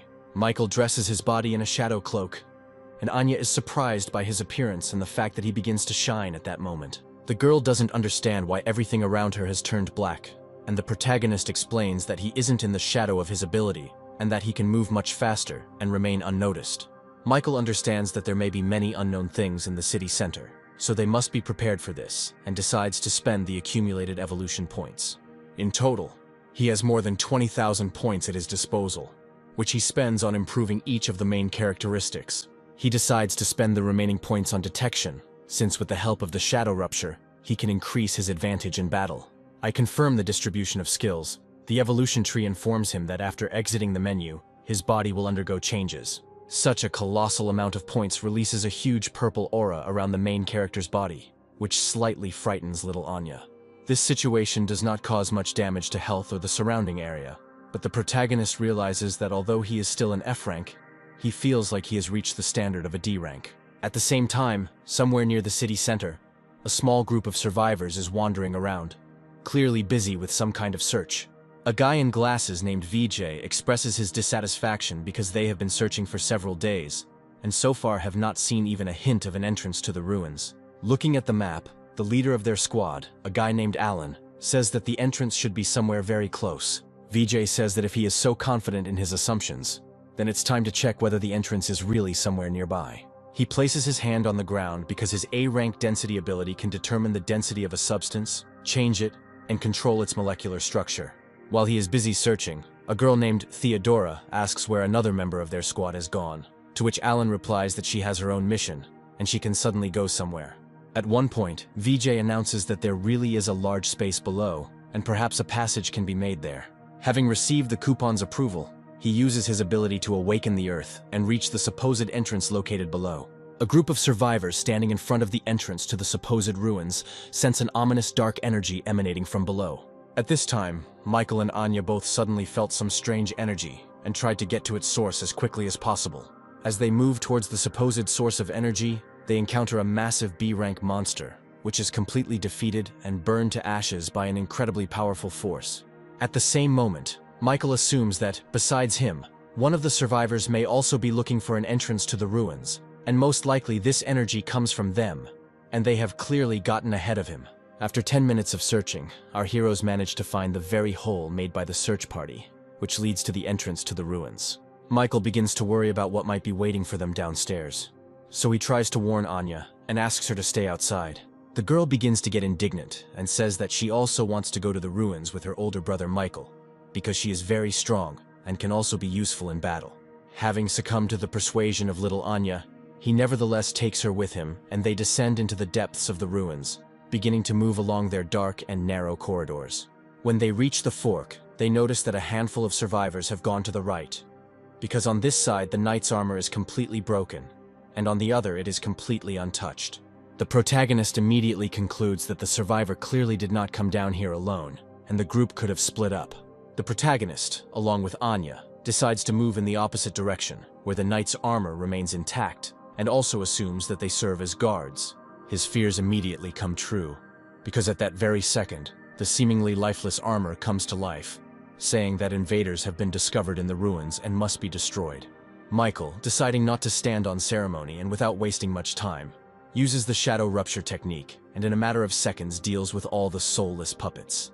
After the victory, little Anya finds something strange on the bodies of the defeated knights, and tries to tell the protagonist about it. The girl takes something interesting out of the depths of her armor with her hand, saying that apparently this thing makes the knights come to life and move.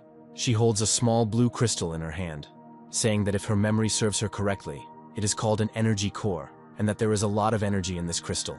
Michael upsets the girl by saying that unfortunately, they are all of the lowest rank and completely useless, and she can throw away all the ones she has already managed to collect. Their conversation is interrupted by a creepy, ominous sound of iron scraping against a stone floor, which makes them wary. The sound continues to intensify, and soon from the depths of the dark corridors appears the silhouette of a huge knight, who is on a completely different level than the previous ones. Without much ceremony, the enemy immediately tries to attack our protagonist, but the shadow skill allows him to avoid the blow. Michael realizes that he just needs to destroy its energy core, and then the knight will not be able to move. Using his shadow skills, he literally tries to tear apart the knight's armor from the inside with countless attacks. All this does not produce a noticeable effect, and Michael assumes that the monster is protecting its crystal with all its might by moving it throughout the entire space of the armor. The high-level knight doesn't give our protagonist time to think and rushes into the attack again, raising his giant sword above his head for a crushing blow.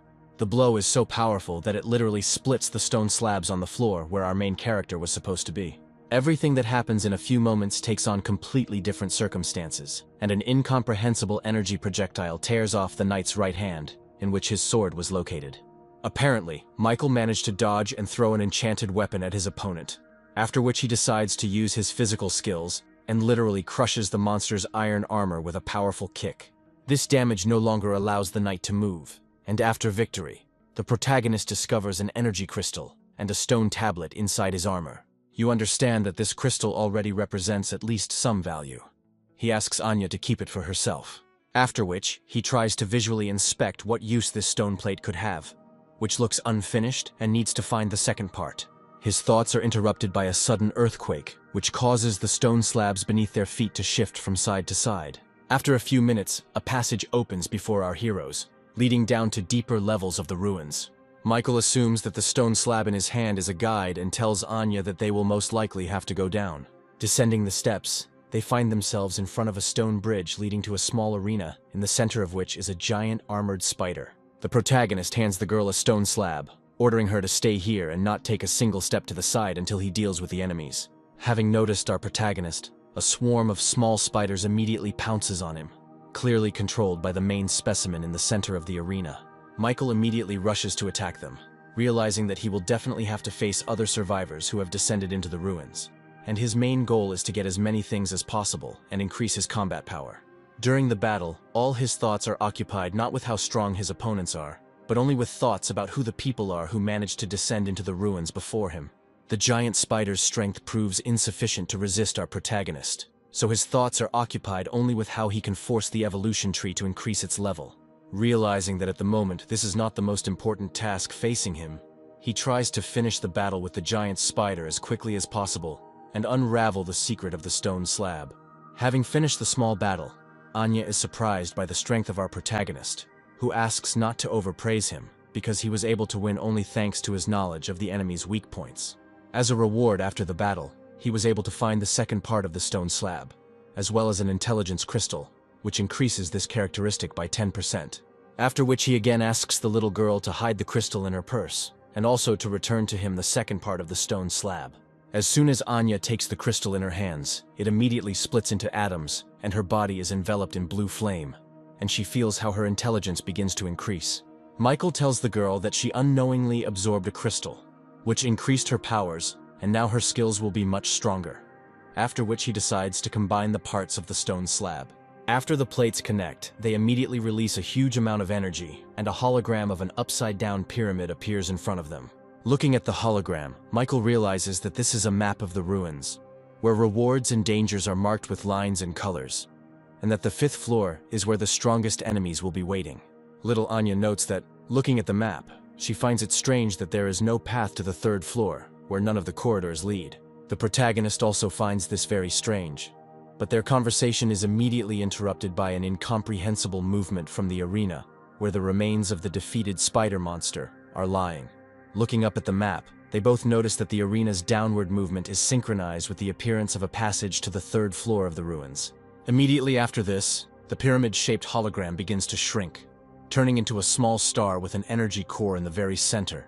Trying to figure out what this little star is, our heroes can't think of anything better to do than just take it with them until they can use it. Approaching the edge of the very arena that began to move downwards, they notice a huge staircase leading into the depths of the 3rd floor of the ruins. While our heroes are descending to the 3rd floor, a handful of survivors who found themselves in the ruins before them have already managed to reach the 5th and lowest floor. Moving along the only corridor leading to the chambers of what our researchers assume to be the main boss, they try not to make noise. Looking at the mysterious stone statues that look like knights, they hope that at least they do not live in one of the moments, and will not have to fight with them. The girl in the squad points out that this is just a pile of stones, not a helmet or armor, and most likely they are physically unable to move. Once in the group's main hall, the explorers look around, trying to spot the dungeon boss, as they are eager to show off their skills. In the center of the hall, they see a crystal coffin suspended by golden chains from the ceiling. inside which is a circular stone slab that is the broken divine hand they are looking for. Inside the coffin is also the body of a white-haired girl, who is clutching this very stone slab with all her might. Alan asks a fat guy named Hans to take this slab and to be extremely careful because anything can happen. He asks everyone else to take a fighting stance, as he senses the presence of other opponents who should soon be nearby. He decides to directly ask those who all this time simply watched from the depths of the shadows as they moved through the floors of the ruins to come into the light. Behind him, several mysterious cloaked figures emerge from the shadows, whom he calls Disaster, and who he believes are a bunch of rats. The silhouettes in cloaks say that the researchers have betrayed the true god and will be punished for such a rude act. An organization that hides in the dark also claims to be traitors. Rats must hide in the sewers. After these words, they immediately enter into battle, and Alan orders you to protect Hans and the stone slab at all costs. Meanwhile, Michael and Anna finally descend the long staircase to the 3rd floor of the ruins, and the girl says that she is very tired. Once they reach the entrance to the 3rd floor, they both sense a strange aura from the other side of the door. Suddenly, the main character grabs his chest with his hand, experiencing a strange sensation that slightly agitates the little girl, who begins to worry about him. Michael understands that this is the reaction of the Tree of Evolution, and, apparently, it really craves what is right in front of them. He suggests that right at the entrance to the 3rd floor, there is a plant of a higher class than the Tyrant King's flower they encountered before. Upon entering the room, he notices a plant-type energy core and assumes that he can absorb it very quickly and safely without having to fight it. Once I obtain the energy core of the evolution tree, it can evolve again, allowing me to increase my strength. Then I can rush to the 3rd floor and fight those people for the treasure of the ruins. Using the shadow skills, the main character tries to get to the core unnoticed, but something goes wrong, and it detects the main character, starting to move higher and higher. Rising higher and higher to the ceiling of the hall, our heroes discover a huge, colossal-sized knight made of stone, with which the plant core begins to merge into one whole. The plant grows into the stone knight's helmet, and its vines take control of his entire body. Michael, realizing that nothing is as simple as he thought, asks Anya to once again hide in his shadow and give him the opportunity to figure everything out himself. The girl tries to scream that she can't see anything, and the main character, using his abilities, carries her to the other end of the hall. He understands that the Tree of Evolution may appear to reabsorb the energy core, and he cannot allow Anya to find out his secrets, so it would be better to hide her. This energy core uses vines to control the statue. I just need to extract it and victory will be inevitable. Trying to use his physical skills, Michael tries to launch a direct attack on the Stone Knight's body, but his durability is different from everyone else's, and this attack does not bring the desired results. Realizing that the weapon is powerless in this situation, he continues to dodge the attacks of the giant stone statue and decides to limit its mobility, and then try to destroy the core. I'm trying to come up with a plan on how he can do this, but as he moves along the edge of the arena, he stumbles upon long vine branches growing along the entire wall. Grabbing one of them with the help of his shadow skill speed, he wraps it around the Stone Knight's body, trying to create a kind of trap. Let's see how long you can last when faced with my level 8 power. Michael pulls with all his might on the makeshift rope, allowing him to bring the Stone Knight down to the ground and knock him off his feet. The statue's speed and stillness are not enough to quickly and lightning fast get back on its feet. And during this time, the protagonist gives the evolution tree the opportunity to finish this battle. At that moment, Michael is surprised that the tree, unlike the previous time, decided to personally go outside to beat the energy core. It releases its roots, digging into the eye of a defenseless plant and beginning to suck out all the juices from it. After absorbing the core, the Tree of Evolution begins to shine and change shape, and in front of our protagonist appears a tall, slender girl, who all this time was the Tree of Evolution. At that very moment, a context window appears in front of him, informing him of the opportunity to evolve and increase his rank, which requires him to have a certain set of skills that the main character already possesses.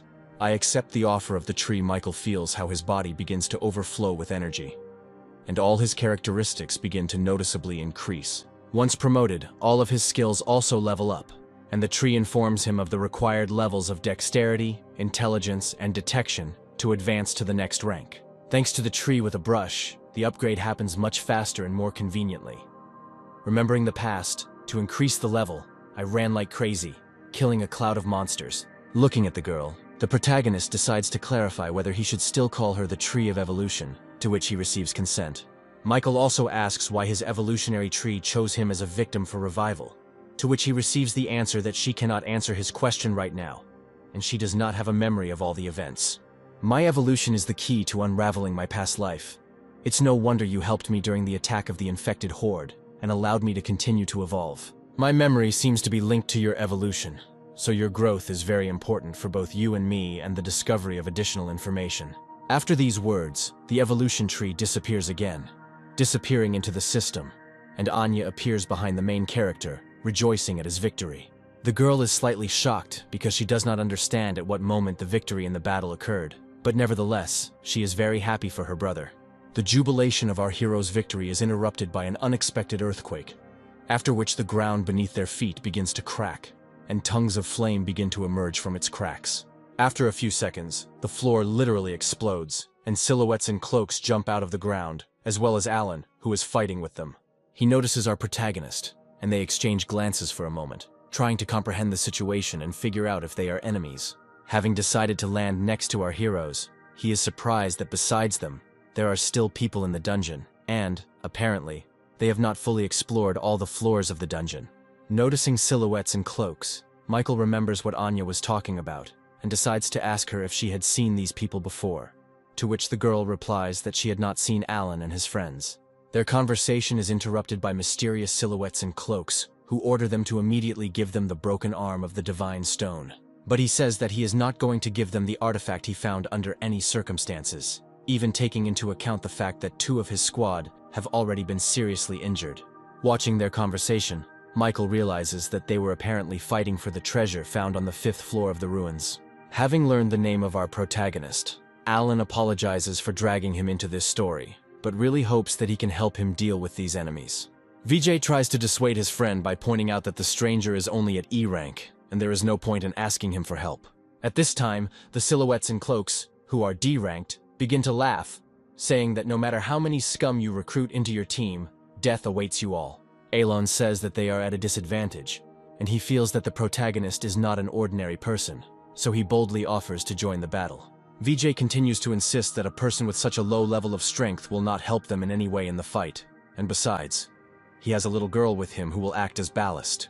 The cloaked silhouettes converse, calling the weaklings worthless, trying to form packs and do everything possible to survive. The protagonist tries to understand what is happening because the silhouettes in cloaks are very reminiscent of monsters, and if you look closely at them, their bodies have a very familiar aura. He remembers his battle with an advanced infected girl who was guarding a meteorite fragment and had her own consciousness. Immediately after this, he asks the fair-haired guy and Alan to stay here to protect Anya until he sorts things out himself. Alan tries to stop the protagonist, but he immediately rushes into the attack with incredible determination, realizing that these are unusual opponents, and that fighting them will be much more dangerous. When he starts a battle, he immediately tries to figure out if there is a main character among these monsters, in order to first deal with the minions. Suddenly, one of the silhouettes tries to attack the protagonist from behind, but a blast of fiery energy flies into his face, saving Michael from being hit in the back. This stream of fire turns out to be released by Alan, who asks him not to act so rashly, because he will be the main attacker who needs to be supported.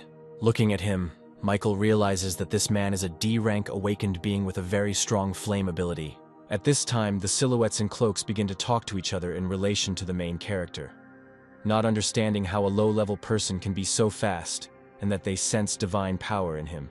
And he asks Michael to be careful, because these creatures are difficult to deal with, and such damage is just a speck of dust for them.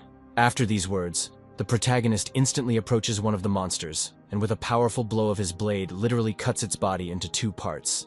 Vijay is incredibly amazed by such speed and strength, and little Anya says that her brother is very strong and will not lose so easily. Alan also confirms his words, realizing that his assumptions turned out to be correct, and the main character is really not so simple, perhaps even too simple. Standing over the protagonist's defeated opponent will prompt a context window to inform you that 600 evolution points have been awarded for defeating a D-rank monster. The second silhouette in a cloak, looking at the protagonist, does not understand what is happening, because a low-level human cannot possess a divine aura and be so strong. Michael says that according to him, one can conclude that they also call themselves divine, in which case he must be a deicide. At that very moment, the monster in the cloak starts screaming, saying that this simply cannot be, and that he is not going to be the loser in this battle. Screaming that all humans will be destroyed, He begins to prick himself with needles sticking out from behind his back and begins to transform. Michael says that he has already encountered this type of enemy, and apparently he is starting a transformation in order to fight with all his might, and asks everyone to run away from here as quickly as possible. Vijay immediately grabs little Anya in his arms and says that this is complete madness, and that ordinary people definitely won't be able to cope with this. And he says that he is not going to just run away because this monster wounded his comrades and he cannot just leave. Looking at the monster, they realize that it has completed its transformation and is now somewhere around C rank in strength. He immediately begins to attack our heroes with a spear covered in vines, which, after the blow, rush after Michael and Alan. Reflecting attacks with a vine, Alan tries to understand who Michael really is, because having only an E rank, he is able to resist monsters much stronger than him.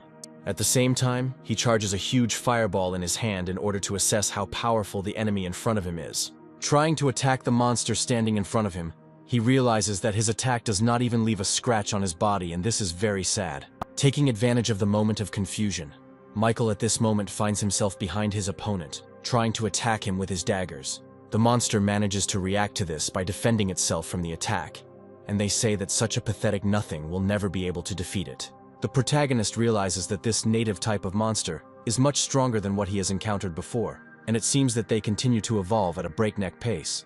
He also realizes that he himself is not the same as he was a few days ago, because, like other survivors, he is evolving, but he still needs to restrain himself because there are strangers nearby.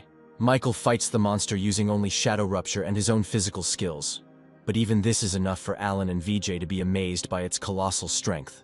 Alan asks his friend not to ask how this is possible, because this is the first time he has seen an E-rank fighter being able to suppress and fight on equal terms with a C-rank monster. At the same time, the main character continues to push his opponent with a powerful blow, sending him towards the nearest wall. Retreating to Alan, he says that he is amazed at his strength if he is able to fight alone against such a terrifying opponent. Michael says that his defense is too high and his current weapon won't be able to cause him fatal damage, while in his head he understands that he can use the ability to devour to instantly kill him. But he needs to check something. Now he has a plan to deal with it, but he needs Alan to give him some time to prepare. His new friend gives his consent, and Michael understands that this is being done in order to test the fighting abilities of his new acquaintance and his strength. Following his request, Alan engages in combat with the monster, using his strength to the maximum, causing a huge column of fire tornado. The infected, breaking through a wave of fire, tries to shout insulting phrases at people, but Alan shuts his mouth with a firebomb.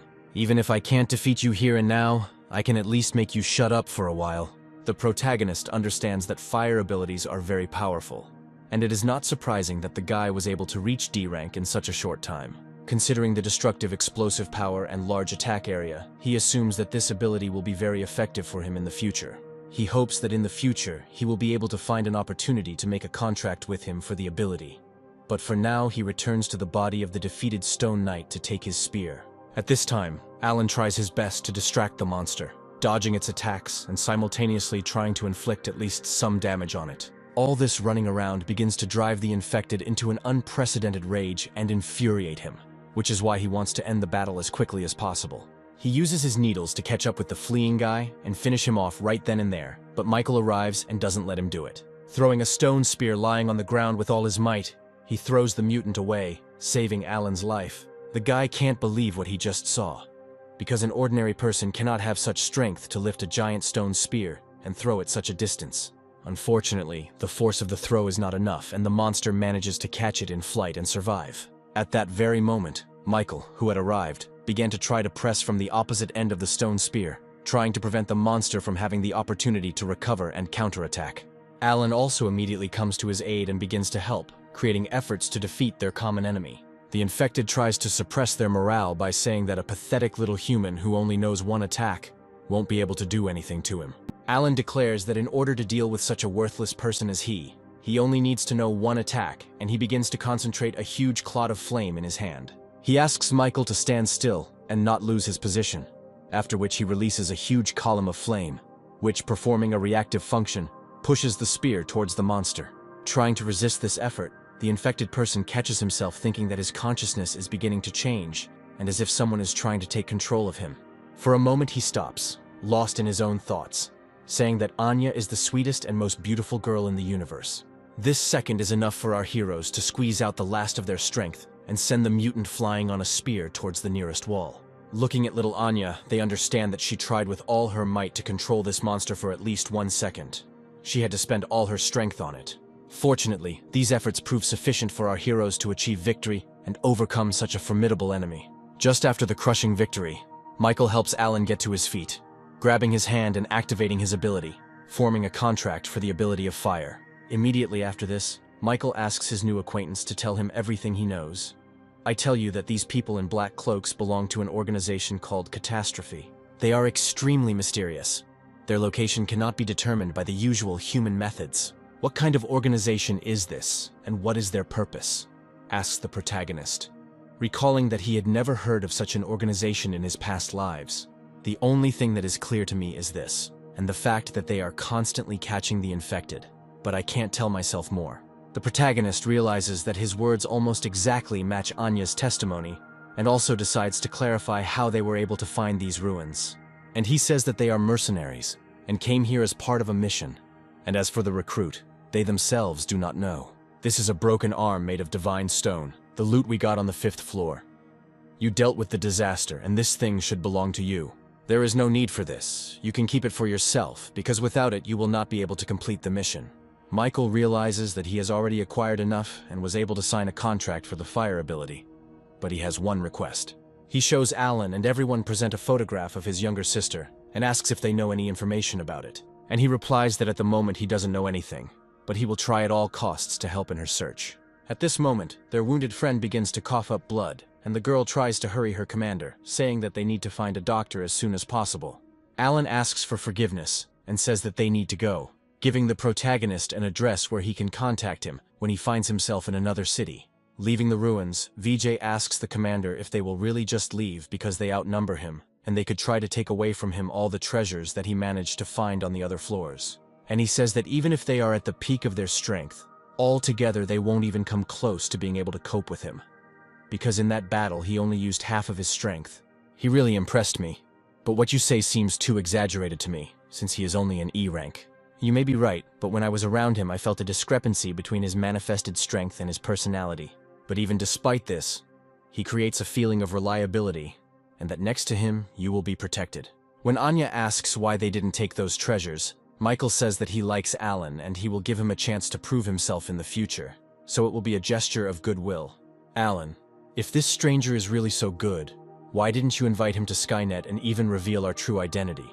After all, if he joins us, we can complete a higher-ranking mission and get a greater reward. Now is not the time, and we cannot reveal all our secrets to random people, because if someone from the top management finds out, we will be in trouble. And besides, he is also a very cautious person. After the research group leaves, Michael invites Anya to go on the journey as well. We should continue to explore this area and use the crystal to make you stronger, because it will be very useful. The girl begins to be very flattered by these words, which causes her pride to soar very high, as does her sense of her own importance. The protagonist suggests going to the 4th floor and clearing it out, in particular so that Anya can gain experience and become stronger. On the 4th floor, there is a huge number of mid-ranking puppets that he met at the entrance to the 3rd floor. Michael decides to test and try out his new fire abilities, which he acquired from contact with Alan. I rush to attack the rest of the knights. He easily dodges their slow attacks by rising into the air. The protagonist remembers that fire can be used as an accelerating force, and thanks to this, he is able to move through the air for a short time, increasing his mobility. From now on, he will be able to fight in the air in addition to group damage, which has increased significantly with the use of the power of fire. I want to finish them off in one move, so I need to concentrate as much fiery energy as possible in one point and throw it out. Having finished accumulating his strength, Michael launches a huge stream of flame at the knights, burning everything in its path. After such a powerful attack, only melted armor remains of the knights, and the protagonist realizes that this ability is purely destructive in nature. After which he asks Anya to collect all the crystals. Starting the collection, the girl asks her brother to forgive her, because the red crystal that Michael gave her for safekeeping has disappeared somewhere. The protagonist suggests that Anya might have absorbed it and asks to take another red crystal and split it as he did with the crystal of intelligence. The girl takes one of the red crystals left behind by the knights and is surprised that it can also be absorbed. With a little effort, it also crumbles into particles, causing the girl an incorruptible shock. Michael realizes that Anya doesn't kill zombies, but captures them, so she can't get energy to level up. But in return, she can directly absorb energy from items to evolve. He offers the girl to absorb all these crystals so that she can become stronger and improve her fighting skills. Having collected all the available crystals on the battlefield, the girl begins to emit a huge amount of energy, and her body begins to evolve. Having completed the evolution, Michael congratulates little Anya that she has now reached the status of an E-rank warrior. Our heroes then set off to clear the corridors of the dungeons and eventually find themselves on the 5th floor in the very hall that the researchers visited. They see a crystal coffin in front of them and assume that inside it there should have been the treasures of this floor, which Alan and his friends had already managed to take. The little girl suggests that apparently the coffin contained the protector of these treasures, and it seems that the atmosphere around becomes piercing. At that very moment, a primal horror appears on little Anya's face, and behind them appears an enraged monster trying to attack them from behind. With an unperturbed face, Michael, with a slight movement of his hand, sends the monsters flying with incredible force. He suggests that Alan and his friends had to fight a disaster after taking the treasure and did not have time to clear the dungeon of monsters. Little Anya says that she can't take control of this individual, after which the main character decides to take on the matter himself. Trying to get closer to the enemy, the monster activates the lightning ability, covering its entire body, which forces Michael to retreat briefly. Deciding to end the battle safely, he uses shadow skills to capture the monster and absorb all of its powers. By using the absorption skill, he gains some evolution points as well as 2% of the lightning ability fragment. After defeating the floor's defender, the round stone slab in front of our heroes begins to rotate. Immediately after this, little Anya draws the protagonist's attention to a strange depression in the center of the slab, which is very similar in shape to the token they found. Once the token is inserted into the correct slot, it immediately begins to glow, depicting the silhouette of 2 triangles that activate a hologram of the dungeon, reflected vertically. After which, immediately behind the round stone slab, a passage opens leading to the deeper floors of the dungeon. Moving down the stairs and exploring the ruins, little Anya asks Michael if she can fight, to which he receives the answer that when they encounter stronger zombies, they can fight together. If I meet someone suitable, let her fight him, and I will stand on defense so that I can later use my abilities. As they move through the corridors, they encounter monsters in berserker armor. The armored doll became a warrior, and it looks like there is a very large gap between the upper and lower floors. The armored warrior immediately rushes to attack the main character, but he dodges to the side without any problems. He throws one of his blades towards the monster to distract its attention, after which he instantly approaches him and activates the ability to devour, receiving 400 evolution points, and also 2% of the fragment of the berserk ability. Immediately after this, Anya screams that further down the corridor, a huge number of warrior monsters, also dressed in armor, are approaching them. The protagonist asks the girl not to interfere with him, and to give him the opportunity to deal with them. After a long period of time, the battle finally ends, and Michael realizes that using several abilities at the same time is draining him of a large amount of energy. They were also finally able to reach the next floor in preparation for the fight with the next boss. Having opened the doors, our heroes are immediately attacked by a flock of angry birds, which apparently are the defenders of this hall. Michael realizes that these are mutated owls, and tells Anya that the plan has changed, and because there are too many of them, he will immediately send her into the Shadow Rift. The girl expresses her dissatisfaction, saying that she does not want to constantly hide behind his back, and that if she is now evolved, she will be able to stand up for herself. While dodging an attack from one of the birds, the girl tries to use her control skills and manage with a few words. Taking control of one of them, she manages to cause a small commotion in the enemy ranks and also begin to fight.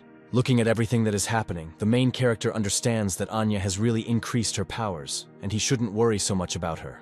Unconsciously, he treated Anya like his own sister and tried to overprotect her and defend her from any danger. At this time, an eagle owl with bright red eyes, diving down from the sky, attacks the little girl. She still manages to dodge the attack, as at that moment, another bird's fiery feathers fly at her. An argument begins between 2 owls about who attacked the girl first and who should have her. Michael suggests that Anya take control of Phelan, saying that he is very strong and, apparently, is the leader of this small group. The girl says that she is not going to do this because she does not like him, and she will not make him her companion. She also looks at the small white owl, which seems to be emitting S-rank ability energy, and its overall combat power is the strongest among everyone in this building, but he cannot use it yet. The girl says that she can help him awaken his powers if she manages to enter his mind, but for this, she needs a little time. I try to take control of the white owl and barely manage to dodge the attack of two angry owls, as she still manages to take control of him. Little Anya starts laughing, declaring that she never doubted for a second that she would have enough time, and she would get the greatest familiar of all time. At this time, all the other owls in the room look at the little familiar and call him a traitor. Little Anya gives a name to her new pet, calling him Bugu and giving him confidence in victory. He immediately goes on the attack using his S-rank ability called Absolute Wind Tornado, which allows him to quickly deal with his opponents. Anya hugs little Buga with all her might, amazed at his strength and saying that from this moment on they will become best friends. Michael congratulates the little girl, but asks her not to lose concentration, because now they don't have time to relax. Observing the behavior of a flock of owls, he assumes that the main owl, who is the boss of the floor, should appear soon. His assumption turns out to be correct. After a few seconds, a magical beast with the ability to increase its size appears in the center of the arena. Overflowing with energy, Anya asks the protagonist to let her deal with such a formidable opponent herself, as this will be the first fight for Little Bug. Michael gives his consent to the little girl, telling her that he will be there to help and give her the opportunity to focus on the goal. The little familiar doesn't really like this whole idea, but Anya takes control of him, and he realizes that he is once again losing control of his body. Immediately after this, the giant owl tries to attack the little Buga, but he easily dodges the attack thanks to his size. Meanwhile, Michael protects the little owl from the attack of other owls using his shadow ability. He asks Anya not to rush and do everything measuredly, because she must trust her companion and not just control him. Anya understands that when she first entered the consciousness of Little Bug, she felt that he was cowardly and unsure of himself, and she thought that if she forced him to fight, he would regain his confidence. From childhood, he was treated as a different species and was often bullied and mistreated. Gradually, he began to fear those around him and stopped trusting others, and Anya understood this perfectly well, because she was the one who also did not have parents and was constantly bullied. The girl says that at one point she finally managed to meet her older brother Michael, and he treated her with all kindness, so she wants to do the same for Bugu. This motivational speech immediately gives the little familiar an unprecedented boost of energy, allowing him to begin fighting with greater strength. Taking advantage of its speed, as well as the clumsiness and colossal size of its opponent, the little owl manages to deliver numerous quick and lightning-fast attacks. Michael realizes that this little owl that Anya chose, although it doesn't seem that strong, can still be useful. At this time, the battle with the floor boss drags on, and he continues to increase in size, slowly beginning to destroy the entire floor of the dungeon. The protagonist realizes that the situation is taking on a more serious tone and asks Anya to let him finish the battle. Meanwhile, Baby Bugu continues to dodge the hail of pointed feathers flying at him. I understand that I can't delay. The girl activates the ability of her familiar Tornado of Absolute Wind. At the same second, a huge energy tornado appears around the boss, sucking in a huge amount of debris and stones, which begin to inflict a lot of damage on the boss's body. This is the S-rank ability of the Absolute Wind Tornado, and in my past life it was the peak combat ability. Michael is surprised that they were right, and this little owl really is the strongest here. She managed to take control of it. After this, the dungeon boss simply falls to the ground, and they rejoice at their first and grand victory. The girl runs to hug her new familiar, being incredibly happy. Michael also turns out to be very happy for his companion, and offers her to give Bug the opportunity to absorb the energy source. The familiar goes to absorb the boss's body, and the protagonist asks the girl how she was able to assess his potential. Anya says that when using mind control, she can see the abilities of monsters and determine the strongest one, and then control them. The protagonist is surprised, albeit briefly, that a warrior like Anya has an ability that can directly influence the most powerful enemy unit and turn it into an ally. Big brother, don't you have an ability that allows you to copy others? Michael says that he really does have such an ability, but what is the point of this information? Anya suggests taking and copying her power. The girl says that after everything that happened, she trusts the main character very much and wants to let him also get her ability to become even stronger. Michael realizes that he must have enough points to develop another ability, and also tries to make a contract with the little girl. The evolution tree cancels this request, informing that concluding a contract with the monster is simply impossible. Anya asks if everything went well, and whether Michael can control the opponents from now on, to which she receives a negative answer. By this point, Bugu has finished absorbing the boss's energy and evolved to E rank. Little Anya rushes to her familiar to congratulate him on his new level of evolution. which is why it was not possible to conclude a contract with Anya. He remembers that the girl is not human, but is also a monster resulting from the apocalypse. But during the time spent with her, he had already begun to forget about this. He promises himself that this time he will not allow society to do to her what happened in his past life and invites her to move on. Making our way further into the dungeon, our heroes ponder further plans for the battle, as their forces have already been significantly depleted. Even if Anya didn't show it, this little girl has been through so much with me and is most likely holding on with all her might. Michael activates the Shadow Rupture ability to make the most of this place to level up, analyzing this evolution tree about the required levels of power, dexterity, intelligence to level up. He realizes that he needs about 150,000 evolution points, and at the moment, he only has 40,000. At this time, somewhere within the walls of the shelter, a small commotion begins to reign in connection with an unexpected guest. A stranger is trying to pick a fight with every survivor in the shelter, trying to find a worthy opponent, and also wanting to see the god of war. Megan notices panic within the shelter walls, not understanding what is happening, and receives information from one survivor that people from another shelter have appeared and want to fight us to determine our strength. Meanwhile, on the third mirrored floor of the ancient ruins, Michael and Anya sense a strange, mysterious energy. The protagonist suggests that the girl move forward because soon they will meet their last enemy. After passing the third and fourth floors, I received 90,000 evolution points. The fifth floor gave me 20,000 as a safety net to first improve my combat abilities. Michael spends almost all the points he has collected to upgrade his skills, after which the evolution tree informs him that his strength skill has moved to a higher level of power. The only skill that remained at a lower level after distributing points was intelligence, which the main character needs to accumulate a few more points to raise. After distributing the skills, the increase turns out to be so great that it causes a severe attack in the body. Little Anya decides to check if everything is okay with the main character, as she is very worried about him. Michael says he's fine and suggests entering the main hall by opening the gate and fighting the boss. This time he asks the little girl to wait for him outside because he is very worried that she is exhausted and simply does not have enough strength. Michael doesn't care what kind of enemy is behind the walls because he wants to test his new power. Upon opening the door, he discovers a huge armored python with the ability to poison anything it damages. Having dodged his first attack, the main hero rises into the air and concentrates 30% of his strength in his hand to test the snake's strength. Even 30% is enough to slam the snake's head into the stone floor with incredible force. The enraged monster clearly doesn't like this arrangement, but the protagonist is glad that he'll be able to play the test of strength a little longer.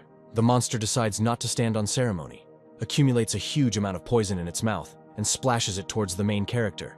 Using his shadow skill to dodge the attack, Michael once again goes behind the snake, and this time decides to put 50% of his maximum into the attack. This blow turns out to be so powerful that the snake begins to bleed completely, and the protagonist understands that 50% of his strength is the limit that the enemy can withstand. Realizing that defeat is inevitable, the snake tries to carry out its final attack, putting the last of its life force into it. Michael activates his devouring ability, and unfortunately for his opponent, he ends up winning the battle. At this time, Anya, waiting outside the doors of the boss's chambers, feels that there is no movement inside and hopes that her brother is doing well. She decides to ask little Bugu if they should go inside, to which Phelan replies that they are both intellectuals and won't be able to open the stone door just like that. After a few moments, the door finally opens and an unharmed Michael emerges, asking for forgiveness for the wait, as everything ended much earlier than he expected.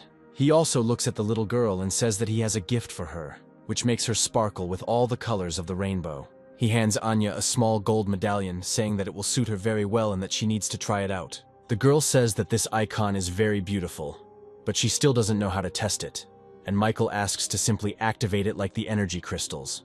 Our heroes find themselves in a special cube, and Michael says that this medallion activates teleportation to a special space, which is very useful when taming various monsters. The protagonist says that this medallion has similarities to his shadow abilities, but unlike the medallion, it can move, and Anya will be able to leave the real world for her own safety. Okay, I suggest we leave these ruins because we've been wandering for a very long time, and I'm very hungry, and it would be nice to find something to eat. Once on the surface, Michael says that he used to store all his food nearby in the nearest supermarket and suggests going there. Having reached the store, he suggests that Anya go in search of food while he clears the streets of zombies. which have changed greatly during his absence. Even after killing this python from the ruins, I still don't have enough points to increase my detection to level 9 and need to get another 3,000. At this stage of development, our main character's strength is at level 15, dexterity at level 13, detection at level 8, and intelligence at level 5. He decides to continue clearing out areas until he can evolve to a new rank, because he needs to become as strong as possible and return the memory of the evolution tree. At this time, somewhere nearby in one of the back streets, a man, his wife, and child are making their way through the city streets trying to get some food for themselves. The man doesn't understand why the world suddenly turned into a real ruin in such a short time.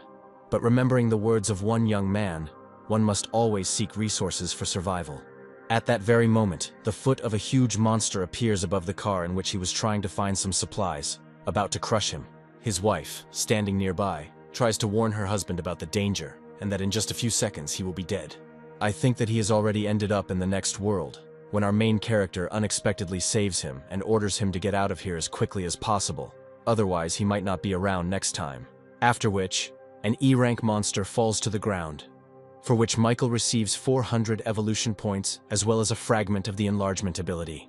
The man, seeing death flashing before his eyes, thanks him and also hints that he has seen him somewhere before. He recalls that they saw each other on that fateful day before the apocalypse, and he helped him deliver groceries from the store to his home. He also says that he took the guy's advice and managed to save his wife and daughter. But unfortunately, now they have to look for resources to survive. They are interrupted by the appearance of a horde of infected, and the protagonist asks them to retreat for a moment and continue the conversation after he finishes clearing. Gradually destroying monsters from the evolution tree reaches the limit and informs him that he has reached the required number of points to advance to D rank. At this very time, little Anya and Bugu ate so much that they simply couldn't move. Michael immediately enters the room with a family of survivors, saying that he met them on the road while clearing the area of infected. He tells the man that for now they can stay here and eat, and later he will take them to the shelter, for which he receives incredible gratitude. Anya says that she will take care of everything, and the main character can also take a break, and at least have a little snack at this time. Having had a good meal and going out onto the balcony, Michael finally decides to distribute his evolution points and begin moving up to a new rank. He dives deep into the system and finds himself in his consciousness in the middle of the Temple of Evolution. Having fulfilled all the conditions, his characteristics are significantly increased, as are his abilities, which begin to work with greater power. The Tree of Evolution congratulates him on reaching D rank, and Michael immediately decides to ask her how she got here. The tree says that so far all she knows is some scraps and fragments of memories from a past life, and the time in which they are now located is different from what it was before. The protagonist immediately tries to ask what exactly she means and what kind of world she implies, but his questions are immediately interrupted by his sister's voice, which is heard in the air. All this turns out to be just a figment of his imagination, and in fact it is Anya's voice, who calls him on urgent matter, and the tree suggests that Michael discuss this next time. Returning to the real world, the girl hurries to tell the protagonist that Goldie has returned and is rushing to share important information. At this time, within the walls of the shelter, real mockery continues, where the same man continues to demand that his god of war be brought, since all the other survivors cannot give him a worthy battle. Such impudence begins to infuriate all the survivors present in the shelter, including Austin, who decides to volunteer in gratitude for Michael saving him.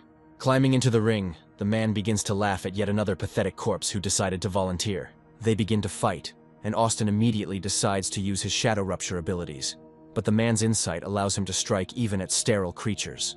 You are all fools here who rely only on your abilities while your technique and physical strength are very poor. After these words, he throws Austin out of the arena, hoping that there will be more brave souls ready to compete with him in strength. His speech is interrupted by Megan, who says that there are still awakened ones with whom he has not fought, and that she will act as a candidate. The man is surprised that among the volunteers there is a girl who has no choice but to protect all these weaklings. Before the fight, Austin tries to warn the girl that her ability is intended for a single attack, and his level is much higher than hers.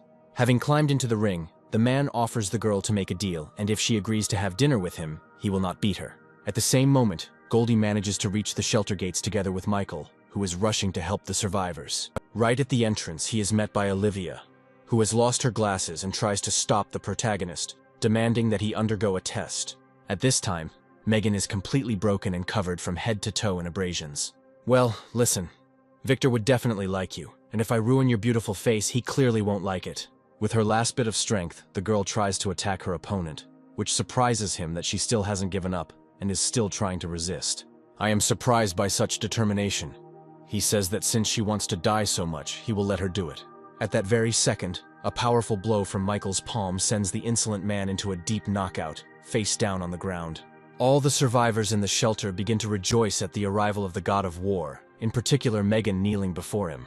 Michael says that Goldie managed to inform him of the situation, and he arrived as soon as he could to sort it out completely. One of the survivors asks the protagonist to be careful, because people from another shelter want to absorb their ranks for their own purposes. At this moment, the man rises up full of anger, not understanding who dared to touch him and promising to destroy the impudent one. Michael says that if he is talking to him, he should turn around and say it to him, looking him straight in the eye. You try to look back, but the main character starts to mock you, not even giving you the opportunity to look at his face while continuing to beat up his opponent. He begins to land a huge number of blows, saying that his opponent is so weak that he can't even look him in the eye.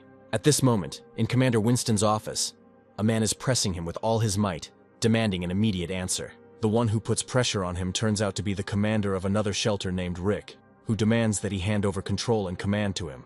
Winston says he is very flattered by the offer, but this shelter was protected thanks to one man, and he cannot simply hand over command authority without his consent. Commander, how can you be so stupid if you want to do great things? Don't worry. If you agree to my conditions and hand over your project on genetic medicine research, you will become one of the top leaders of our main base. At that moment, their conversation is interrupted by an unexpected knock on the door, which ignores Rick's statement that an important meeting is taking place, and entry is prohibited.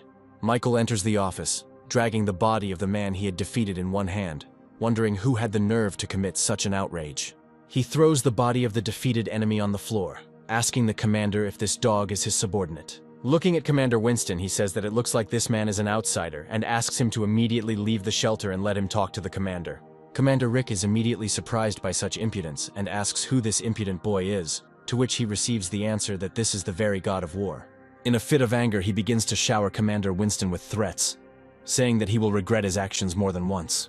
After which he writes to leave the office, as well as the shelter, slamming the door behind him and leaving our heroes alone. Winston is very happy about Michael's arrival and asks him if he managed to find his sister, to which the protagonist says that this case is still in limbo, but he has other information. That mysterious girl from the video you showed me, I need a screenshot of her photo. The commander promises to look into the matter and also offers to provide him with assistance, to which Michael says that he will leave immediately after receiving the photograph. He also promises to provide the coordinates of the ruins in the center of the city, where they can extract a variety of minerals to improve their skills, which greatly inspires Commander Winston. After this, the commander invites the protagonist to go with him to receive another gift, and they find themselves on the second floor of ancient ruins. Finding himself in front of a huge gate, Bruce reports that they literally just recently solved the puzzle leading inside, and he can take all the necessary treasures from there. Michael still decides to go inside, realizing that he has no choice, because he was unable to find a suitable weapon for himself, and maybe the contents of this treasure will help him with this. Once inside, he sees in front of him a huge pedestal with many lights and a bridge leading to them. Each pedestal opens the possibility of choosing one of the sacred relics, and Michael ponders which one he should take. Suddenly, the evolution tree offers the protagonist to choose a challenge token that is right in front of him. Listening to the tree's advice, the main hero reads the instruction that the token can be used infinitely and compete in the test tower, becoming even stronger. Having carefully considered his choice, he nevertheless confirms that he will bring this relic into his possession and immediately decides to try it out. At that very moment, he is teleported to another dimension where a giant testing tower is located in front of him. At that very moment, a sweet girl appears in front of him and says that she is the conductor of the testing tower. She also says that she will accompany the participant throughout the entire walkthrough and will answer any questions regarding the tower. The testing tower is a place where test subjects practice. Each floor has a step. The higher the floor, the more difficult it is to go further, and there are 600 floors in the tower in total. Also, on every 150th floor, debuffs will be created that increase the difficulty, and the protagonist has 2 weeks to complete the test, after which the token will simply disappear. Having heard all the information received, Michael decides that there is no time to waste, and he needs to get started immediately, and the presenter tries to stop him. Once on the first floor of the entry level, our main character finds himself in a small testing arena. The girl says that it is very thoughtless to just go forward because she was going to say that there are fixed decorations on each floor, and the entrance is just a teleportation gate. To get to the next stage, you need to kill all the monsters on this floor, after which you can get to the next level. The girl tries to warn the protagonist that the tower is a very dangerous place, but notices how Michael disappears somewhere at that very second. And after a few seconds, shock hangs on her face, because the context menu informs that the floor has been passed in 30 seconds, and access to the second level is open. At this time, in front of the gate, Bruce expresses his dissatisfaction that our protagonist has been gone for 30 minutes, and he is very worried. After a few more minutes, the door opens, and Michael reports that there is no danger inside, and they can safely enter. Burning with curiosity, Dr. Bruce immediately rushes inside to study the new technologies and relics. Winston wonders what exactly the protagonist chose as a relic for himself, to which Michael says that the thing he took will be very useful to him, knowing full well in his head that he cleared 150 floors of the test tower in 10 minutes. Commander Winston gives the protagonist a photograph of the mysterious woman that he asked him to take, after which the protagonist announces that he will leave the shelter walls as soon as he has prepared all the necessary resources. After finishing his conversation with Winston, he goes in search of Anya, who is found sleeping in her bed, and decides to give the girl a chance to rest and set off on her journey the next morning. The next day, he will tell little Anya that she needs to get ready because they are setting off on a journey. Little Anya wonders if they will tell the others about their departure, because they will obviously be worried about them. Just as Michael is about to give an answer, they are interrupted by Megan, who is standing at the exit of the shelter, and says that she knew that the main character was going to leave the shelter secretly, without saying anything. The girl says that she is going to go with them, but the main character tries to dissuade her, saying that it is too dangerous. Again, you try to stop me with these excuses. But I can't become better if I stay here, and eventually there will be nothing left for me to protect. Little Anya asks her older brother to take Megan with him because last night she took very good care of her and doesn't want to leave her alone.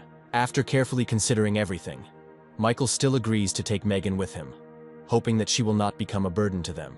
When the girls asked where they would go next, he recalled the coordinates of the city of Xiao that Alan had given him, and where their route would be planned next. Moving in the intended direction, Michael is also simultaneously engaged in clearing the test tower, making his way to ever higher floors. The control tower informs him that in just 2 days, he managed to reach the 300th floor, and whether he plans to continue further, since he will be given a weakening that increases his own weight. Michael had no idea that a 20% increase in weight would affect his speed so much, and before going any further, he decided to check what limitations awaited him on the next floors. After passing through the portal, he enters the next level, starting from which he will be prohibited from using any abilities. But in return, he will receive evolution points at a triple rate. A huge, ferocious monster immediately appears before his face, which he will have to defeat using only the strength of his own body. The main character immediately rushes forward with bare fists, delivering a terrible blow to his opponent. The monster immediately counterattacks, forcing the protagonist to block the blow and realize that under the influence of such enormous weight, his attack power is noticeably reduced. The control tower offers the protagonist to leave for a while and better prepare for further trials, to which the protagonist immediately agrees. But before leaving, he still decides to go through this floor of the tower, declaring that at this stage it does not pose a big problem for him. After which, using a crushing blow to the air, he clears the floor. The manager, looking at this, is simultaneously shocked and upset, because at this rate she will lose her job and have nothing to do. After clearing the floor, Michael returns to the temporary base in one of the abandoned multi-story buildings where his comrades are located. He is immediately met by Megan, who is sitting at the table and asks if everything went well in the testing tower. The girl points to the map and says that after 2 days of travel, they are already very close to the neighboring city. But unfortunately, they do not have all the information and need to prepare in advance. The protagonist suggests that the girl get a good night's sleep while he checks everything on his own. Having made it outside, the main character decides to meet the Lard in person and discuss some matters, since with the help of the Shadow Rift, he can reach the required point in 10 minutes. After a while, he finds himself near the entrance to an abandoned bar and decides to go downstairs. From below, we can hear the sounds of several people talking, and we see someone pouring alcoholic drinks into glasses. A girl from Alan's team stands behind the bar and scolds him for not allowing them to drink during the mission. And he, at this time holding a glass of ice in his hand, smiles and says that this will not affect his performance in any way. Looking around, he feels a foreign aura of presence, which seems very familiar to him, and asks his girlfriend to get another glass because they will have guests. At that very moment, Michael enters the room where he is immediately greeted and offered a little drink or just some water. The protagonist asks who owns this bar and where the other two people from his squad are, to which Alan replies that they are preparing for an upcoming mission. After the apocalypse, the whole city was empty, and I decided to take advantage of the opportunity and set up this bar as a base, as well as a place to relax. And by the way, I have no leads yet regarding your little sister. Michael says he came on other business and hands him a blurry photo of the man who, judging by the video, kidnapped his younger sister, asking if he has met anyone like that. Alan's face shows surprise and he says that he feels like he's met this man somewhere before. The main character immediately jumps up from his seat trying to find out where exactly, what time, and what the name of this person was. Please, calm down, my good friend. I just slightly remember someone similar and I need to check this because since the photo is blurry, I could be wrong. I have a proposition for you.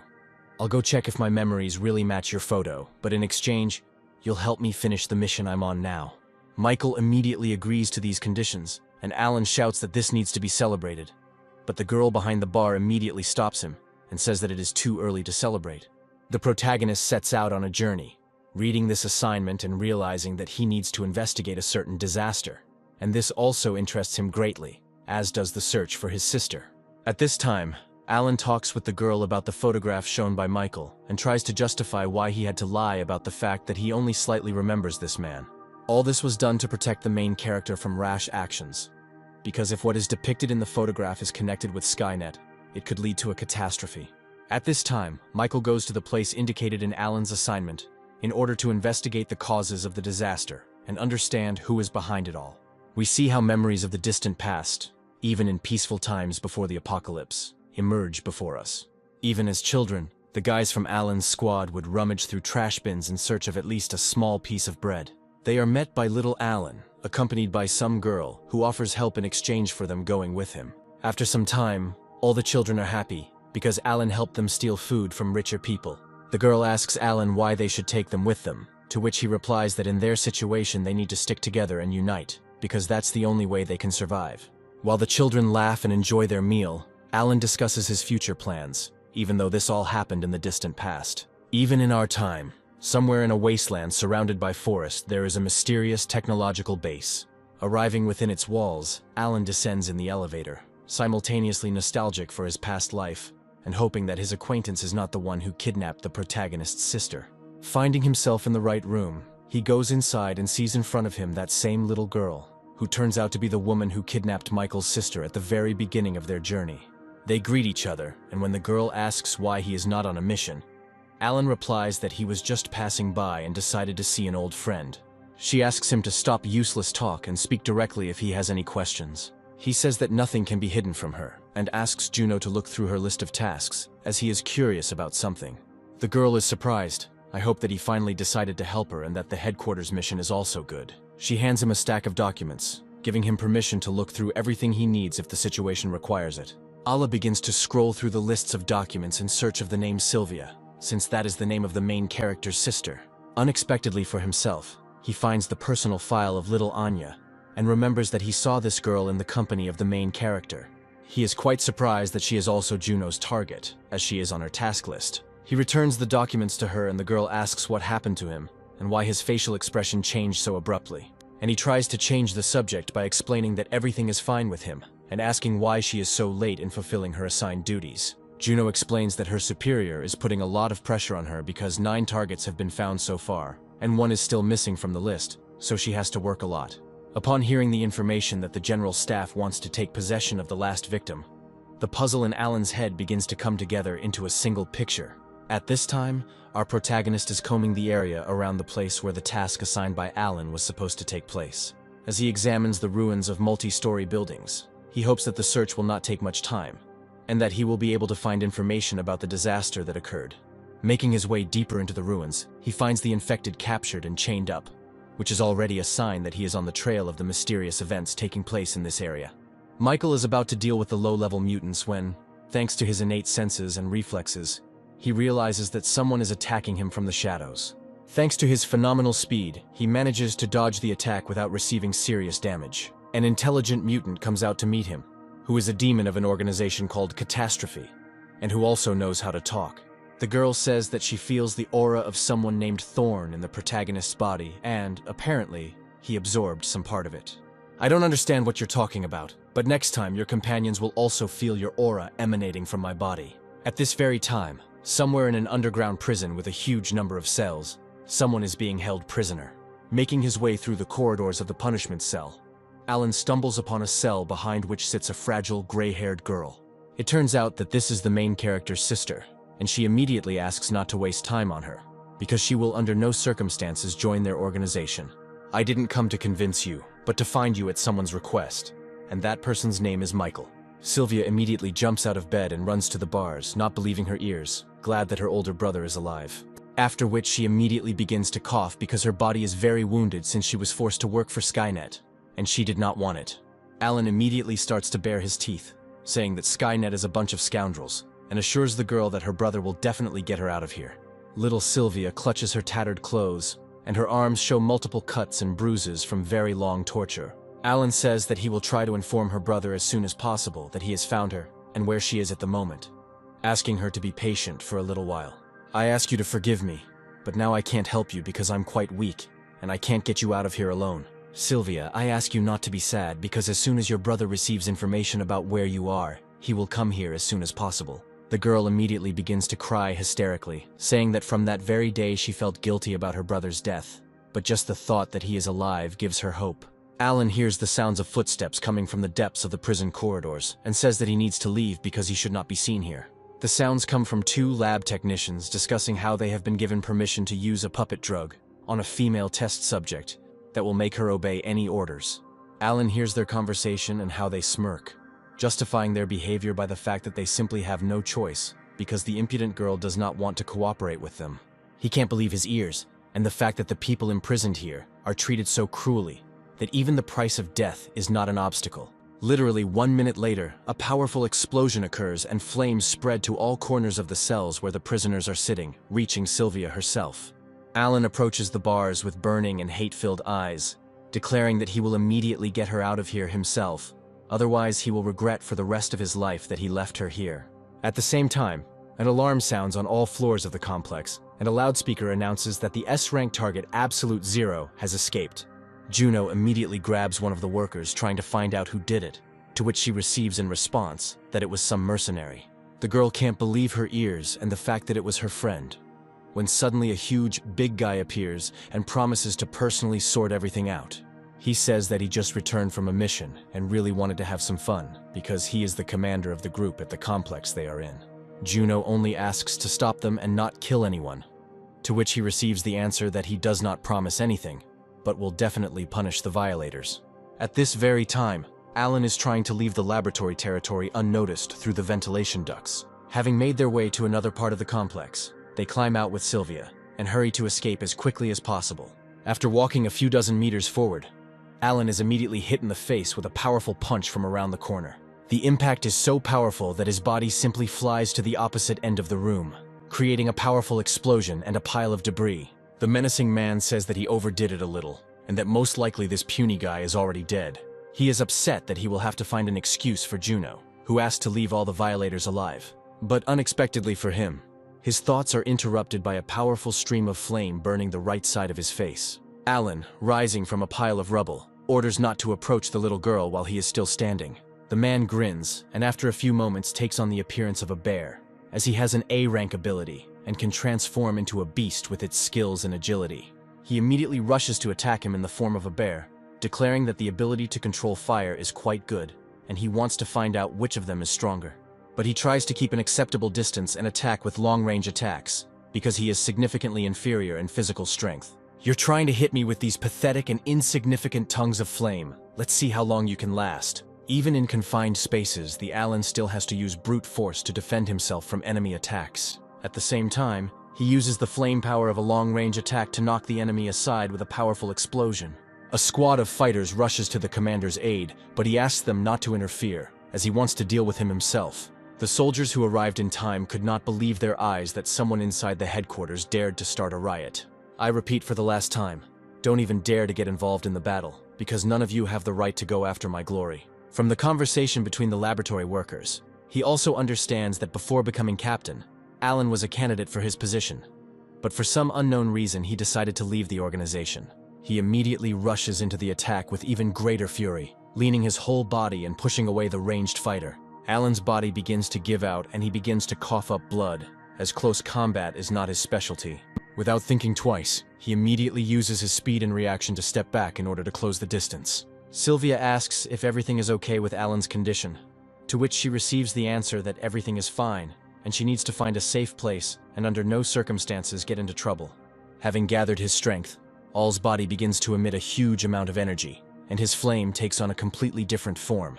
One of the fighters says that since Alan was a contender for the role of headquarters commander, he had incredible strength potential in the past. After these words, they see how he concentrates a huge amount of fire energy in his hands, about to launch a powerful attack. This information infuriates the group's commander, causing his ability to transform into a beast to reach a new level due to the desire to prove his invincibility. The half-human, half-beast form evolves and he completely transforms into a huge, enraged mutant. In this form, his skin becomes much thicker and stronger, and Alan's fire does not cause him significant damage. The strength and power of the attack after evolution also increased significantly, and Alan barely manages to dodge the attacks. You understand that he cannot avoid close combat.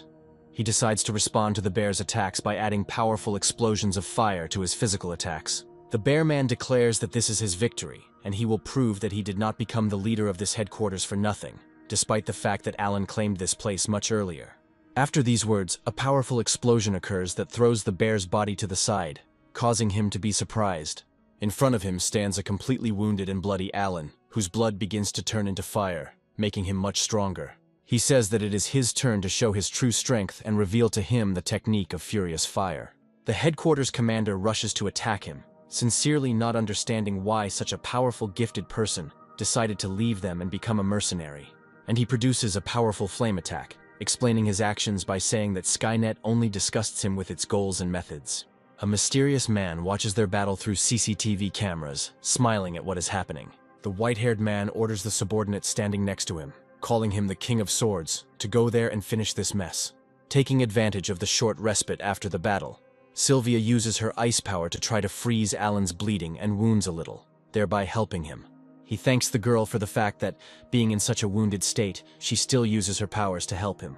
Grabbing her hand, he runs with her through the corridors of the complex, trying to get to the nearest exit as quickly as possible to leave this ill-fated place. While there is still time, Sylvia decides to ask why Alan decided to risk his life to save her at this particular moment. Because Skynet is starting to get on my nerves, and if something bad happens to you, I won't be able to resist Michael. I am so grateful. When we meet Big Brother, we will thank you properly. After some time, they finally come across a strong iron door, behind which there should be a building leading directly to the exit from the laboratory. Alan hurries to try to open the door as quickly as possible, but in an instant a sharp blade passes through it, cutting through the steel and piercing the body of the wounded Alan. Behind the door is the same subordinate saying that he is one of 12 warriors with S-rank abilities called the King of Swords, and since they betrayed Skynet, they must die. Try your best to stay on your feet. Alan says that he could not imagine that such a powerful warrior would be sent here to capture them. I advise you not to make any unnecessary movements. At least I can allow myself to die with less pain. Please forgive me, I can't die. I have to bring this little girl to her older brother and get out of here. At that very moment, the red-haired man appears behind the wounded Alan, declaring that he is too confident in himself. Even though it's funny to you, in your current state I don't even need to use my abilities.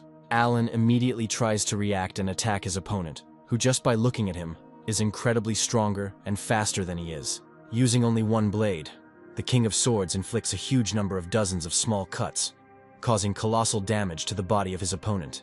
From such a number of blows and improved rolls, Alan almost loses consciousness, but at the last moment he barely manages to stay on his feet. Sylvia, observing the whole scene, cannot just stand aside and, using her ice abilities, tries to help her new friend. The attack turns out to be not so powerful given the girl's condition, and the King of Swords manages to cut through the blocks of ice flying at him without any problems. I'll give you one more chance to join Skynet. Think about it carefully before you finally die. I have already said 1,000,000 times that this will not happen under any circumstances, and even if I die, I will not join this organization. Well, in that case, I will also regard you as a traitor, and after these words I will be forced to eliminate you. Having completely forgotten about Alan, the King of Swords becomes distracted and doesn't notice how he approaches him point blank, his body once again covered in scarlet flames. The words he said seriously angered Alan, and in a fit of rage he shouted that he should not even think about harming this defenseless girl. The King of Swords manages to dodge the attack, but the flames become much stronger to the point that they begin to melt the steel, and the enemy himself notices this. Looking at Alan, he realizes that he is starting to burn his own blood and using his life force as a source of energy. A large fiery tornado begins to circle around the King of Swords, trapping him and preventing him from escaping. Sylvia, with you in my current state, I am no match for him and I can't just attack him head on. I'll hold him back and you run. Our only hope is to wait for your brother to arrive. If he gets here, you will be saved. Until he comes, I will try to drag out time with all my might, and if my life runs out, then please take care of my body. Without waiting for the attack from the King of Swords, the little girl gathers the rest of her strength and manages to freeze the enemy into a huge block of ice. You will say these words to him personally, because I will not allow someone to die because of me. Alan is shocked because, given Sylvia's current state, using abilities with such power could seriously harm her. He agrees with the girl, saying that they will try to work as a team to hold off this beast as long as possible until reinforcements arrive. At that very moment, someone's voice is heard from the depths of the ice, and they realize that the King of Swords is still alive and has almost regained consciousness.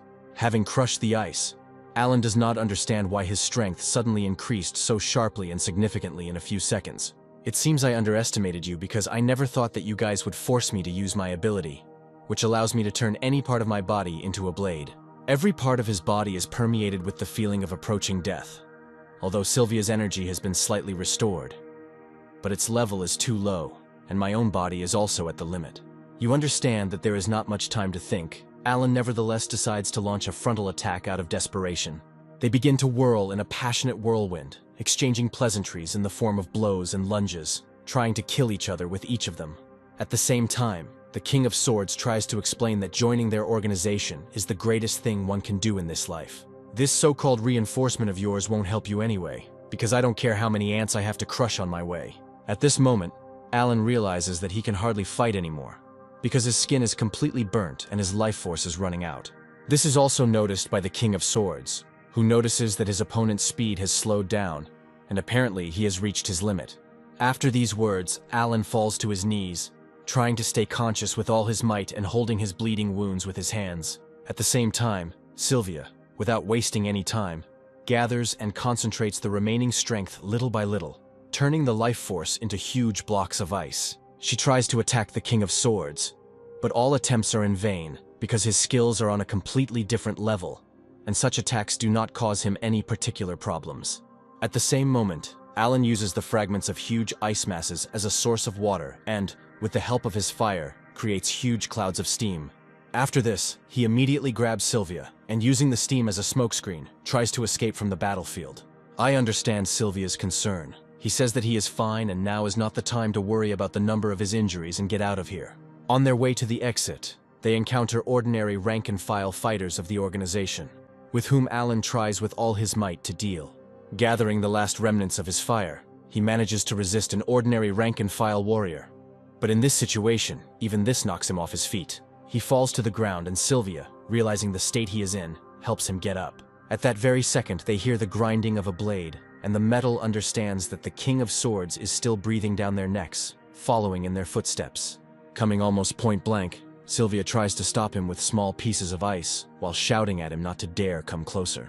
The King of Swords says that since the girl wants to die so much, he will finish her off first and is already swinging his blade.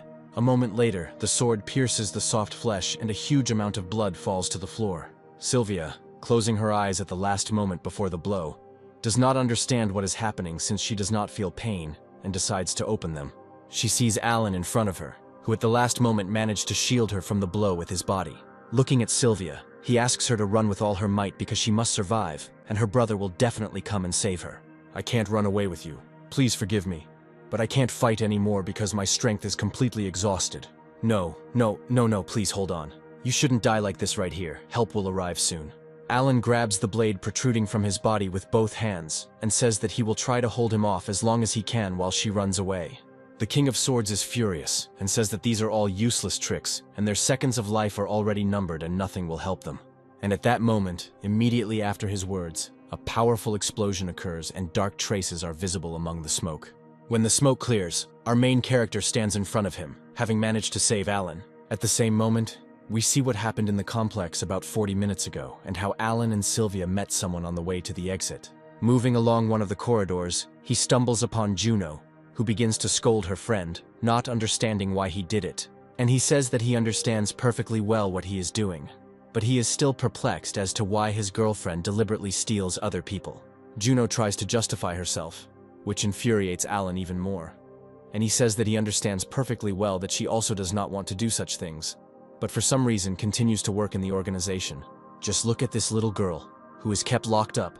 She is given weakening drugs every day, and if I had found her a few days later, she would already be dead. You think you can save her alone? This is a sure road to the grave, and before you do this, think about what will happen to you, as well as to your team. Skynet has already recruited 9 people with S-rank abilities, although most of them have gone on missions.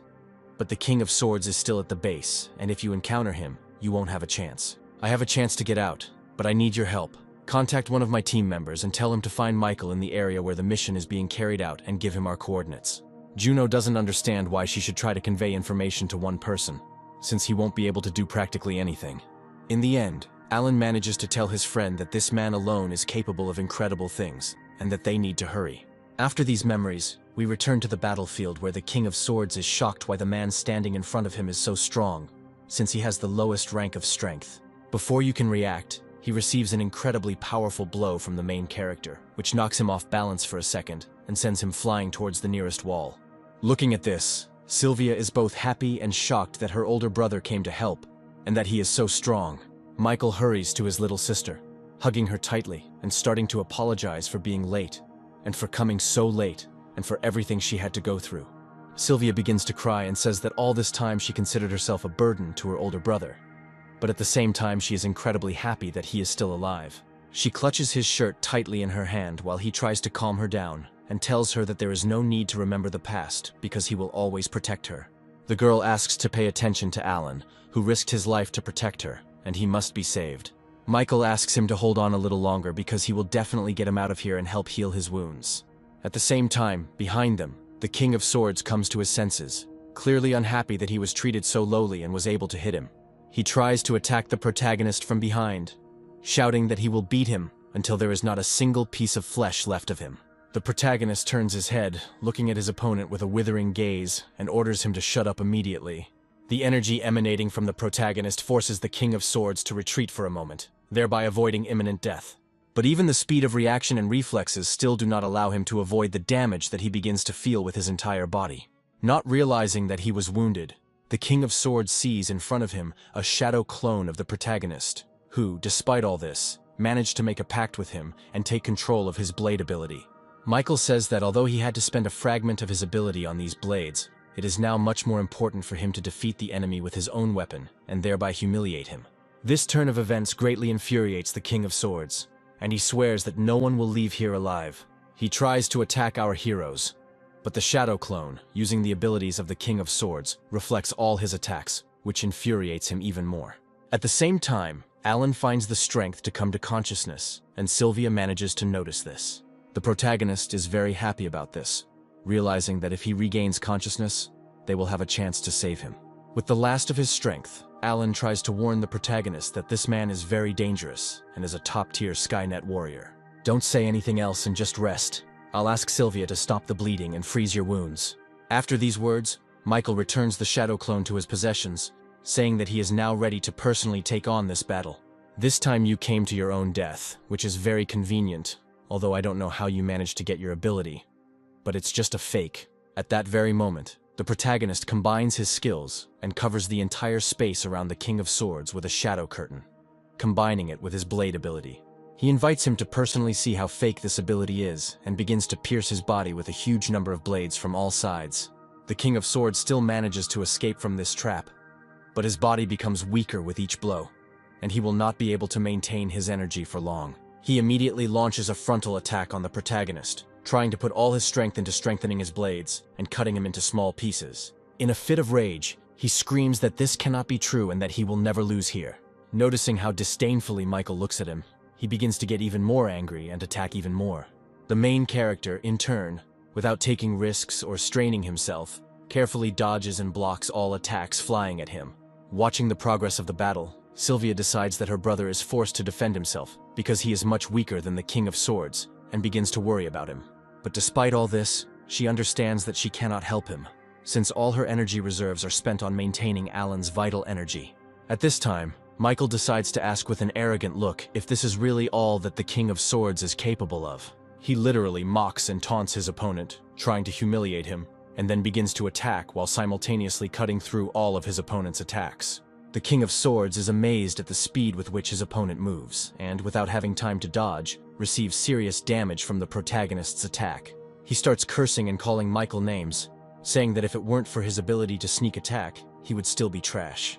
Without any problem, dodging all of the Sword King's attacks and continuing to mock, Michael states that he still doesn't fully understand how great the difference in their strength is. The protagonist says that he will make the King of Swords feel real despair and a sense of humiliation. And we see a slight reflection of bright light appear on his face. Literally 1 moment later, his body is thrown into the nearest wall by a powerful stream and jet of flame. The protagonist uses Alan's fire control abilities to defeat the King of Swords with his own fire. This fact irritates his opponent even more, and in a fit of hysteria he begins to shout that it is unfair to have so many abilities. While his opponent tries to swing his blades in all directions, the protagonist, with a feeling of unshakable confidence, declares that the outcome of this battle has long been predetermined. Using a powerful stream of flame, he begins to burn everything around, intending to finish everything right here and now. Inside the flames, the King of Swords begins to scream in pain and shout that he will never, under any circumstances, lose to such a worthless creature. After some time, his charred body falls to his knees, signifying the victory of our protagonist. The evolution tree informs that since the contract target died, the S-rank blade ability is now lost, and also that 50% of the ability fragment has been returned back. Not feeling any threat, the main character turns to his sister and says that this place needs to be dealt with as soon as possible. Suddenly, the system starts informing Michael that he needs to leave immediately. The protagonist starts to panic, but the evolution tree states that there is no time to explain, and they need to get out of here. It feels the approach of a crisis that has never been seen before. Such powerful and strong energy is capable of simply consuming all living things. Michael immediately follows the tree's order. A few minutes later, the same gray-haired man comes to the place of their battle, and is saddened that they simply ran away. Meanwhile, Michael manages to deliver the wounded Alan and his sister to the same bar located several kilometers from the place where they just were. Alan's entire team, including Juno, who had escaped with them, gathered around the table, and the protagonist tries to outline the course of the current situation. Sylvia says that during her rescue, Alan was very badly injured, and it was all his fault that he had to sacrifice himself. Juno also tries to take responsibility, because it was because of her that he decided to do all this. Alan knew from the beginning that it was you and hid it. It seems like he wanted to protect you with all his might, and does not feel any malice. I don't hold a grudge against anyone, and now we have to save him. But before that, I need to know who you are and who you obey. Juno says that she and the rabbit will never return to Skynet again, and she will definitely avenge her friend at any cost. In this case, Michael asks her to tell him the information that she knows regarding this organization, so that he can be sure of everything. The girl provides him with information and personal files of those people who possess S-rank abilities, and all of them match the protagonist's past memories. Looking at the documents, Michael cannot understand how they know this information, because it seemed to him that only he knew about his past life before reincarnation. Juno says that 8 people with powerful abilities have been found, and that they are all subservient to Skynet. And Michael is trying to extract information about the disaster and intelligent monsters. The girl says that they know little, and she can tell practically nothing until strange events occur somewhere in a remote part of the forest. In a mysterious cave, there is a huge number of silhouettes that look like people, but are most likely monsters, and one of them sits on a large stone throne. The wounded girl with whom Michael fought enters the cave, carrying out Alan's task, saying that something careless happened to her, and some boy is to blame for everything. The other intelligent monsters begin to laugh at her, but she says that their friend Thorn also died at his hands, and barely managed to escape from there. She also adds that they cannot just let him develop like this because he could become a serious threat, and everyone present is surprised that their sister is dead. At that moment, the figure sitting on the stone throne orders everyone to immediately become silent and remember what their main duty is. An image of little Anya appears on the portal behind the stone throne, and he says that they need to find the key to remove the seal from their king.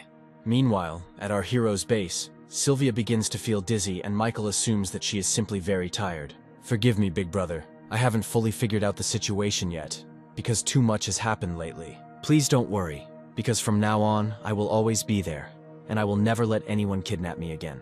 After some time, Megan, waiting for the protagonist to return, hears someone's footsteps outside the door. Opening the door, she is glad that Michael has returned and unexpectedly sees a small, wounded girl in front of her.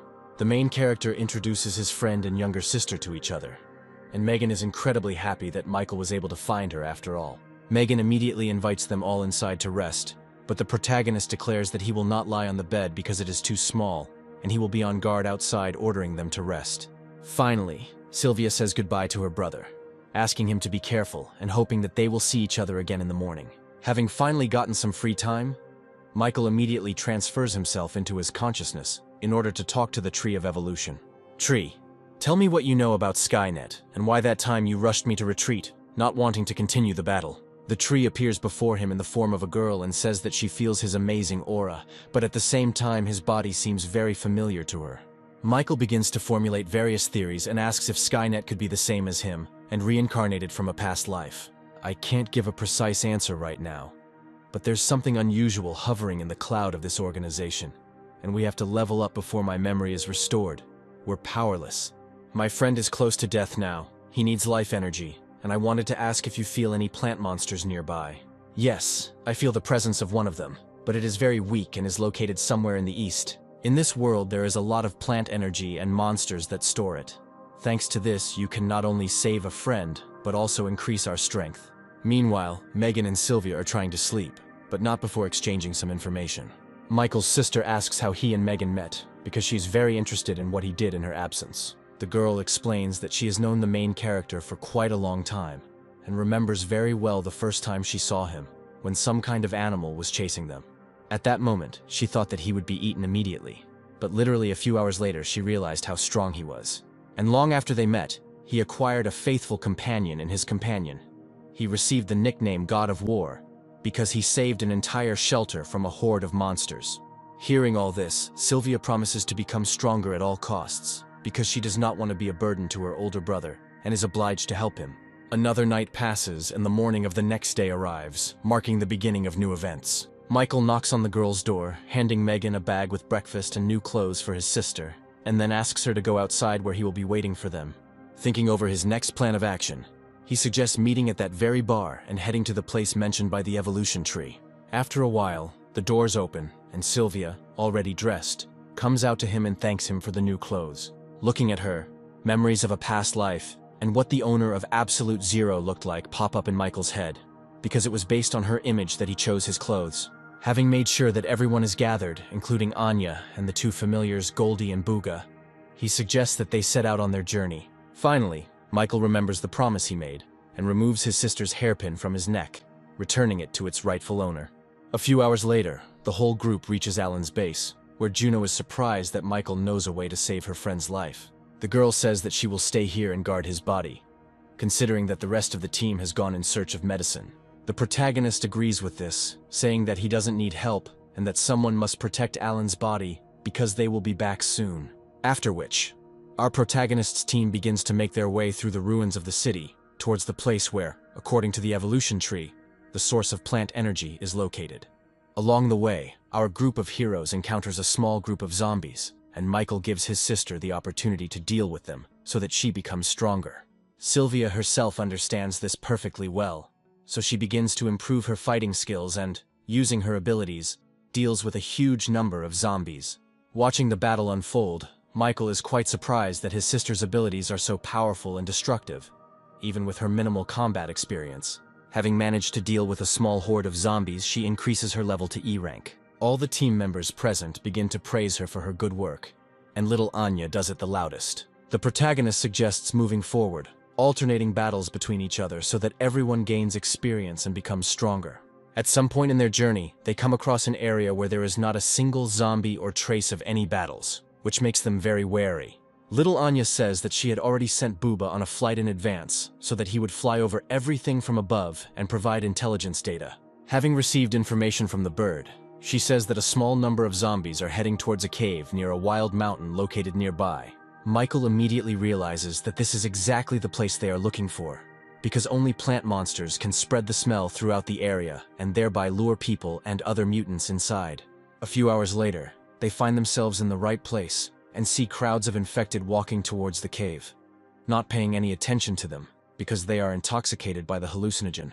Michael suggests going alone and scouting out the situation, but the girls insist that he take them with him and he has to agree. Megan declares that they will definitely help him in the battle with the plant zombie and will make every effort to become at least a little stronger. Michael also makes a slight reservation that defeating the monster will only make the girls stronger, but not him. Having discussed our plan of action, the heroes enter the depths of the cave and begin to make their way inside, hoping to find the monster as soon as possible. The girls start to move forward and Sylvia urges her older brother, who in turn asks them not to hurry so much. Michael notices that everything around him has become too quiet. And at the same time, his teammates are walking faster and faster, moving away from him, not reacting to his words. At that very moment, his reflexes tell him that danger is lurking somewhere nearby, and he comes to his senses at the moment when he is attacked by an intelligent plant. Thanks to his shadow abilities and speed, he is able to dodge the attack and survive. Behind Michael stands little Anya, who doesn't understand why the main character just stood there and almost allowed himself to be eaten for lunch. The protagonist says that he fell under the influence of an illusion, and at that very moment, plants begin to talk to them, promising that no one will leave here alive. He also notices that Megan and Sylvia are unable to fight because they have fallen under the influence of the same hallucinogen and need to be rescued. Michael takes out his blade, saying that he is going to sort this all out as soon as possible because he doesn't have time for it. The plant monster says that it will kill the protagonist first because it senses a huge amount of both plant and natural energy in his body, and that it will soon become his. It tries to attack with vines, but Michael's blade is too sharp and easily cuts through them. At the same moment, the plant begins to splash out of its mouth some kind of mica with acidic properties, but the main character manages to fill the plant's belly with a huge amount of flame using his fire ability. The monster starts screaming that it's all useless because he's immortal, and a huge mouth appears from under the ground into which he's going to swallow the main character. But instead of fighting from the outside, Michael dives inside this substance in hopes of finding the core inside.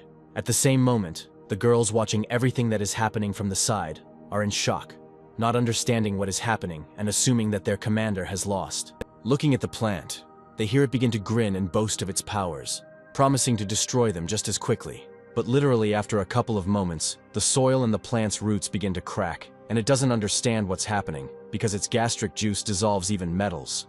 After some time, Michael comes to the surface, and they say that although he can dissolve almost everything, he is not able to dissolve a shadow. The main character also holds the core of a plant monster in his hands, leaving his opponent stunned as to how he was able to find it. Without further ado, the protagonist immediately absorbs the plant's core, absorbing all of its powers. Megan and Sylvia, standing behind him, are checking to see if he is okay, because they were very scared and worried about him.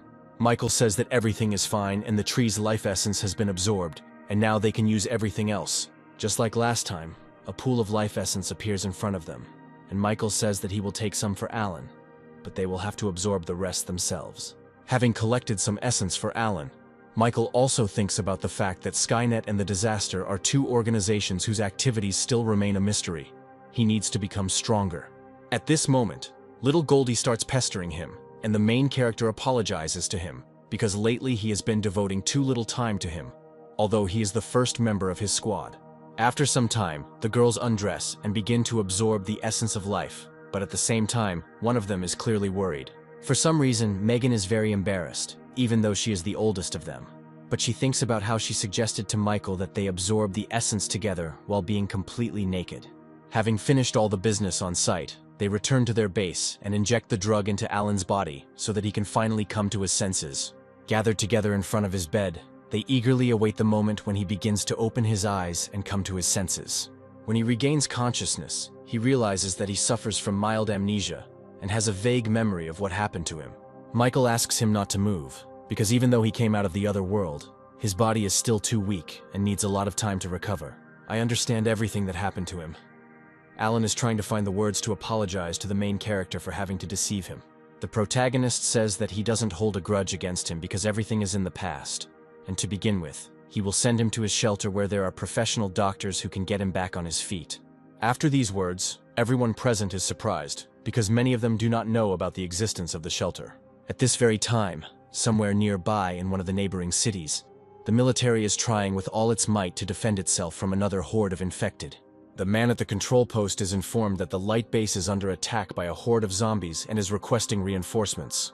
He immediately rushes to report this to the commander, who cannot believe his ears, because they are just a small base and simply cannot do anything against it. Meanwhile, in the main and last stronghold of humanity, an emergency meeting is being held under the leadership of Winston. All the assembled captains receive fresh information that a request has been received from the light base, and a colossal horde of monsters is moving towards them. The current forces are only sufficient to protect the central shelter. There are no additional forces to send reinforcements, and I propose doing nothing. This question is not so simple. The scale of this horde exceeds those we have encountered before. If the city they are currently in falls, their next target will be us, so it will be to our advantage to deal with them before it is too late. It's true that in 3 days at the most they will reach us, and there will be many more infected, so we must help the city despite our situation. Winston realizes that the commanders are divided on the idea of sending 70% of their unit to help the light base. Do you think that sending 70% is too risky? Because if the scale of the wave is not so large, then we can be left without protection for some time and fall under attack from the enemy. An awkward silence hangs among everyone, as no one is sure what to do in this situation. Someone present starts to remember Michael, but Winston says that he is currently in another place and has his own business. The captain says that he understands what everyone is worried and concerned about, but they need to find a solution and manage on their own without resorting to the help of the god of war. While heated discussions are taking place in the negotiation room, the cattle standing outside notices someone approaching the room. Monsters are very bloodthirsty and ruthless, and they should be our main enemies, so we need to help the light base in any case. At this point, their conversation is interrupted by the cattle, who says that he has something very important to tell them, and that there is no time to waste. He says that Michael has returned home and our protagonist enters the negotiation room.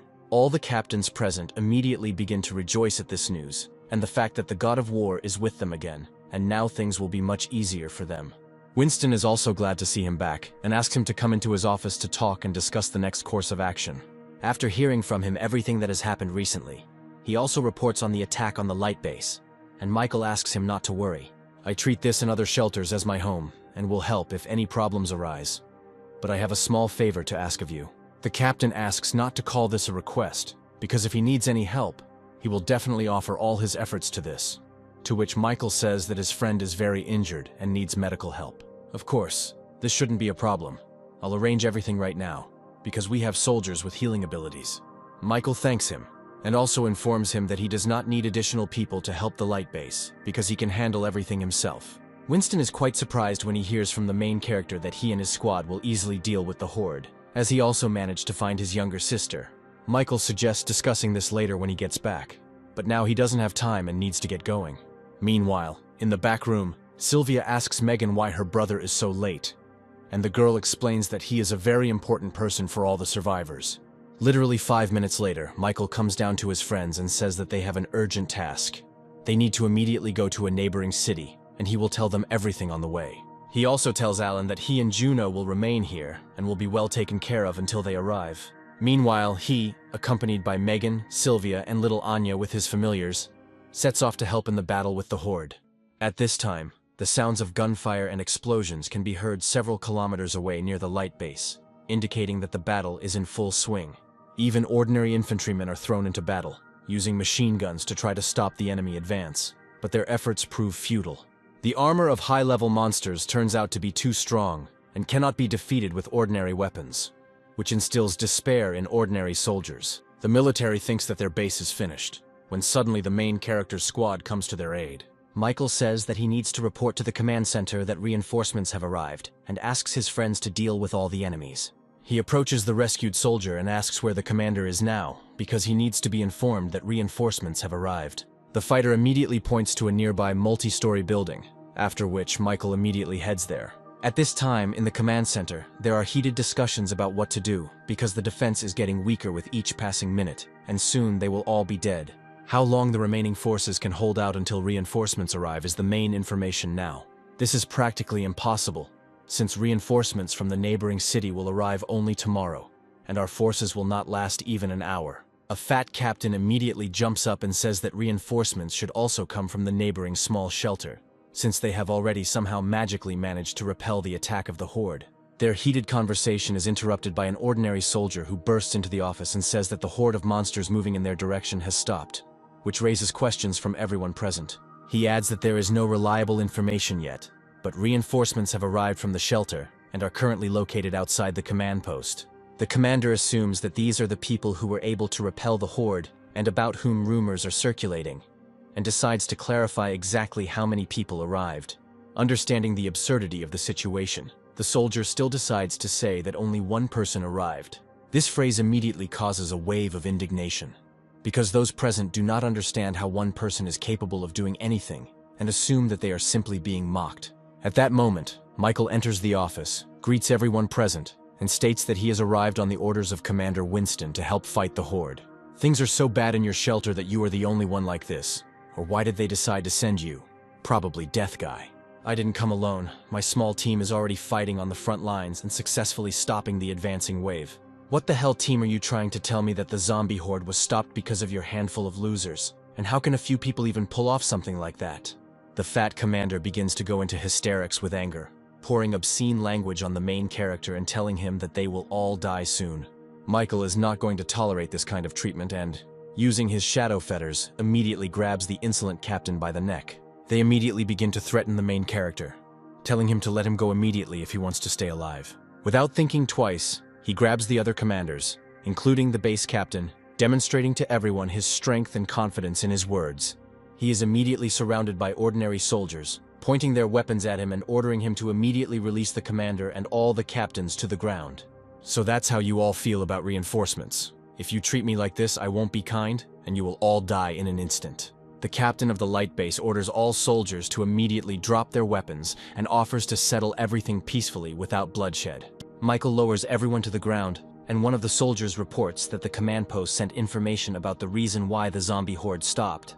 The captains and all the commanders present, including the main character, immediately rush to the command center to look at the recordings from the surveillance cameras.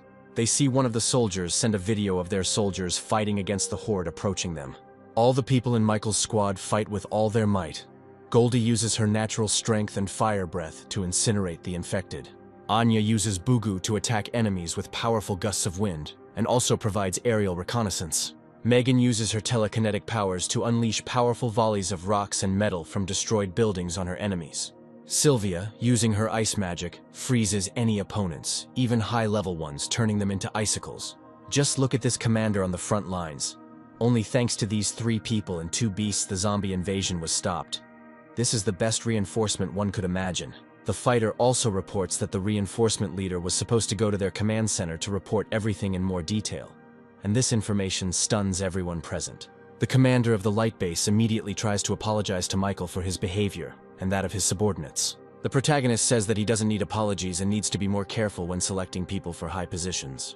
But before he could finish speaking, our protagonist felt a strong aura emanating from the eastern wall of the shelter.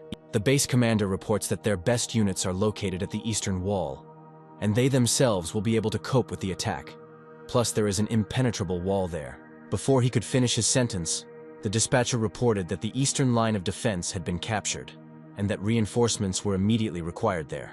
He can't believe his ears and asks to immediately display the images from the CCTV cameras on the screen. The footage shows 2 huge, high-ranking monsters approaching the walls, their size simply allowing them to pass through. The East Wall Strike Force launches several helicopters into the sky to try to destroy the monsters from the air with powerful missiles. The 2 mutants' armor proves incredibly strong, and their innate skills and speed allow them to reach helicopters even high in the sky. The captains begin to confer and decide what to do next, because they cannot allow anyone to simply break through the defense. Michael interrupts their conversation by declaring that he will go there alone and figure everything out himself, and that he needs to sacrifice ordinary people. The commander of the light base cannot believe this again, nor can he believe that one person can cope with such a threat. After some time, Michael finds himself at the walls of the eastern border and realizes that, with the exception of 2 large monsters, all the other infected pose no threat. Without the slightest shadow of doubt, he immediately rushes into attack with the desire to end this mess as quickly as possible. Finding itself next to one of the animals, a giant snake tries to swallow the main character in its incredibly large mouth. Successfully snatching his magic blade from his bosom, Michael makes a lightning-fast cut, depriving the animal of one eye. The commander watching from the command center cannot believe that this is an ordinary person, and that the rumors about the god of war turned out to be true. At this time, there is also talk among the ordinary soldiers that reinforcements have arrived, and that only one man is fighting two large beasts. Standing in front of two monsters, the protagonist once again notes that the speed of evolution is much faster than in his past life, but this will not stop him from defeating them. I rely too much on my ability to fight, and my fighting skills have weakened, so I need to fix that. The protagonist does not use his abilities and decides to deal with the huge mutants only through his reaction speed and physical strength. Having timed it right, he spins around, giving his body momentum and putting all the accumulated force into his fist for the blow. The attack's power is so strong that it slams the lizard's head into the ground, shattering it into small pieces. People on the walls of the shelter notice a huge, colossal explosion that occurred after such a powerful blow. Did I understand correctly that he was just able to defeat a colossal high-level monster with just one blow? This is probably some kind of mistake. Ordinary military personnel cannot believe that an ordinary person alone is capable of such a thing, because it is simply unthinkable. You realize that the monster was defeated with one blow. The second mutant in the form of a snake understands that most likely the battle is already lost. Frightened, he tries to escape from the battlefield using his colossal speed and size, but in an instant, Michael catches up with his opponent and humiliatingly ends up right on his head, after which he also ends the battle with one blow. After the battle ends, the protagonist returns to the walls of the shelter where all the soldiers thank him immensely. Returning to the command post, the captain of the light base immediately begins to thank him, and also confirms that the rumors about the god of war are not false. I just contacted Winston and learned that you came from the very shelter that was able to resist the horde. Michael asks not to be called by this nickname, and they also want to tell him important information regarding the infected. The radars show how a large horde was split into two parts due to the main character's team fighting in different places. The protagonist says it will be too difficult to cover such a large area, to which the commander replies that a detachment of 1,000 elite troops has been dispatched from a major base, and they simply need to buy time. Michael assumes that these are the same people who at some point arrived at their hideout with the goal of taking it over, and also bullied ordinary people. At this very time, the vanguard of girls and familiars had already exhausted their strength fighting the monsters. Michael returns to their aid, having finished discussing the further plan of action with the base commander. And at that very moment, they see several dozen helicopters above their heads, and apparently, these are those very elite reinforcements. One of the helicopter pilots turns to the leader of his group, Brett, and informs him that there are several people below them. Don't pay any attention to them. Those who appeared here as reinforcements are ordinary people. After these words, he gives the order to all awakened ones to join the battle, and soldiers begin to parachute from helicopters. At this time, the protagonist asks his allies to retreat back and allow reinforcements to sort everything out. After some time at the base, they discuss that the horde of monsters was truly terrifying. At this point, Brett interrupts their conversation, saying that one should not get too caught up in one's own fame. I am the commander of the reinforcement group sent by the base of the neighboring city, and I heard that you took care of the survivors here and I came to thank you. Michael senses a catch in his words, and cautiously decides not to enter into open conflict, smoothing over the rough edges of the first meeting. Brett suggests going to the command center and discussing the strategy for further defense. And after that, he suggests sparring to find out who is stronger. Little Anya tries to stop him, saying that before their arrival they fought all night, and they need time to recover their strength. At that very moment, Brett turns his gaze to the little girl, without saying a single word, but making it clear with his whole appearance that there is no point in arguing with him. Anya is slightly alarmed and frightened by such a stern look, and she immediately hides behind Sylvia in the hope that she can protect her. Michael asks to stop this circus and declares that he alone is enough, and his entire team will rest. At this point, Brett turns around without saying a word, but as if tacitly hinting that the protagonist needs to follow him.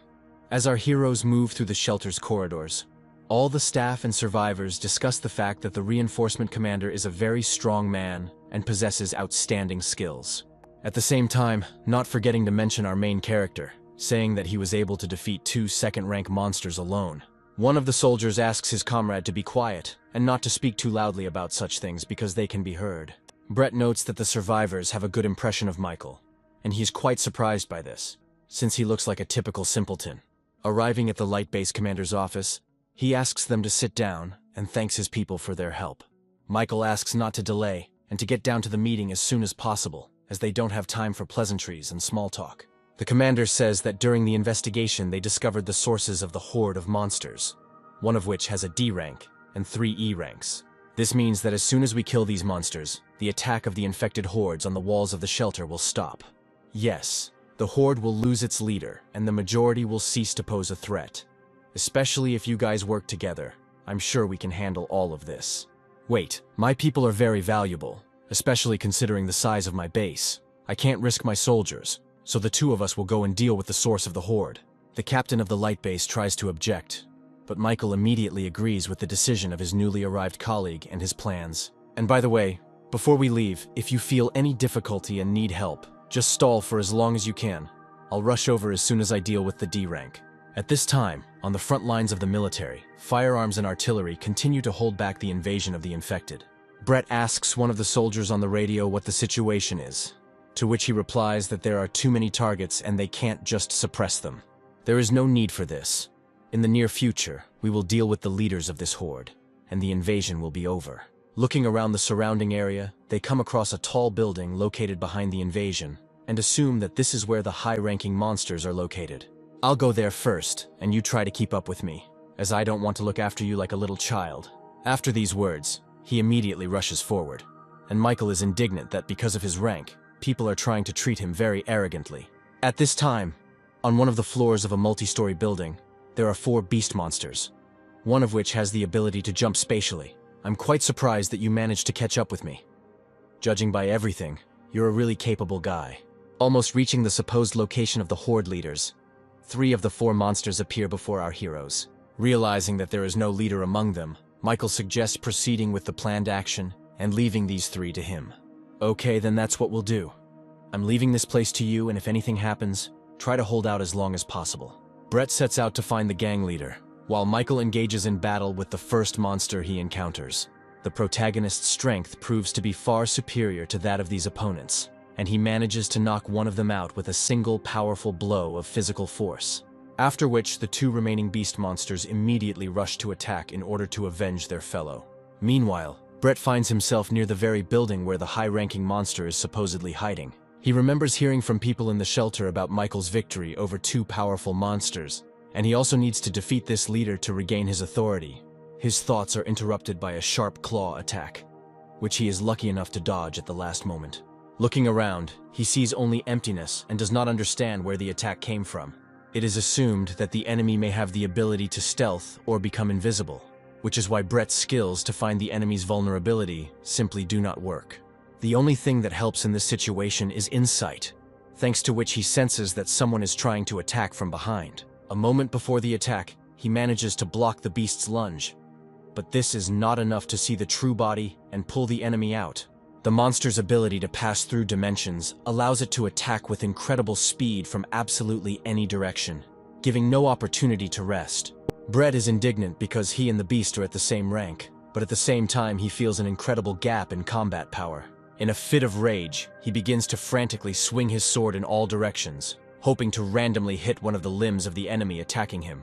At this time, a small cat, who is his opponent, watches such pathetic attempts to fight from the height of a multi-story building.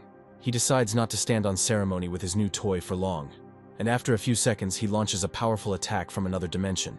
This attack causes great damage to Brett's body, and he struggles to get to his feet with all his might. Finding the last bits of stamina left in himself, he deflects and dodges the beast's powerful attacks and hopes that he won't die here now. At that very second, he hears someone's human voice behind him, which orders him to lower his head and not move. He immediately carries out the instructions given to him, and a shadow cloud appears out of nowhere and blocks the monster's deadly attack. Our main character manages to come to his aid, declaring that he is no match for him and asking his partner to step aside. How did you end up here? Just don't tell me that you were already able to deal with those 3 opponents. Michael silently ignores him and enters into a fight with the beast monster, realizing that he has very rare spatial skills. By timing the moment and using his vastly superior speed, he manages to grab the monster's paw just as it attacks from another dimension. He manages to pull the cat into reality, but he manages to escape from the grip using his tail in an attempt to escape. Since the protagonist knows firsthand the weaknesses of spatial abilities, he understands that while the monster's body is open, it is vulnerable to physical attacks. Drawing his blade, he manages to deal a powerful blow to the beast monster's body and weaken it. Looking at all this, Brett cannot believe that Michael managed to so easily deal with an opponent whom he could not even touch. Our fight is coming to its logical conclusion, because now, with such wounds, you will not be able to use the passage for teleportation. Realizing the hopelessness of the situation, the monster uses his second ability, Berserk, and his body colossally increases in size, giving him incredible strength. The protagonist is in mild shock, as he doesn't believe that an ordinary monster can have multiple abilities, and thinks that this is due to a celestial catastrophe. After activating the Berserker, the infected manages to reopen the space for portals and unexpectedly attack the protagonist. The monster doesn't move after a successful attack, hoping that he managed to kill the pathetic little human with one blow. But at this moment, Michael finds himself behind his opponent thanks to his speed, as well as his shadow form, which helped him avoid damage. The beast monster's reaction speed also turns out to be at a very decent level, and he manages to repel the main character's attack. Michael is amazed that the force increases the speed too much, and this can become a big problem and close all the weak holes of the enemy. While he was thinking about tactics, they managed to grab him by the leg, but using his blades he managed to cut off the beast's tail and escape from the grip. After which they begin to exchange a huge number of lightning-fast and explosive attacks, causing the ground beneath their feet to begin to tremble. This simply can't be happening. He should be dead already. But somehow he's fighting an opponent who is several ranks superior to him. Michael realizes that his shadow form alone won't be enough, and decides to use his fire powers to attack all the spatial portals around him at once. This bears fruit and confuses the beast monsters, which gives the protagonist the opportunity to get closer to them and try to activate the ability to devour. Realizing the hopelessness of the situation, the enemy, with the last of his strength, opens a huge portal to another dimension in order to survive. Unable to react to this, the main character has to jump into the portal after the monster in order not to miss him. Brett, watching everything from the side, is in shock because he does not understand where they both disappeared to and whether the main character survived. Judging by the jump, the distance was small, but perhaps the beast used its last breath to send him into a space tunnel, and at that moment died, and then he will be stuck there forever. Sometime later, upon returning to the light base, he reports to the commander that the god of war sacrificed himself in battle with the enemy. After I dealt with the beast, I hurried there, but it was too late and I could not save him. It just can't be that when he faced 2 D-rank monsters, he remained unharmed, and how could this happen? So you want to say that I deceived you? No, I didn't mean that. It's just very difficult to accept as a fact. After this, Brett calls his commander to report on the whole situation that happened, and the situation in the shelter. Hello. I hope the issue with the light base has been resolved, as I was informed that the shelter also sent its people there. Yes, everything is decided, but this guy is really strong. He has a lot of abilities, but it doesn't matter because he's already dead. He also reports that he saw a little girl in Michael's squad with a very interesting aura, which resembled the body of a monster, not a human. Hearing this, the commander begins to transform into a talking demon, and demands that this girl be brought to him immediately. When asked why he should do this, he is asked not to ask unnecessary questions, and to deliver her safe and sound. The human body is very useful and allows you to achieve the desired results very easily. The real commander of the base is captured by monsters, and the girl standing next to him asks if all these people should be kept alive. The demon in the guise of the commander offers him one last chance to work with the heavenly elements, and in return, he grants him life. I will never cooperate with monsters like you. You have the nerve to act like me and use my base for your own business. I will not let this go. At this time, the main character finds himself somewhere in another dimension where everything around resembles cosmic expanses strewn with stars. In front of him, he sees the true form of that beast monster that looked like a harmless kitten, and understands that its goal was to drag him into this dimension. The oxygen in the sealed space is limited. I can't just use fire abilities. But the battle can't drag on since I don't know where this tunnel leads. Michael concentrates a huge amount of physical strength in his body in order to destroy the enemy with one blow, realizing that the infection must be ended as quickly as possible.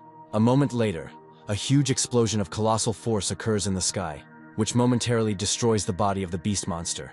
But unfortunately, the euphoria of victory turns out to be false, and the main character is attacked by dark matter. The monster is still alive, meaning that physical attacks are ineffective against it and therefore magic must be used. Michael uses his speed to try to get around his opponent's body in order to find weak spots to strike. But at this time, the infected continues to attack, using his spatial abilities, which forces Michael to simultaneously defend himself from the attacks. His attacks are getting stronger and stronger. It feels like his abilities are not limited in this place. The protagonist assumes that everything around is imbued with the monster's power, and decides to simply activate the ability to devour, which turns out to be the key to defeating the enemy.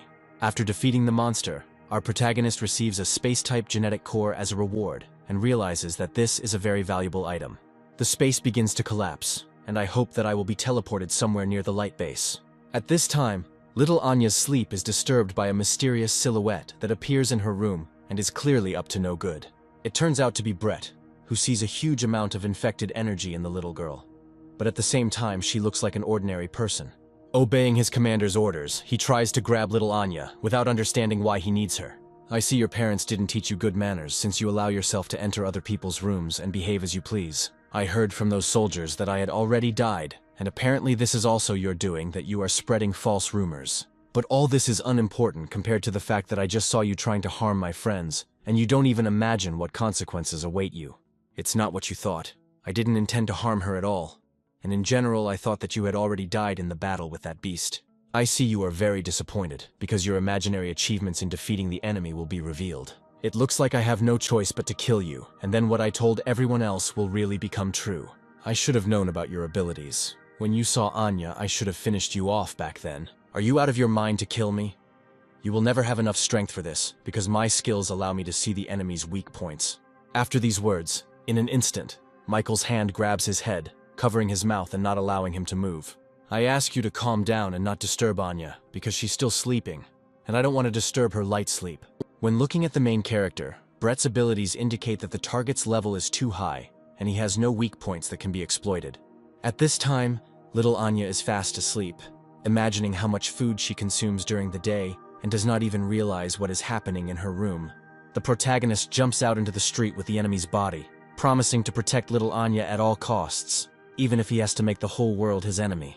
At this time, somewhere in the cave, intelligent monsters are talking to each other and discussing their next plan of action.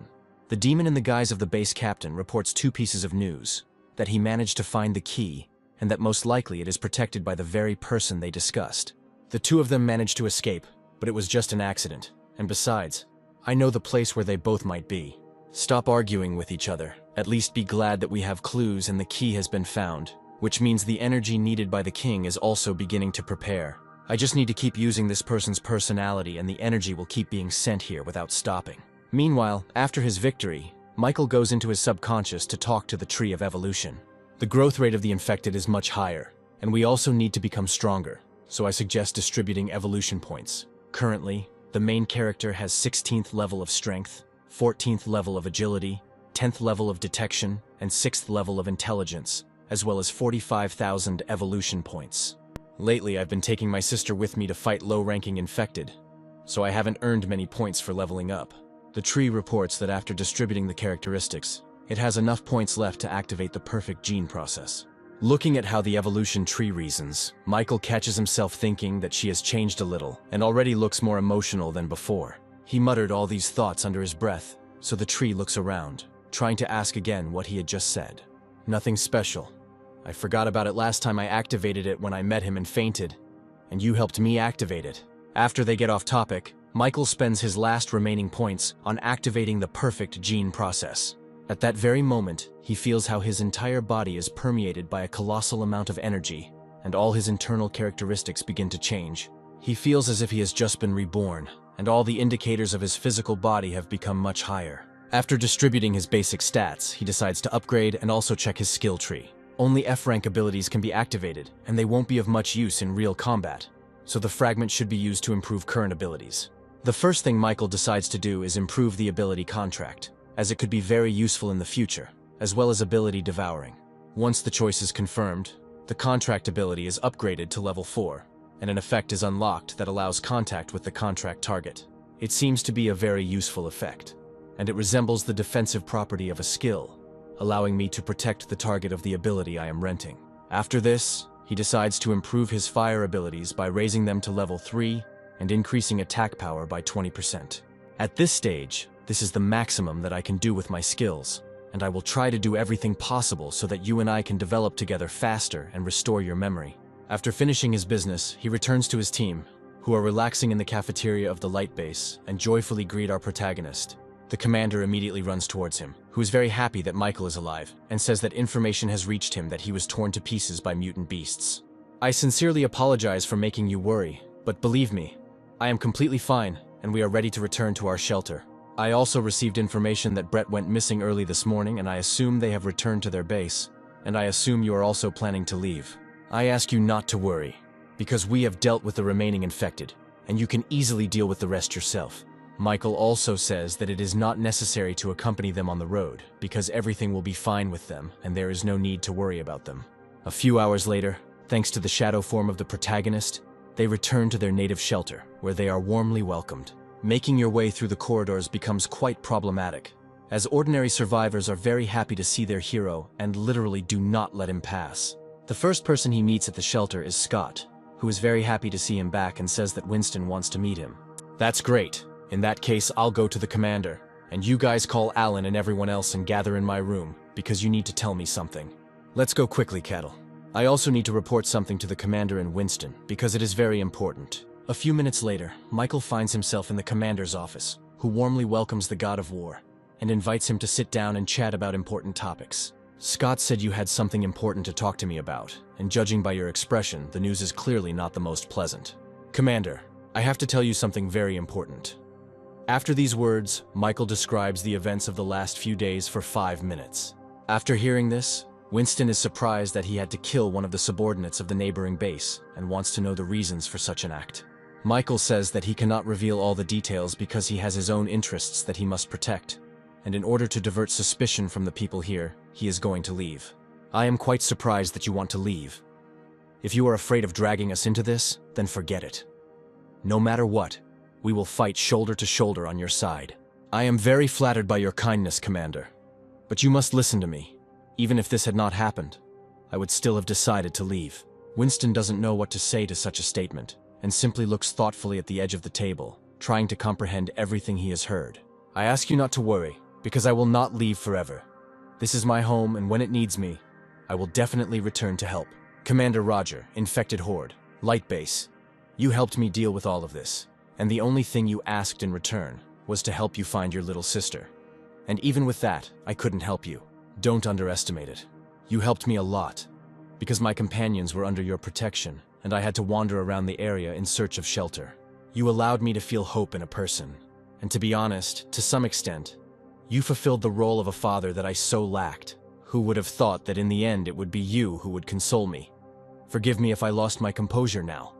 Do what you think is necessary.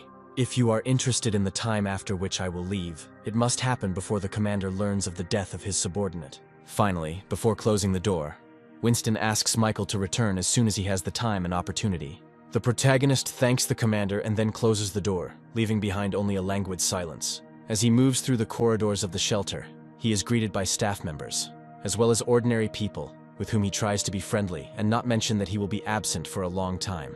When he reaches his room, he is met by a huge group of people, which includes all the friends he met during his journey. Each of them rushes to greet Michael and begins asking him about where he has been and what he has been doing. After a joyful reunion, they all decide to throw a party and take a little break from the routine and hustle and bustle that surrounds them in this new world. Going out onto the balcony, Michael asks Megan why she is sad alone, to which she replies that everything around her was too shocking, and if she had not saved him at that moment, what would their world have turned into now?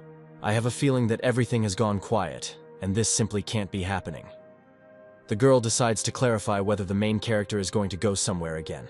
Michael is surprised by her insight, and she says that every time he is in this state, the next morning he secretly tries to go somewhere. Megan also says that this time she feels somehow different and will not be able to keep him company because she feels so sad. The protagonist explains that this time things are a little more complicated, and he will not return soon, and asks Megan not to worry about him. The girl tries to formulate the stream of thoughts that is spinning in her head, trying to separate the tasks assigned to her as a commander and as an ordinary simple girl. At one point, Michael suddenly asks Megan to give him her hand, causing her to spit out her drink in surprise. The girl begins to feel embarrassed and blush from such a statement, but still extends her palm to the main character. The protagonist activates his contract ability on Megan and gains her ability. I just made an ability contract with you, and no matter where you are, if you are in danger, I will immediately come and protect you. After these words, the girl blushes even more and becomes embarrassed, but tries with all her might to pretend that everything is fine with her. Meanwhile, in the main room, little and happy Anya runs to her brother so that he can play rock, paper, scissors with her. Sylvia stops the little girl, saying that now is not the best time to disturb her older brother, and asks her not to touch him. At that moment, Alan comes up to them and asks permission to chat for a while and asks something. He hands Sylvia a cross-shaped hair clip and says that he heard from her brother that this thing is very important to her. Using her feminine intuition, Sylvia assumes that Alan's team is about to leave the shelter and go their own way. I will continue to search for the remaining S-rank awakened in the hopes that they will join us, and not join the ranks of Skynet. Meanwhile, while they are having a conversation, little Anya continues to have fun and play with the main character's guests. The party is in full swing, and even Megan, feeling completely embarrassed, is trying to drown out her emotions with alcohol. The fleeting hours of happiness and tranquility end and a new day dawns, and the walls of the shelter are illuminated by the rising sun. Only after waking up, Michael, in the company of his sister and little Anya, sets out for their next goal. And when little Anya asks where their next route is, he answers that they are going to Devil's Island. At first, on the way to his goal, it was easiest to cover the distance by air, and Goldie, in his fighting form, coped with this perfectly. After some time, Michael decided to stop a day's journey to the island and replenish his provisions. Having scouted the situation and looked around, he is amazed that there are no infected anywhere, and the buildings were not so badly damaged after the apocalypse. Let's replenish resources here as quickly as possible, and take with us food that is easy to carry and also has a long shelf life. Sylvia, you need to gather some resources in the place where we are going. There will be no shops, and we need to think everything through in advance, because from now on, we will have to adapt. Watch how confidently his sister began to complete the task. Michael recalls how recently she was confined to a wheelchair and could not even move independently. After half an hour of packing, Michael bumps into little Anya and is stunned by what she managed to collect during this time. The girl stands with a huge cart filled to the brim with various chips and snacks, and with her whole appearance she demonstrates that this is the most important and necessary resource on their journey. Meanwhile, Sylvia, unlike Anya, was busy collecting more useful provisions. Michael also managed to get hold of some supplies, which should last them for some time during their travels. The distance to the island is quite long, so our heroes need to get a boat to get there. When little Anya asks why they can't fly there with Goldie's help, Michael explains that if a dangerous situation arises, I will have somewhere to land. In that case, I'm very happy about this, because little Anya has never ridden a boat before, and I really want to take part in it. Her joyful thoughts are interrupted by an old grandmother with a cane in her hand, which suddenly appears out of nowhere, thereby frightening the little girl. The protagonist immediately calms Anya down, explaining that she is just an old woman, and asks her forgiveness for Anya's behavior. The old grandmother greets our heroes and immediately asks if they have met her son on their way. Michael says they didn't meet any survivors on the way here, and he's worried that Grandma shouldn't be left here alone either. At that moment, a loud scream is heard from behind them, as a young girl, armed with a club, runs towards our heroes, thinking that her grandmother was attacked by the infected. The adrenaline in her blood doesn't even allow her to see who she's trying to attack, and only moments later does she realize that these are ordinary people, and her grandmother is not in any danger. After some time, they all find themselves inside the house, and the girl asks them for forgiveness for her behavior. After finishing asking for forgiveness and apologizing for her behavior, the girl introduces herself and says that her name is Samantha. Our heroes take turns saying their names and also ask what they are doing together in such a remote place. Other people who lived with us went to shelter, but my grandmother and I want to wait for my father. This man in the photo who is dressed in a police uniform is your father, our protagonist asks. Samantha says that after the apocalypse began, he left in an unknown direction, and after that, there was no news from him. I believe that my father is still alive and he will definitely come back and find me and my grandmother. But unfortunately, dementia, as well as old age and other diseases, are getting worse and worse. Grandma runs to the port too often and waits for her father, or simply looks out the window all alone. And even though I find the means to survive, I won't be able to protect her forever. Just in case, Michael decides to check whether Samantha's father is by any chance a guard on the Devil's Prison Island. The girl says that he is absolutely right, and her father worked there on the island where the most dangerous criminals in the world are kept. Your father could have ended up on this island, and by a lucky coincidence, our destination is precisely there, and I suggest you go to the shelter, and we will try to find your father. Michael asks the girl not to worry because all they need is a way to get there, and he hopes that she will help them. After some time, the girl shows them where the boat is that will take them to the island. And after some time, not allowing our heroes to sail away. She manages to catch up with them and asks them to take her with them to the island. Michael says that it is too dangerous, and there will be no one to look after her grandmother. To which Samantha replies that everything is already prepared. I know the way to the island and can steer a boat, and I will do everything possible to help you. And regarding my father, I must find him personally. After some thought, the protagonist finally agrees, but sets the condition that she must unquestioningly follow all his orders. A few minutes before, the girl, in the company of her grandmother, watched as the protagonist's squad prepared to sail. Unexpectedly for Samantha, her grandmother said that the girl should go to the island with them. What are you saying? I have to take care of you, and I can't leave you alone. You worry about me too much. I have arms and legs, and I don't need you to worry about me. Besides, I understand perfectly well that you want to go to the island to find your father. It makes absolutely no difference to me whether I wait for one person or two, but there is a difference if two are waiting for one. It was after these words that Samantha set off with the main character's squad to search for her father, hoping that her grandmother would still be able to wait for them. On the way to the island, Sylvia asks her brother why the island is called the Devil's Island. Devil's Island is a large prison where evil and ruthless death row inmates are kept who killed people for joy, and their hands are covered in blood up to the elbows. These people, even in peaceful times, receive the status of real devils, which is why the island got its name, Devil's Island. But it became truly scary after the apocalypse happened, because during its beginning, when the source hit the island, the main horror began. All the island's inhabitants became infected, and they inherited the ruthlessness that they had in life.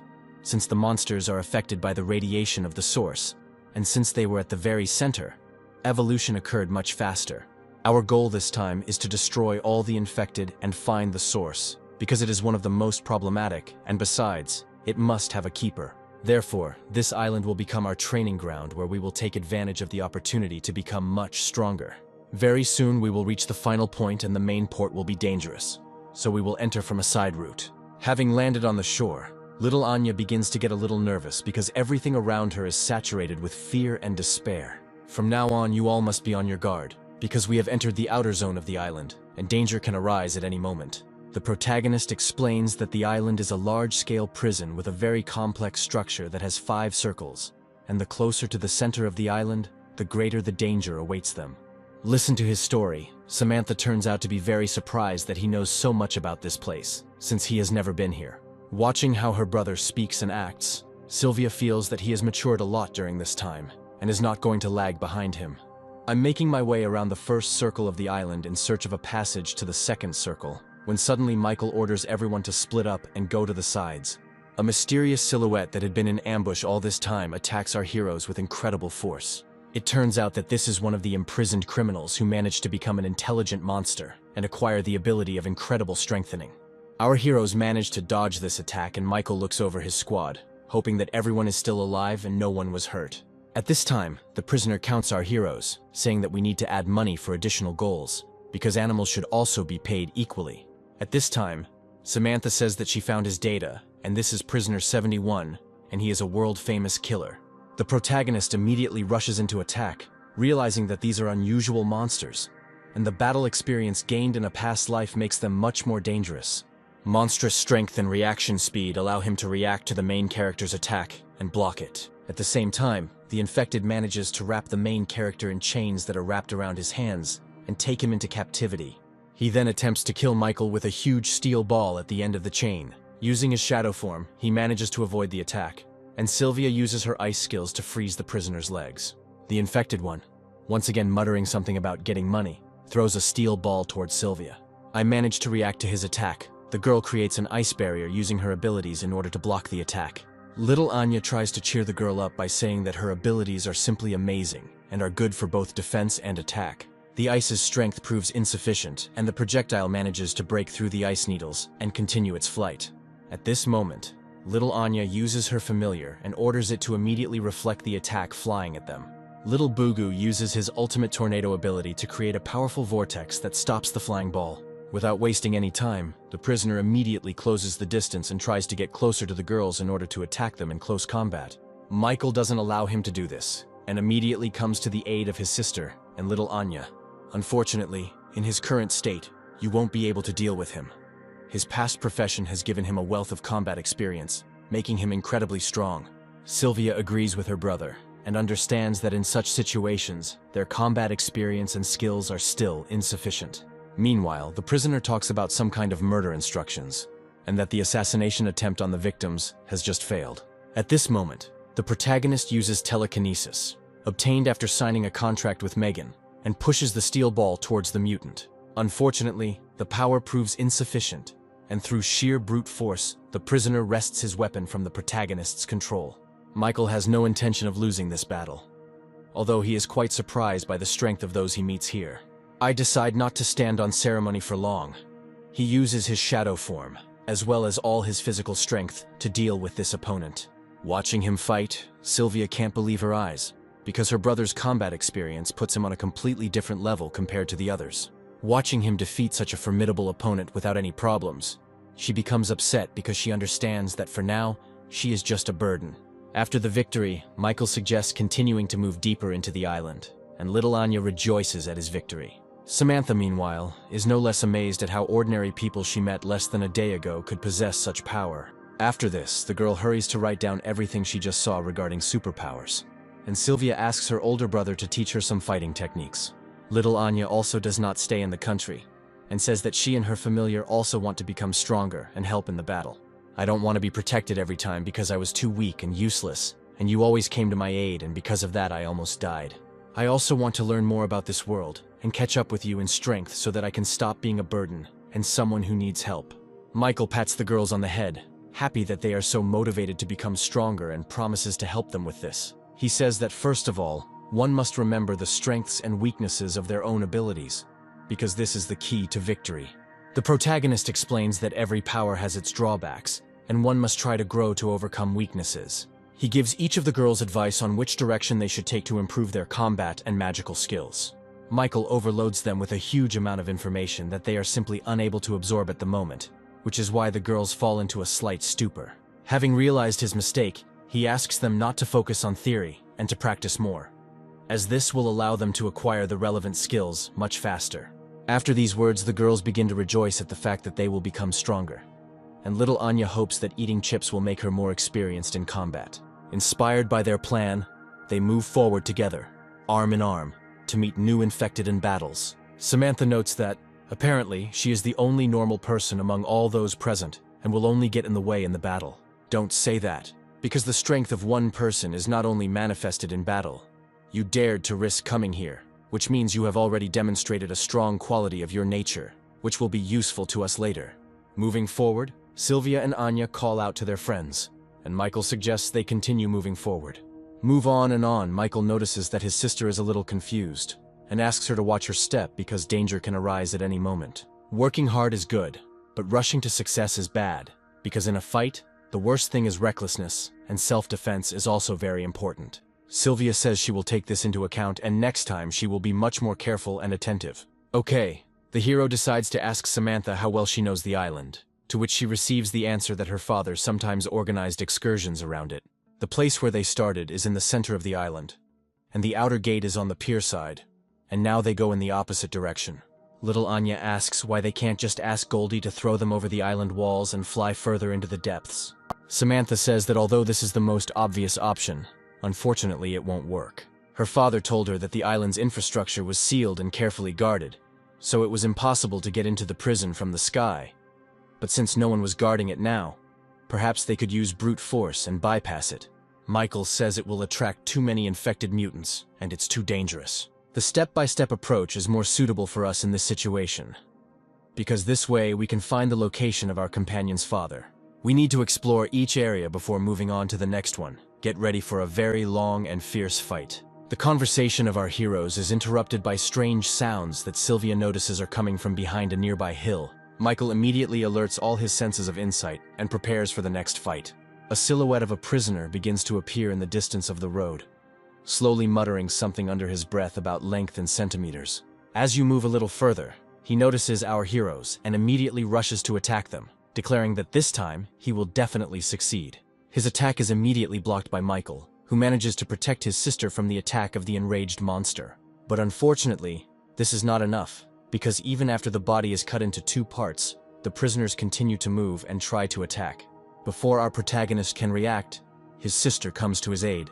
using her ice abilities to cut the monster's body into even smaller pieces. Turning back, he sees how Sylvia managed to create an ice katana with the help of ice and gained the courage to attack. Everyone present is shocked, but at the same time they are glad that the girl was able to overcome herself at the right moment and take a step forward. While not busy with discussions, the monster's body and eyes continue to move as if nothing had happened to it. A moment later, our heroes notice how the remains of his body parts begin to come back together and start muttering something again. Having gathered together as a whole, the prisoners begin to ask how she managed to make such a beautiful cut. At this time, Samantha says that prisoner number 67 indicates that he is a crossover killer, and all of his victims in his past life were brutally dismembered.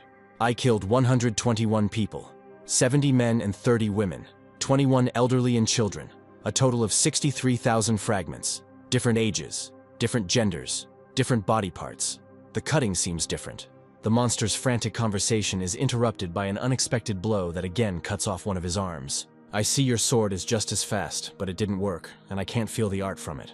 Sylvia says she assumes that normal physical attacks are simply pointless for this zombie. However, due to the lack of a plan, the girl continues to attack him and try to cut him into small pieces. While his body is falling apart, the monster continues to mumble something about fractions of centimeters and about his feelings of cold and hopelessness. But even after this, it is again assembled from small parts into a single whole, and they say that this is the most beautiful art of all. After the transformation, he says that it is his time to perform, and he is thinking about where to start. He instantly becomes close to the protagonist's sister, and, trying to attack, says that he wants to start with that cute face. At the last moment, the girl manages to block the attack of the ill-wisher with the help of her ice katana. He is about to attack again, but unfortunately Michael manages to come to his sister's aid. With one light and powerful blow, he immediately cuts his body into 2 longitudinal parts. In a fit of anger, the monster attempts to attack Michael in response, declaring that he should not get in his way, but fails. Using his shadow form, the protagonist begins to split his body into many small pieces again. The monster starts laughing and says that no matter how much they cut him, he will still be able to rise again. But to his misfortune, Sylvia prepares a powerful attack. At that very second, a huge column of icy energy erupts from the ground, covering everything in the area with ice. The prisoner's body is completely covered in a thick layer of ice, making it impossible for him to move, but he still has the ability to speak and remain conscious. The monster is completely confident in his immortality, but Michael, touching the ice with his hand, simply uses the ability to absorb and destroys his body. After the victory, little Anya and Samantha begin to rejoice, and Sylvia says that it's all thanks to her brother. After these words, the girl, having used up her last reserves of strength, begins to lose consciousness. Before she hits the ground, Michael manages to catch her in his arms, declaring that she has spent too much strength and energy in this battle. Your body is now very exhausted and in a state of fatigue. Remember for the future not to spend energy completely. Otherwise you expose yourself and the entire squad to great danger. The protagonist suggests staying here and resting and continuing their journey after the pass. He asks his sister not to worry, because a little rest can also be useful, and overexerting the body can be very dangerous. After some time, stopping to rest, Michael notices that Samantha is eating practically nothing and spending too much time in her thoughts. The girl says that she is very worried about her father, and in this state she does not feel hungry. On this island, she has already seen a huge number of frightening monsters, and it seems that her father is no longer alive. I completely agree that the island poses a huge threat, but we shouldn't give up hope.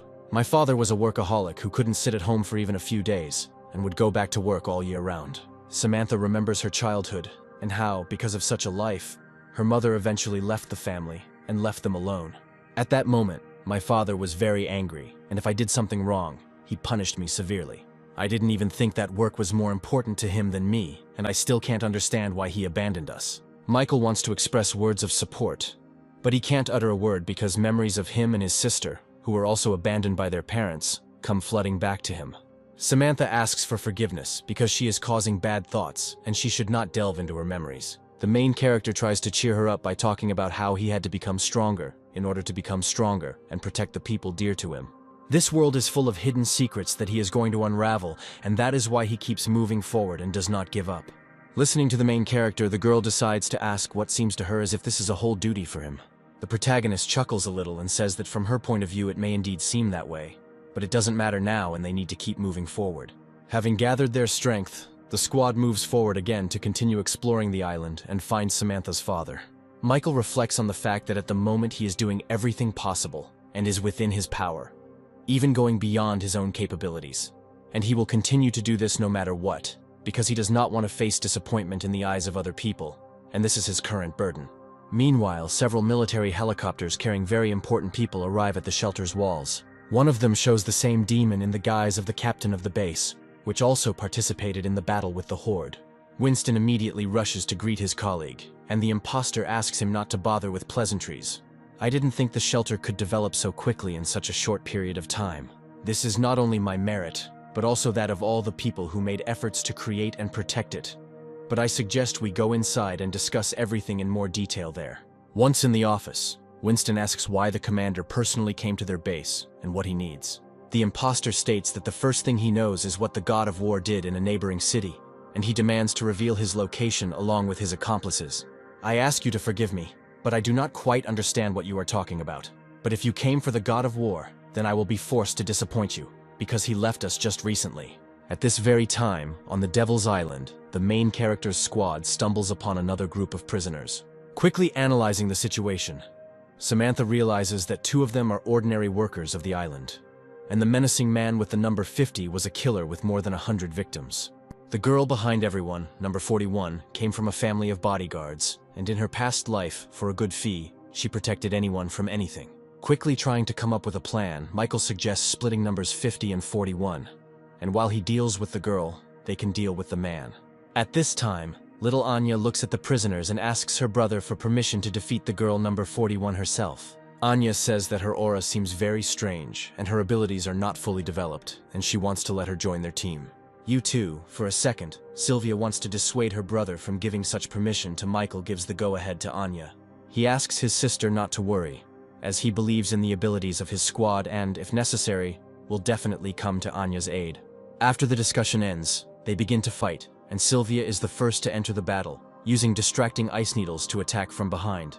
Prisoner number 50 effortlessly begins to destroy everything around him and blocks the attack with the help of his ability to strengthen and grow other limbs. Taking advantage of the confusion, Michael immediately rushes into the attack, trying to end the fight with one blow. But unfortunately, the monster's reaction speed turns out to be much higher, which forces the protagonist to assess the situation around him. At this time, little Anya is preparing to fight with prisoner 41 and is trying to penetrate her mind. Once inside her memories, the monster's face takes on an emotionless expression for a second. Once inside, Anya is in a bit of shock, as she doesn't notice anything in the girl's mind. While little Anya tries to find at least some clues in her memories, the girl's body tries to attack her. Her familiar, Bugu, comes to her aid, blocking the monster's attacks and protecting his mistress. After retreating a little, the prisoner uses her psionic armor ability, which covers parts of her body with a protective layer of energy. At this time, Anya manages to dig up childhood memories of a girl in which she boasts to her father about an award at a dance school. The cruel father simply destroys the letter, declaring that her talent should not be wasted on such a useless activity. He tells her that she must try hard and train hard because her family has high hopes for her in the future. While Anya is digging through his memories, the prisoner wins the battle with Bugu using her skills. Meanwhile, the memories reach the moment of her growing up, when she starts working as a bodyguard. Other security guards thank her father for raising such an amazing daughter. One day, a father thanks his daughter for a job well done and gives her one day off and the next day off. With a bit of a catch, he says that tomorrow she can go dancing, because he has prepared a little surprise for her. At this moment in ordinary life, the prisoner begins to scream in rage. Realizing that someone is digging through her memories, little Anya sees a girl come to the dance school where she studied and discover a mountain of corpses, and realize that this is the work of her father. She sees a note that says that the father congratulates his beloved daughter because she has grown up after everything she has been through, and now she will clearly understand what she needs to do in this life. The monster attacks again, but luckily an energy tornado appears in its path, blocking its way. The girl's familiar finds the last of its strength to protect its owner until its last breath. At this time, prisoner number 50, who is fighting with Michael, does not understand why his companion cannot finish the battle with this little girl. The familiar tries to attack the monster, but thanks to its speed, it easily dodges most of the attacks. After this, I will charge a huge powerful energy ball, which produces a powerful explosion and should definitely hit the prisoner. But unfortunately, this turns out to be not enough, because the skills of psionic armor once again save the girl from mortal danger. After which they engage in close combat in which their skills are almost equal. The prisoner doesn't understand why she can't use her skills to their full potential, because something is happening to her body. At this time, prisoner number 50 does not understand why he cannot cope with this pathetic human who seems very weak in appearance. Michael tries to attack the monster's body, but the strength of its armor does not allow him to simply attack. The protagonist also has to dodge the monster's ranged attacks while he tries to retreat and regroup. Having lost his vigilance, the main character loses sight of the prisoner who at that moment was about to attack little Anya. There is a slight look of horror on Michael and Sylvia's faces, as they will not have time to save the girl and do not know what to do next. But at that moment, something prevents the prisoner from carrying out his attack, and surprise can be seen on his face. At this time, in her subconscious, little Anya stumbles upon memories of a prisoner who simply sits and cries in the gym. The girl says that all her life she has not done what she really wanted, but only followed her father's orders. He always said that her talent was only to follow his orders and be a bodyguard, like all family members. He destroyed everything she liked inside her, even her friends, forcing her to be a submissive machine for destroying enemies. When she realized this, she could no longer become the same person, and whether she liked it or not, it was too late to change anything. Opening her eyes, she sees how little Anya begins to completely destroy all her ideas about her past life and cause chaos in her mind. She asks the little girl to stop, but fortunately Anya doesn't care and continues to play with a smile on her face. The girl declares that everything in this life can be changed, and picking up a huge dumbbell from the floor, simply begins to destroy everything around her. Everything around begins to collapse, and instead of old and sad memories, a space of pure consciousness appears before them. I was able to erase all these things from your memories, and now you can do whatever you want and desire. After this, little Anya invites the girl to become her first real friend and extends her hand to her. Flashing back to the real world, we see Prisoner 41 blocking another monster's attack, meaning Anya has managed to take control of her. The man is in complete shock because he does not understand why his girlfriend began to defend their enemy. The girl says that she doesn't need a good reason to defend someone who dared to call her his friend.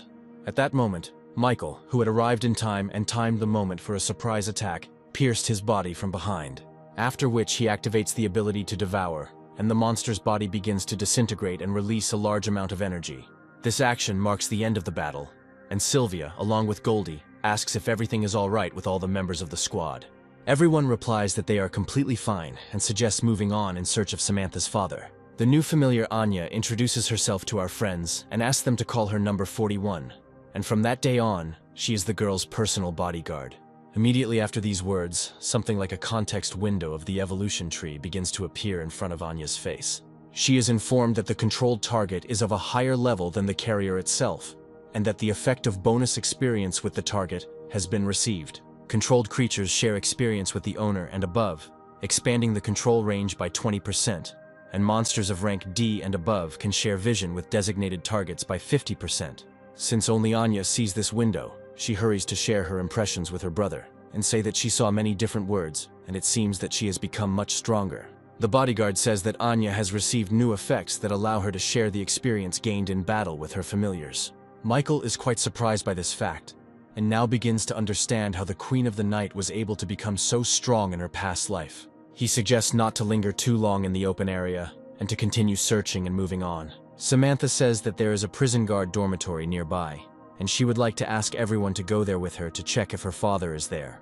The main character says that this is still a priority target for them, so he asks the girl to accompany them to this place. Carefully moving towards her intended goal, the girl says that she also knows some hidden passages and paths located throughout the island. After some time, they come across a large building and smell a thick smell of blood, which indicates that there was a fierce battle here. The protagonist orders everyone to get ready, because even though they have become stronger, they cannot be frivolous and must always remain on guard. As they get closer to the dormitory building, they are suddenly attacked by two mutants lying in ambush. The main character immediately manages to use his shadow abilities to protect Samantha, who was the first target on the mutant's path. He once again asks the girl to be careful and not to get lost in the clouds, because memories of her father could cause her death. The girl says that she saw the guards' uniforms on the bodies of the killed infected, and at that moment she thought that her father had also turned into one of them. As they move deeper into the building, they come across a huge amount of traces of blood and the battle that took place here. While exploring the floors and stairwells of the building, they finally stumble upon the supposed room where Samantha's father might be. Once inside, they once again find nothing but traces of a battle, as well as things scattered throughout the room. At this moment, little Anya is distracted by number 41, who asks her to change her prison clothes for something else. While our heroes are looking around the room, little Anya and the girl go to the closet in search of other clothes. After some time, our heroes, having found no traces or evidence in Samantha's father's room, move on in search of clues. At one point, Michael notices large traces of a battle that apparently took place quite recently. Looking around, they see a small cliff and traces of blood leading to it. Assuming that this is the direction in which the survivors fled, they assume that there is a port in that direction, and that is where the surviving people were trying to reach. Our heroes decide to follow the trail of the battle, moving closer and closer to the supposed place where the battle ended. Turning the corner, Samantha takes off and starts running towards the port, pushing everyone in her path. Sylvia tries to stop her, saying that it is too dangerous to go alone. But Michael asks her not to jump to conclusions and not to interfere with her. They notice their companion running towards the body of a wounded island worker and screaming at the top of her voice that it is her father. As a child, Samantha would ask her father why he was always so busy that he couldn't meet them at least once. Looking at his daughter's head, the man replied, saying that his job was very responsible, and therefore he could not be with them all the time. To which the girl asked whether family members were really not important. The man replied that they were, of course, important, but he had to keep an eye on bad people so that they could never harm anyone. Samantha asked her father to tell her more stories from Devil's Island, to which he said that she really liked them. But he had to go. Now an adult, Samantha looked at her father's battered face, remembering his words about how he would definitely tell her stories about criminals the next time he returned. The man suddenly rose up a little, still kneeling with a pistol in his hands. Tears began to flow from the girl's eyes as she called out to her father, and he exclaimed that it was she had come to him. Samantha's grandmother was at home, looking out the window. The old woman quietly turned to Samantha's father, saying that he had to protect her. Michael, turning around, noticed a whole crowd of zombies behind them and told Sylvia that they needed to deal with them first. One of the zombies' faces was on fire and he was screaming that everyone should burn. But immediately after that, a couple of pieces of ice flew into his head, which, upon meeting the fire, turned into steam. As it turned out, it was Sylvia, who was looking at the crowd of zombies with an angry look. Looking at his sister, the guy thought that, having seen Samantha's situation, she also thought about their parents. Michael, drawing his sword, shouted out, urging everyone not to let a single zombie get through. Meanwhile, something was happening at headquarters. Footsteps echoed through the corridors as the emergency meeting was announced, ordering all soldiers to assemble and report to headquarters. A decent crowd had gathered at the headquarters, and one could hear questions about what was going on, why they were gathering so late, and whether the zombie horde had really come again. Scott told Winston that all the soldiers had already been assembled, to which he praised him, saying that he had done an excellent job. Scott turned to the commander to say something, but Winston waved the guy off, saying that he already knew what he wanted to say, but he had already made up his mind. Some time ago, Winston was sitting in his office with Commander Sylvester, instead of whom there was a demon. He said that he would go and check the question of the god of war. The second thing is the most important, and the main reason why he came here. He captured the place where the zombies were concentrated, and was ready to gather all the human forces and destroy them. All the other bases agreed to send troops, and only they remained. While the zombies were not getting stronger, they could allow humanity to restore peace. Winston's eyes widened in surprise, but he said nothing, only listening silently. Finally, shouts were heard that Commander Winston had arrived, and orders were given to maintain silence and concentration. Going out onto the balcony, Winston apologized to everyone for disturbing them so late, and said that he had come to them with important news. It's been 2 months since the apocalypse outbreak, and they are gradually losing their lands, while the zombies are getting stronger day by day. If this continues, it will be dangerous. Now, after they found the zombie clusters, the other bases agreed to gather all their forces to destroy them. The man said that after much deliberation, he too had decided to join this battle.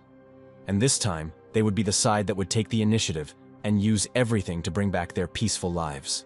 This time, the operation promises to be difficult. They may fail, but nevertheless, they must take this step. Only if they take the initiative, then they can win in the future. This is the battle in which humans and zombies will clash for the first time. Megan, Aaron, and Austin, along with Reem, will personally lead the teams to the front lines. Winston said that besides him, the other 3 are strong members of the War Gods team. They have a lot of combat experience, so he is confident that they will be able to lead everyone well. Finally, he said that they will set off tomorrow morning. After this speech, the soldiers' enthusiastic cries were heard. shouting that they would fight for the future of humanity. Meanwhile, the guys moved on. Sylvia, using her powers, froze the zombies that they met along the way. She chopped the frozen bodies into small pieces with her sword. After some time, Sylvia noticed that she had finally won over everyone.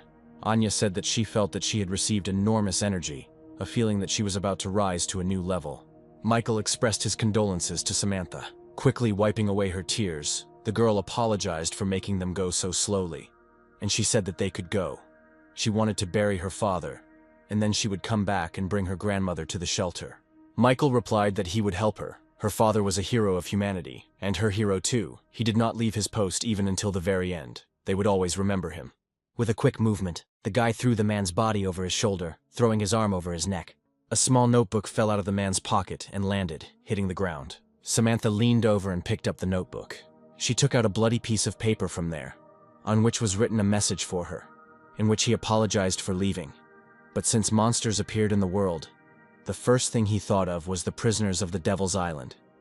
If they took advantage of this disaster and escaped, their city would be the first to suffer. He wrote that he and his comrades had consulted and decided to guard this place until the end, not allowing anyone to leave it on any boat. What appeared before them were not people, but monsters. And slowly his teammates died one after another. Soon after all this, he was left alone, and all he wanted was to see his family. He wanted it so badly. But he couldn't leave, because someone had to guard this place. Someone had to protect everyone. Samantha read the last lines in which her father apologized for having no one else to tell her the stories of Devil's Island. But he wrote them down further. After some time, Samantha's father was successfully buried. Standing up, Samantha clutched the notebook in her hands and said that she had changed her mind and wanted to go further with them. Her father had managed to write down the most terrible captives from the deepest corners of the island. And there's a team of guards there who might be trapped. She has the key, and now she has her father's book, so she can help them. Smiling, Michael did not reject this offer and said that it was time for them to go then. The boys went further and hid in the bushes. Michael told Samantha that they had already searched the area, and Sylvia asked Anya where number 41 was, to which she replied that she was in her dimensional space. Samantha glanced at the turn and said that after the turn there was an entrance to the next area ahead. The guys went further, and there were some holes there. Samantha asked about what it was, to which she was told that this hole had long been the source that turned Devil's Island into such a state. They walked further, and came across a huge door. Michael thought that, as expected from the strongest prison, the source was unable to destroy it. But then he sensed something that was clearly not good, and he shouted to the others to be on guard.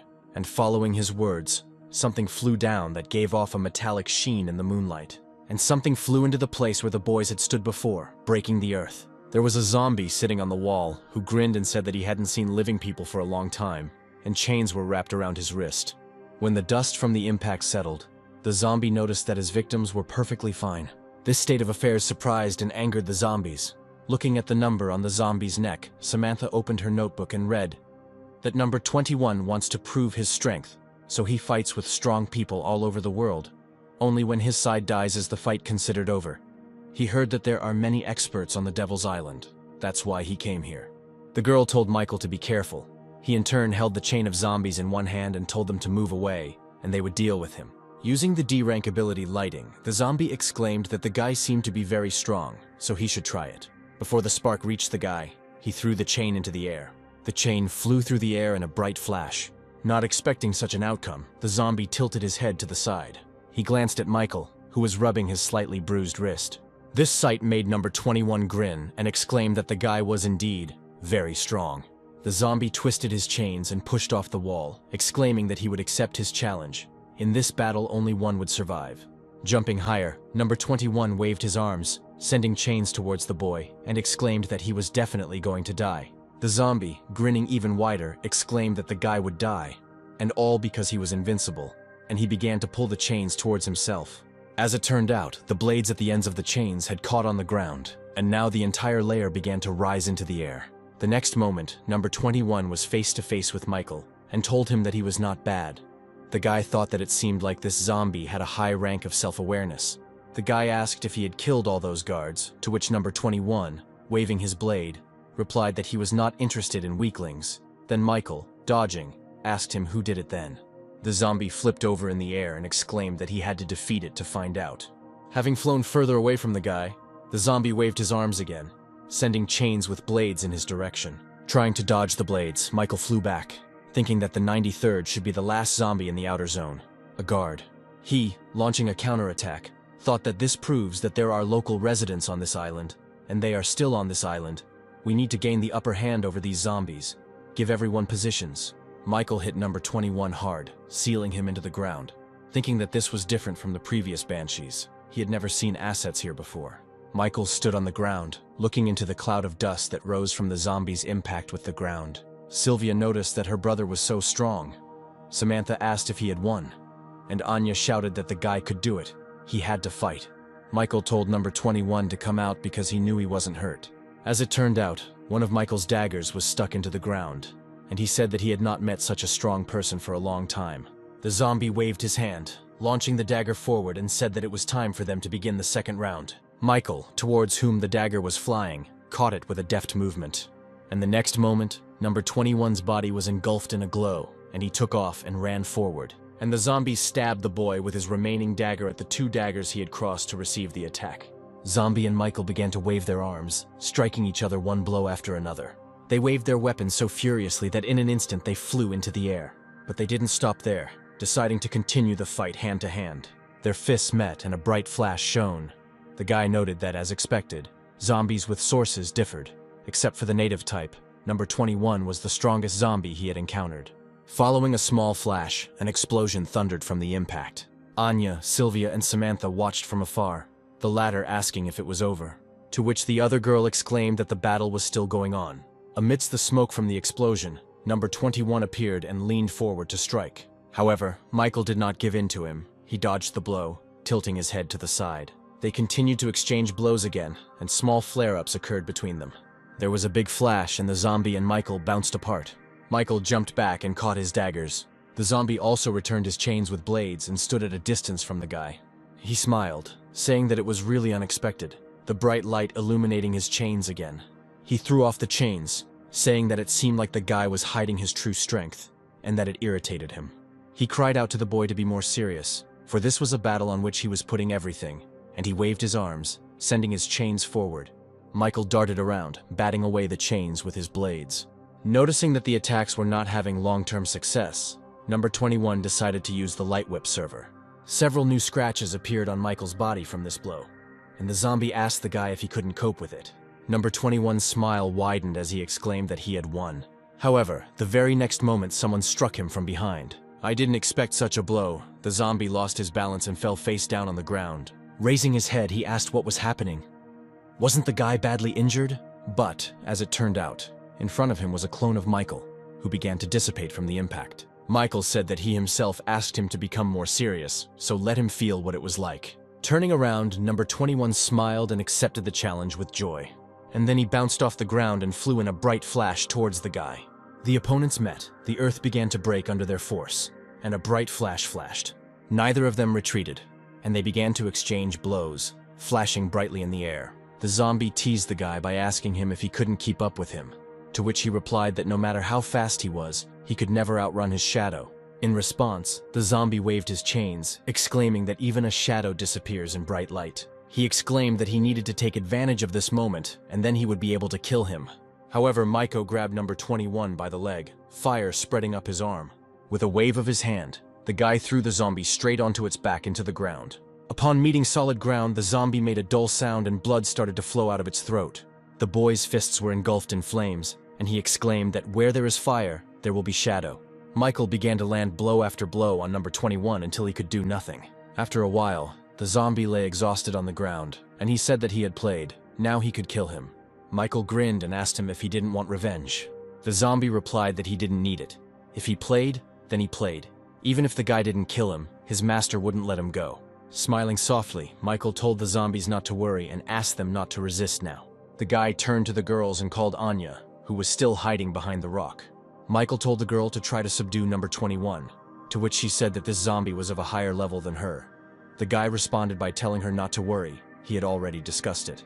Anya pointed her hands towards the zombie, who immediately stood up, noting with surprise that his body had become much lighter. The girl thought that this zombie was being controlled too easily, that it seemed too stupid. Number 21, feeling lighter, exclaimed that he could fight again, Anya responded by exclaiming that he could not make Michael his enemy. Frowning, the zombie asked why he would listen to some child. But suddenly he felt some kind of signal in his brain.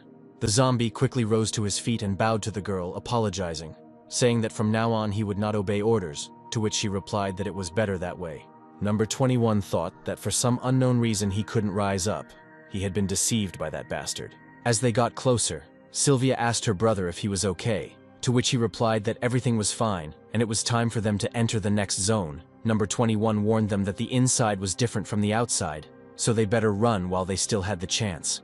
Anya exclaimed that this guy was so annoying and she ordered him to return to space. The zombie, noticing that the body was still dissolving in light, asked what they were doing to him. The boys approached the gate again. Michael thought that they had already expected that there would be danger ahead. Michael moved further and opened the huge gates with a quiet creak. A strong energy wafted towards them from within, and Michael noticed that this was the interior of Devil's Island. At the end of the corridor, another zombie with dogs appeared. He exclaimed that invaders had been discovered and that they needed to be killed immediately. The zombie let go of the leashes and the dogs quickly ran forward. Michael stepped forward to meet the dogs and shouted for everyone to be careful, as these creatures were not simple. Goldie, who had been flying behind him all this time, had his eyes flashing with a golden light. Taking on his true form, he flew forward and swung his huge paw. Sylvia was also not far behind, and she threw several ice flows at the dog. Michael swung his blades, cutting the dogs into small pieces. After some time, there were pieces of the dogs lying on the floor. Sylvia asked if they were dead. At that very moment, the pieces of the monsters began to glow with a bright light. The pieces began to grow back together into whole bodies, and Sylvia exclaimed that they were resurrected. Michael noticed that these monsters had no levels or abilities. So weren't they zombies? To the dog's surprise, Michael jumped above them, activating his devouring ability. The guy touched the zombie, and the system reported that the ability could not be activated.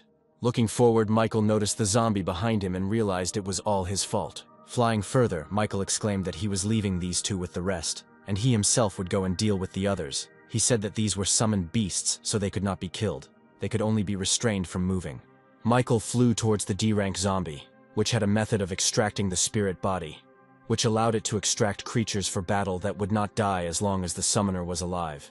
The zombie put his hands forward, shouting for all the dogs to come back and start defending themselves. However, the dogs were unable to carry out the command because they were trapped in ice. Michael touched the zombie's head using the Devour ability. Killing it, he received 600 evolution points and unlocked a fragment of the spirit body extraction ability. Sylvia noticed that after the zombies died, all the dogs in the ice disappeared. The girl said that it was time for them to move forward. But her brother appeared in front of her, saying that the battle was not over yet. The guy ordered Goldie to protect Samantha and told Sylvia and Anya that they needed to do it. Meanwhile, the human battle continued. 7 bases gathered and headed to the zombie gathering place. Sylvester, in the hall where all the leaders had gathered, thanked everyone for their cooperation and said that they were already close to their goal. This battle concerns the future of all humanity, although this attack was a little hasty. He said that such a chance comes rarely, and therefore they cannot miss it. Base Commander Lee Min Harris asked how much the man knew about the fighting abilities of the zombies on the other side. But the commander of Leopard Charlie's base answered him, saying that it didn't matter, because if their 7 bases worked together, they would definitely win. In response to this, Harris asked the man if they didn't use their heads and went head-on to fight, they would suffer. Charlie wanted to start swearing. Sylvester interrupted them, telling them not to argue, as he had already planned everything in accordance with the combat capability and advantage of the base. The first is Commander Winston's refuge. They will defend against the attack of the zombie horde, as before, and they have the most powerful technology, combat abilities at the highest level. Winston didn't argue, he just sighed. Sylvester said that Li Ming's base would be next. They would provide support since their awakened ones were strategy-oriented. The Leopard team had better assault capabilities, and therefore they would break through from the right flank. The man told the commander of the light base, Juan, that they had already suffered enough, so they would follow him.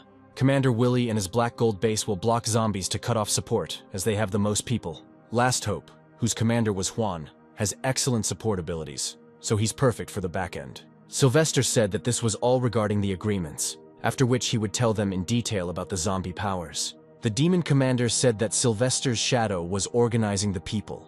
They were already near them, and therefore it was time to move out. And he asked about Simon. One of the subordinates replied that Simon said that he was captured by the Devil's Island. They needed to check urgently. He would return later, Another exclaimed that he was so undisciplined. The demon commander told them to ignore it, and they would lead two parties of the zombie horde into battle. He said there was no need to go full force. Just give them a taste of victory, and then lure them to the altar. Simon will be punished by the king after he wakes up.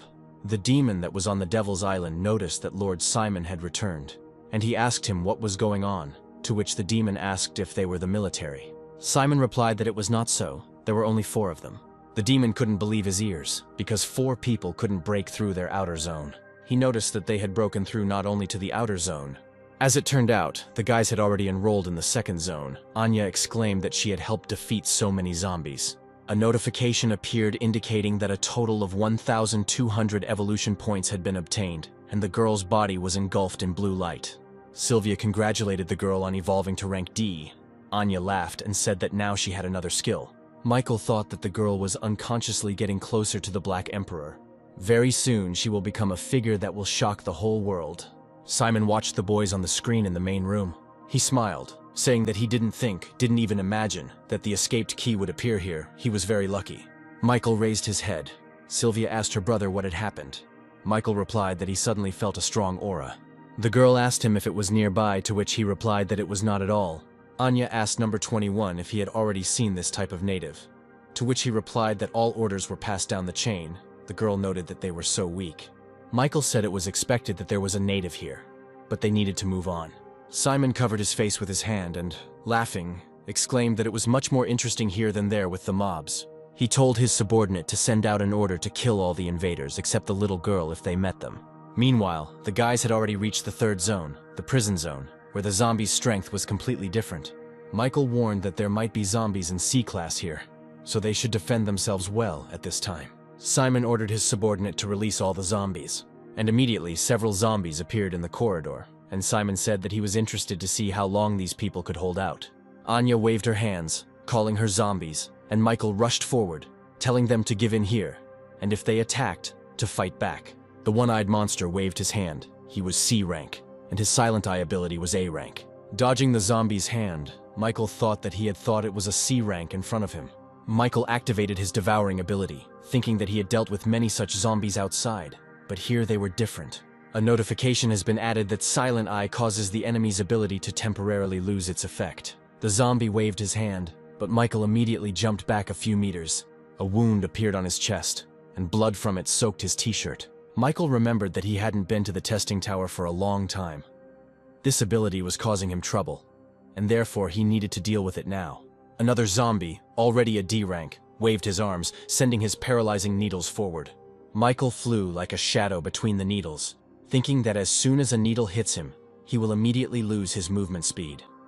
Is it a coincidence that both abilities are under strong control here? The one-eyed zombie released a glowing beam from its eye, and at that very moment, the shadow around the guy's body dissipated, and another ability lost its effect. But the guy couldn't relax, because a lot of needles immediately flew at him. Michael swung his blades, cutting the needles into small pieces. With a wave of his hand, he launched one of his blades straight towards the one-eyed zombie. But before the blade could reach the zombie, some kind of shield appeared in front of it. As it turned out, it was a C-rank zombie shield, which was his ability. Michael clicked his tongue and noted with annoyance that they even had protection. Simon, watching the fight on the screen, laughed and said that he had put together this combination on purpose. He again exclaimed maliciously that he would now see how the guy would cope with this. Meanwhile, Michael stood a few meters away from the zombies, frantically thinking that this couldn't be a coincidence. They were definitely being trained by a native. The very next moment, bright flashes of needles flew at the guy from all sides. The one-eyed zombie, hiding behind the shield, continued to use his ability. As Michael fought off the needles with his blades, he thought that because the bastard was focusing on him, he couldn't use his abilities, and therefore he would lose the moment he made the slightest mistake. But then the guy had an idea, and he detonated a smoke grenade, thinking that he just needed to disappear from the zombie's sight. However, even then the guy couldn't use his abilities. He thought that he should have trained his abilities well in the tower. Through this smoke, needles flew at the guy again. However, the very next moment, when the guy thought that he could no longer escape, he avoided the blow. The one-eyed zombie was perplexed, and the other zombie quickly ran forward. But before she could run far, something electrocuted him. It turned out to be number 21, and he said that 3 against 1 was just too much of a bummer, so he should join in. The zombie grinned and told Michael that only he could crush him. so he didn't need to thank him, to which the guy replied that he didn't intend to. But number 21 seemed not to hear him. He stretched out his hand and shouted that now was his finest hour. He wanted to use his ability, but the next moment the sparks went out. Michael discovered that he could now use his abilities again.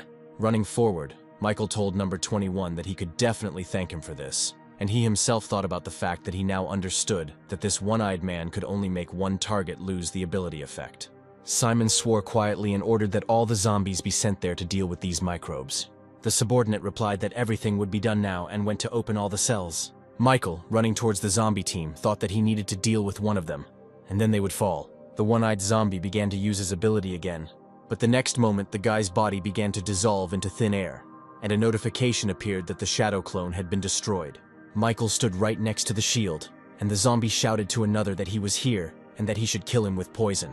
The zombie with poisonous needles prepared to use his ability, telling them to rely on him. Michael then extended his hand forward, using mind control. Green vibrations of energy flew at the zombie with the shield, and he was confused about what it was. This green light raised the zombie's shield, and it headed straight towards the zombie with needles. The shield hit the ground with force, pinning the zombie to the floor. Michael thought that now he just needed to get closer and find an opportunity to attack. The one-eyed zombie, seeing the guy again, used his ability. Michael, jumping up and swinging his blade, said that there were only two of them, so they could do without the ability. But then he turned his head, noticing that other zombies had appeared there. Anya pointed her finger at one of the zombies, drawing the attention of everyone else to it. The new zombie dropped heavily onto the floor, attracting attention. This zombie was a C rank. Its ability was to devour everything. It asked if it was time for a snack. Coming closer to Anya and Sylvia, the zombie said that today he would feast on people, and therefore he was happy. Michael, noticing this, told number 21 and Boog to help Anya and the others, to which number 21 replied that he already knew.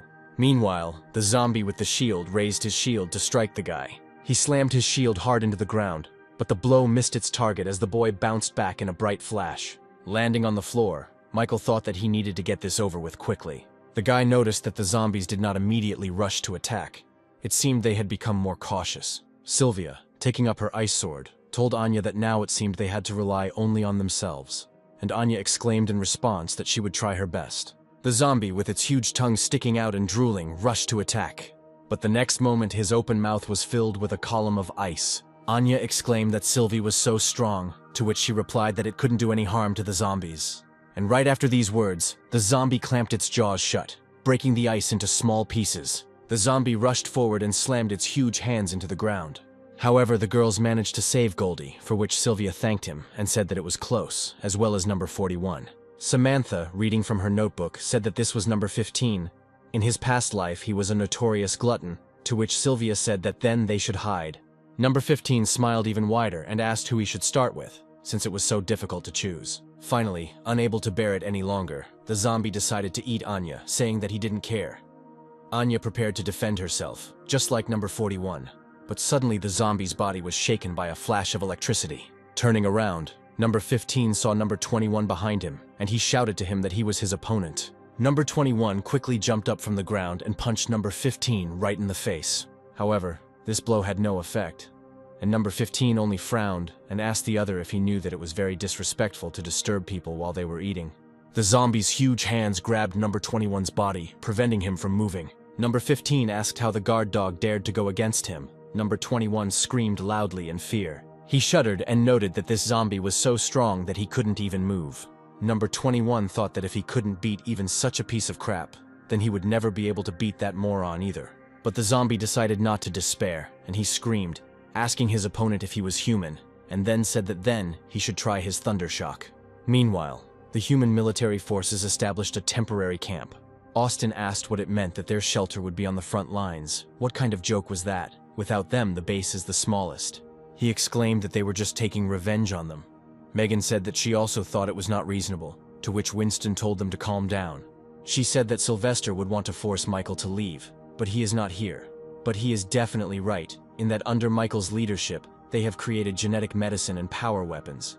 And in terms of combat abilities, they are truly one of the best. Not to mention the fact that they have successfully defended against hordes of zombies. Austin wanted to say something else, but couldn't. Another soldier entered the tent and told Winston that the commander was asking him to go and gather in the meeting room. to which he replied that he knew and would come immediately. Addressing the boys, he said that although they were on the front lines, the Yanhuang base was following them, so their combat effectiveness was guaranteed. While on the battlefield, they had to obey orders, and mistrust was taboo. He said that he would go, and they should get ready. Megan studied at the military academy, and therefore she would command this operation. And now they needed to get the weapon and observe safety precautions. Standing at attention, the guys saluted. Megan sighed, quietly asking where Michael was when he was needed so much. Michael, meanwhile, continued to hit the shield, taunting the zombie for being so zealous in protecting this bastard. Looking behind him, he noticed that there was also a heavy fight going on that side. But he couldn't go to help right away, because then they would follow them, and they didn't need any more problems. Pointing his blade forward again, Michael said that since he could no longer kill them with his skill, he would fight head-on, and they would see who was stronger, their shield or his dagger. Michael said that his sister only had a short time to wait for him. Number 15, engulfed in the current, mockingly exclaimed that it was so painful, and that if he applied a little more force, the zombie's body would be crushed. Number 21 said that, although he hated to admit it, he really wasn't right for him. But what he hates most is not that he played. What he hates most is that he couldn't protect the girl. But it doesn't matter now. Let it end this way. But the next moment, Sylvia ordered Goldie to grab number 21, and he snatched him from the zombie's clutches. Having drooled, Goldie threw number 21 on the ground. Anya told him that he had gone completely crazy since he was seeking his own death. The zombie told her that it was none of her business, and it was not for her to decide. In response to this, Anya swung and hit him on the head with all her might. Pointing to the fighting Sylvia, Goldie, and Booga, she said that everyone was fighting for half their lives now. And if he hated losing so much, let him go win. She told him that if he was still alive, he had to fight like Sylvia. Sylvia and Michael don't want to play, so they will go until the very end. Number 21 noticed that he was a zombie. He was already dead. Anya irritably dropped her fist and said that she really wanted to beat him up now. Getting to his feet, the zombie said that although he didn't understand what she said, continuing to fight was indeed the best decision.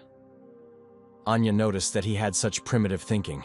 Near number 21, his chains flickered again. Anya told him to take them before he went. She saved them for him. Number 21 waved his chains and said, "That's better."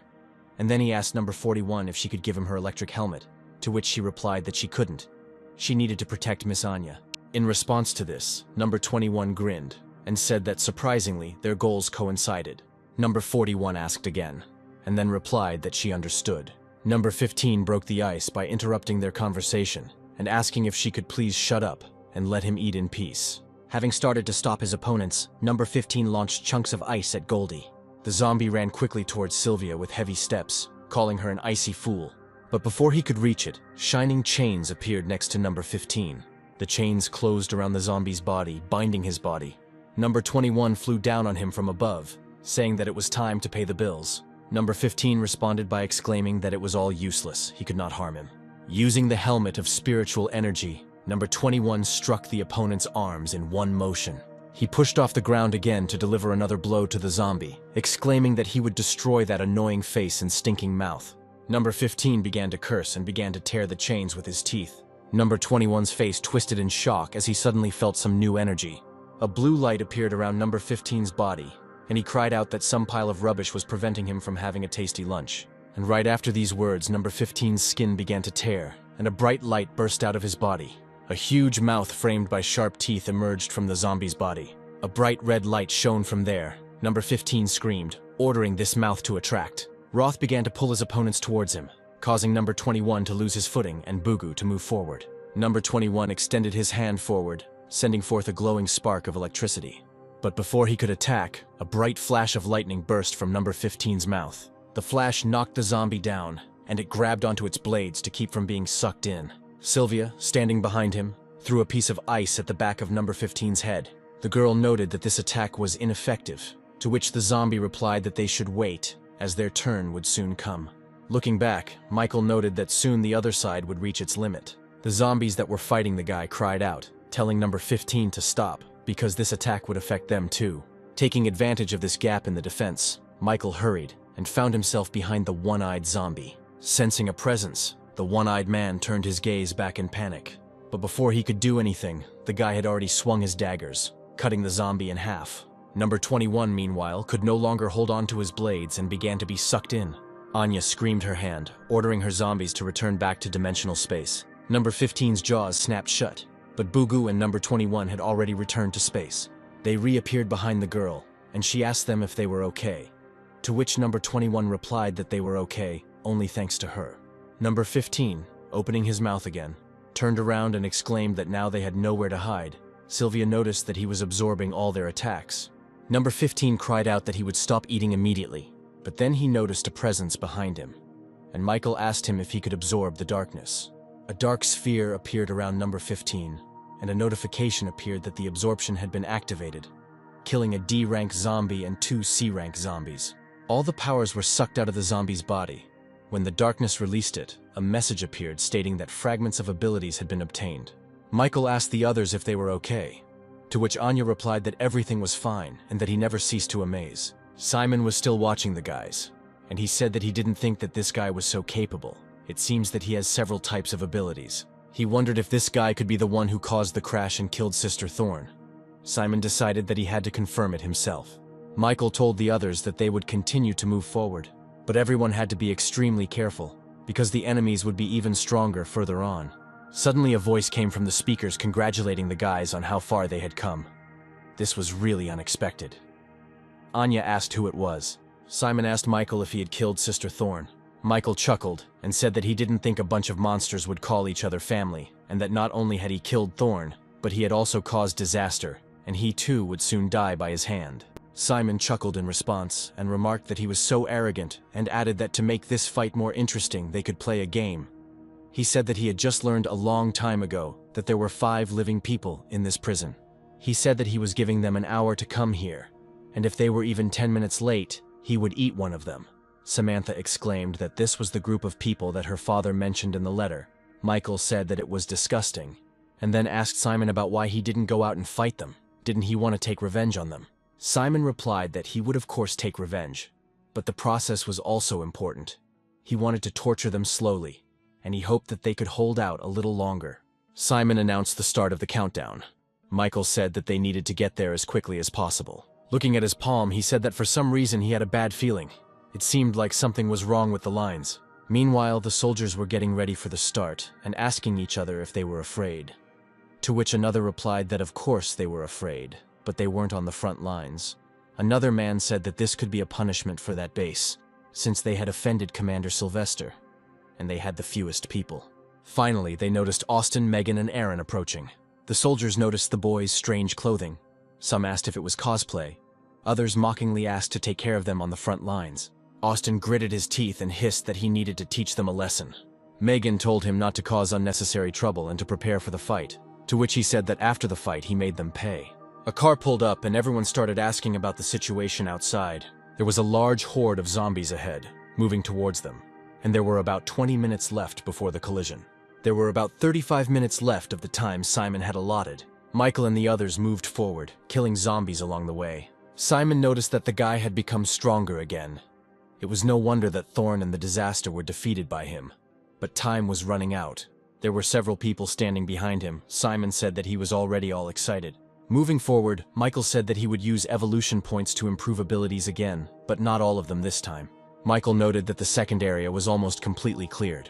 All the C and D zombies, if they didn't have such unpleasant abilities, they wouldn't have caused any particular problems. Sylvia watched her brother in shock, thinking that in this short time he had become even stronger, as if he was different from his past self. Someone called the girl, but she only thought that if things continued like this, the gap between them could become even wider. Anya touched the girl's hand and she noticed her. Then the girl said that Michael asked how much time was left. The girl apologized and said that they had about 20 minutes left. Michael thought that there was little time left, so it would be better for him to travel alone.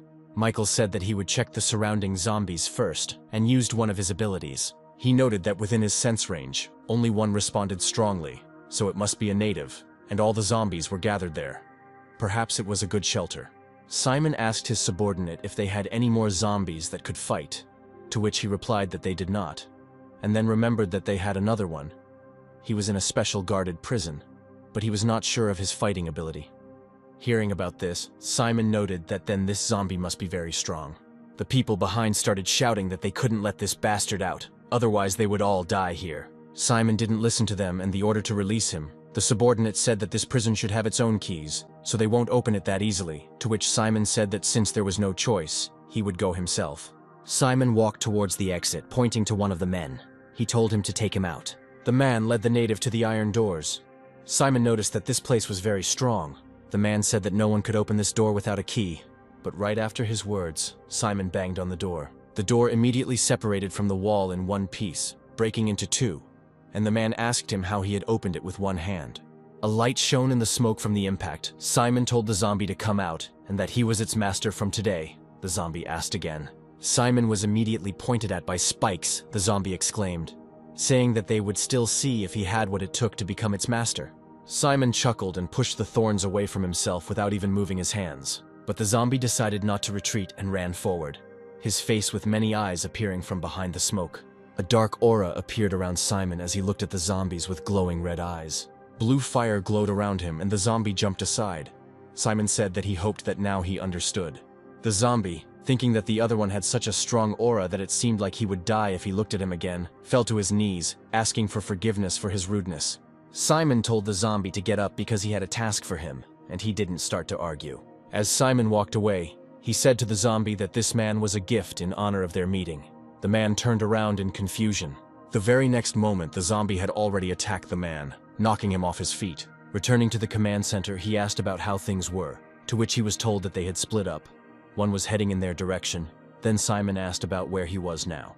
The subordinate replied that he was already in the hall of the second zone, and then Simon told Spider to go. This man was his first task. Spider chuckled and said they could rely on him. Michael, however, moved forward quickly. Feeling something from above, he raised his head and noticed that it was just a thorn that was flying towards him. The guy skillfully avoided this attack, dodging and running to the side, but the next paw was already waiting for him there. Meanwhile, Anya, who was sitting next to the camera with the girls, asked if they should help Michael, to which Sylvia replied that everything would be fine with Rome, and they would only get in his way if they went. Then Anya asked Samantha who this guy was that was in the depths of the prison. Sylvia noticed that she was also interested. Then the girl began to leaf through her father's notes. She thought that this was the #1 criminal who was a plastic surgeon, but since he couldn't make the most beautiful person in the world, he came up with a strange idea. He removed the most beautiful parts of the body of everyone who came to him for an operation. And then from these parts he began to sculpt the perfect person. Thanks to his wisdom, he was able to do and evade capture, and in total he harmed more than 500 people. Many of his achievements were never found. #1 appeared before Michael and told him that he saw that he had a good heart. Just the last piece for his perfect man. Michael didn't answer, he just frowned, and Spider said that soon his heart would be his. He was a B rank, his eyes glowing yellow as he said that he hoped the boy could fight. Otherwise, this victory would be too boring. Taking out his dagger, Michael thought that the B rank had already appeared, but he didn't have time, so he needed to finish this quickly. Michael leaned forward and swung his dagger, and the zombie responded to his blow. Spider squinted and noticed that his speed was good, but he couldn't outrun his 6 eyes. And with these words, he swung his paw, which was on his back, leaving a deep indentation in the floor, as the guy managed to jump away. While fighting, they began to rush around the hall at great speed, sweeping away everything in their path. Waving his paws, Spider told the guy that if he continued to play the fool, he definitely wouldn't kill him. Michael suddenly appeared behind him. However, to the guy's surprise, Spider managed to react and one of his paws struck him in the shoulder. Turning around, Spider smirked and said that he told the guy that he couldn't escape him. Michael looked at his wound. A notification came that he was sent. All body functions lose 5% every minute. When he reaches 100, he will die. The effect is removed when the infector dies. Taking advantage of the guy's hesitation, Spider rushed forward to deliver the finishing blow. However, Michael managed to react and struck him with his dagger with one hand. Michael waved his dagger, and flashes of fire began to emanate from under his weapon. Getting closer to the zombie, Michael swung his dagger and sent a stream of fire at it. Standing in the fire, Spider exclaimed that the guy had other abilities, but it was all useless. Michael, meanwhile, did not retreat and got even closer, but Spider exclaimed that no tricks would work on him. The zombie raised its paw with a furious cry, piercing the guy's chest. But the next moment, Michael struck Spider in the back of the head. From surprise and the force of the blow, the zombie fell face down on the floor. The zombie raised himself and looked at the guy, muttering that he thought he had hit him. What was going on? However, what Spider had touched was only Michael's shadow, which had already begun to dissipate. Getting to his feet, Spider asked the guy if he really wanted to play hide and seek. Then it was his turn. Simon watched this battle from the command center. A subordinate told him that they wanted to contact him, to which he muttered that he was being interrupted at the most interesting part. Simon picked up the phone and asked if he needed something. Another monster from the commander's retinue asked Simon why he hadn't returned yet and said that the boss was angry. Simon told his friend not to get upset because he was doing his job after all, and then asked about the situation there. Another one answered him that the commander had already sent the lowest-ranking zombies to fight them. Feigning weakness, they were full of joy and happiness. As soon as they start to relax and let their guard down, their plan will fail and they will lure them to the 4 altars. In the end, they will all become the offerings they so desperately need. Such a large amount of flesh will allow their king to be reborn sooner. Simon's friend asked him what specific job he did. Simon replied that he was watching a great show and was waiting for his turn. He told him to tell the boss not to be angry with him because he would soon return with a wonderful gift. Meanwhile, Spider and Michael continued their fierce battle. The zombie exclaimed that the guy was already 20% weakened, and it seemed to him that he was already getting weaker.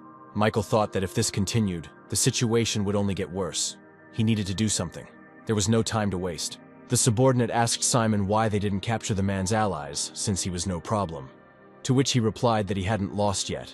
This bastard is still fighting with Spider, and is now assessing the current situation and ways out of it.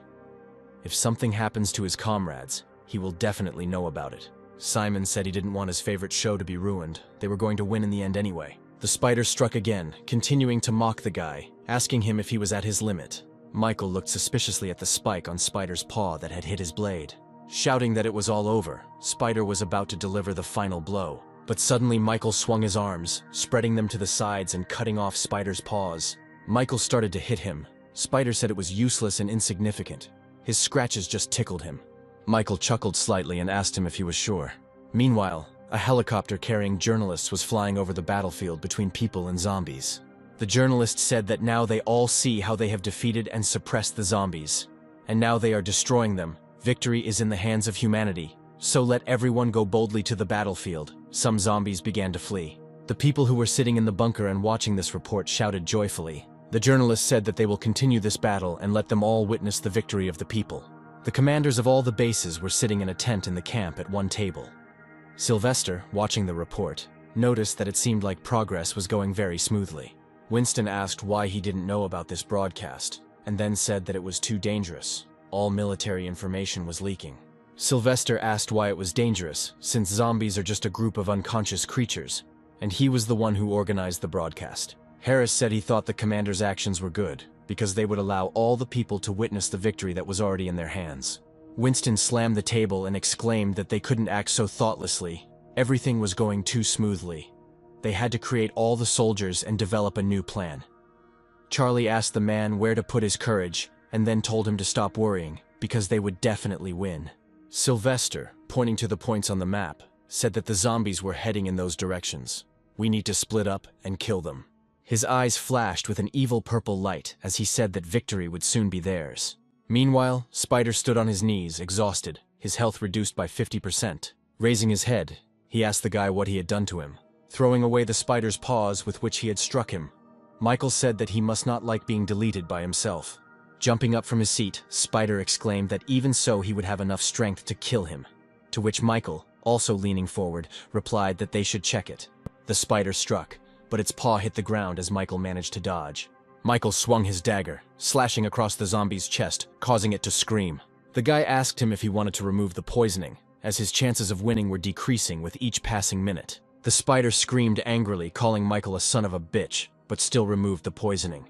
Now the zombie was seriously angry. He raised his hands, shouting that he would tear the guy into small pieces. Simon's subordinate said that this guy, fortunately, had not won yet. The battle was not over, to which Simon said that he did not think so. He said he thought he knew it all along, his eyes like he was looking into the water and seeing the outcome. The spider finished his transformation, and now instead of legs he had a huge spider body. He shouted at the guy to try to compete in his best form.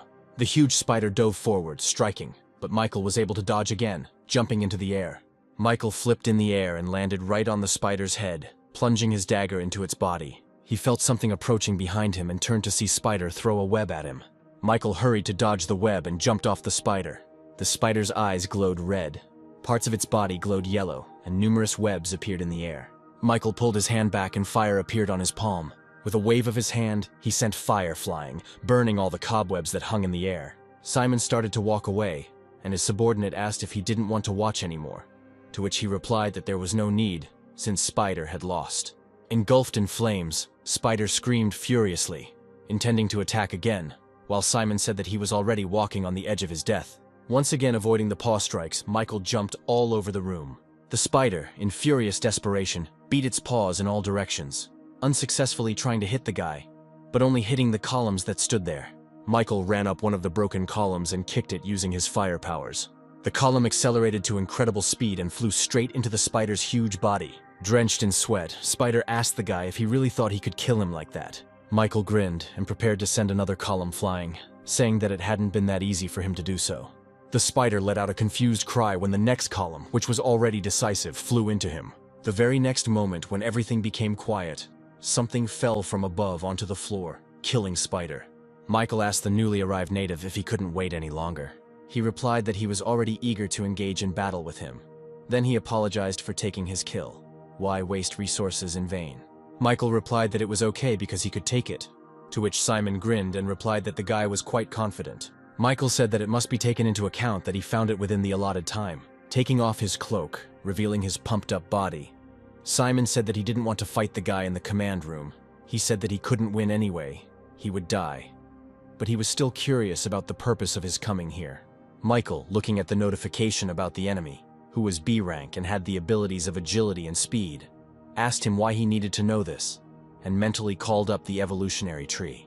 The evolution tree reported that she sensed a large amount of energy from the enemy, who had almost reached rank A.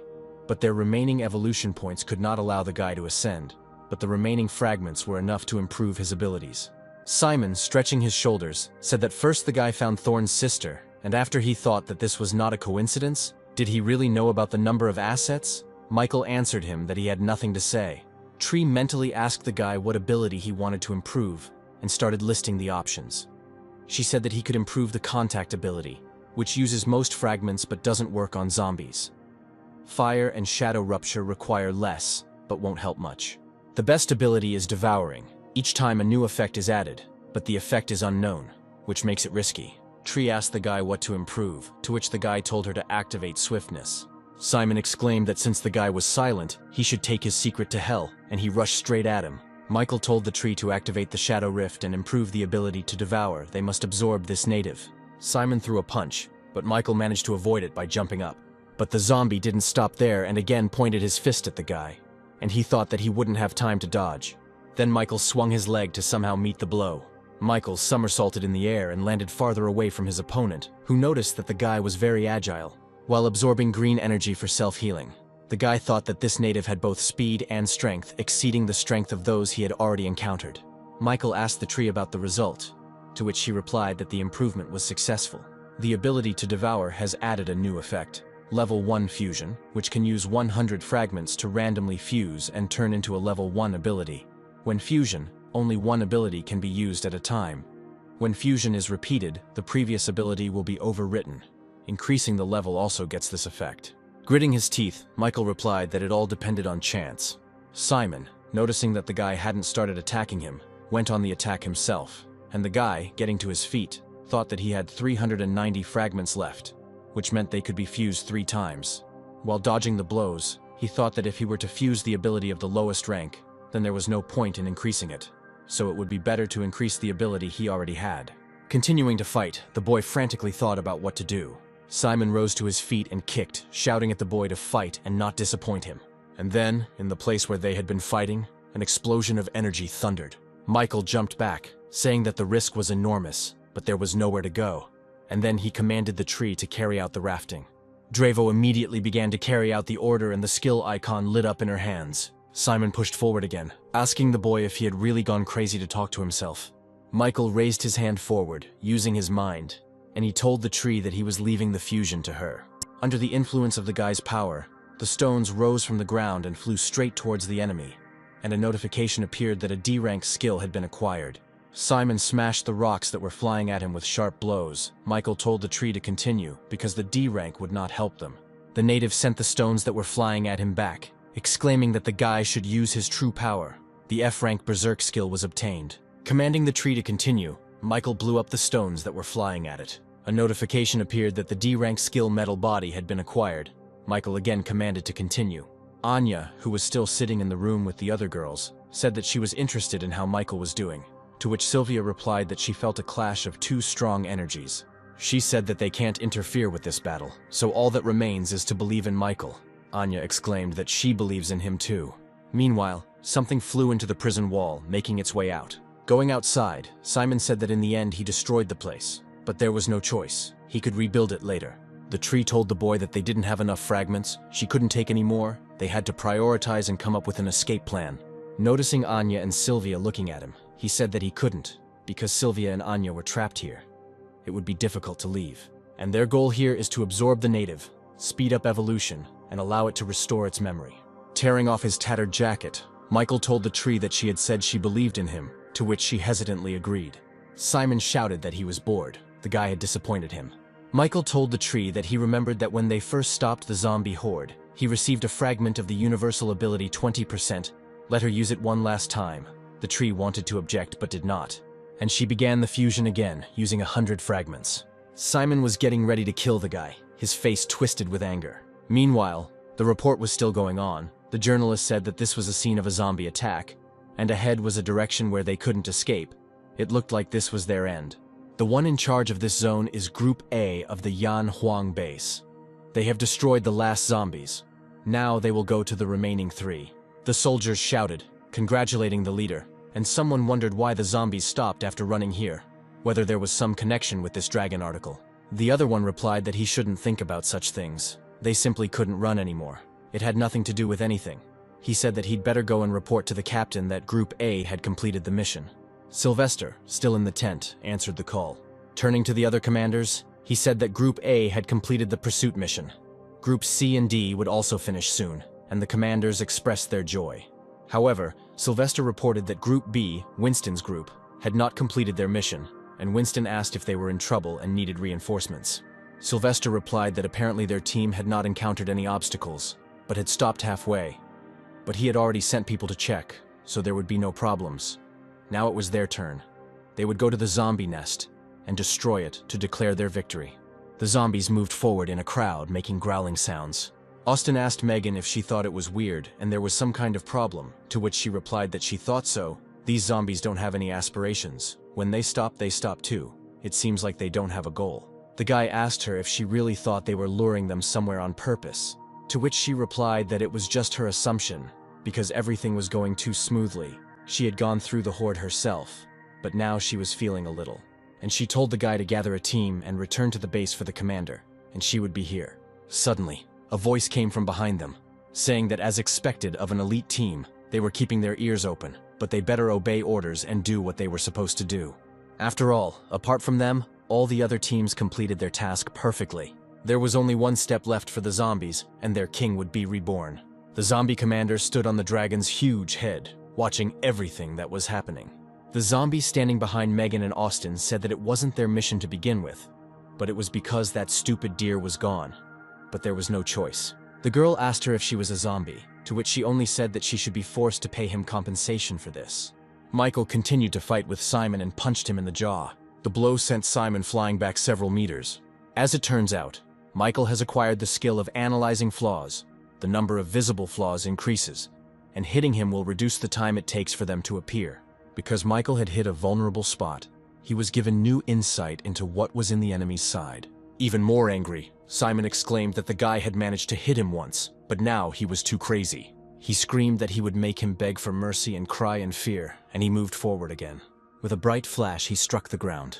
Michael quickly ran out of this bright cloud of dust. The native, throwing a stone at him, asked him why he was running away, while he himself was showing off here. Michael stared in surprise at the rock flying towards him.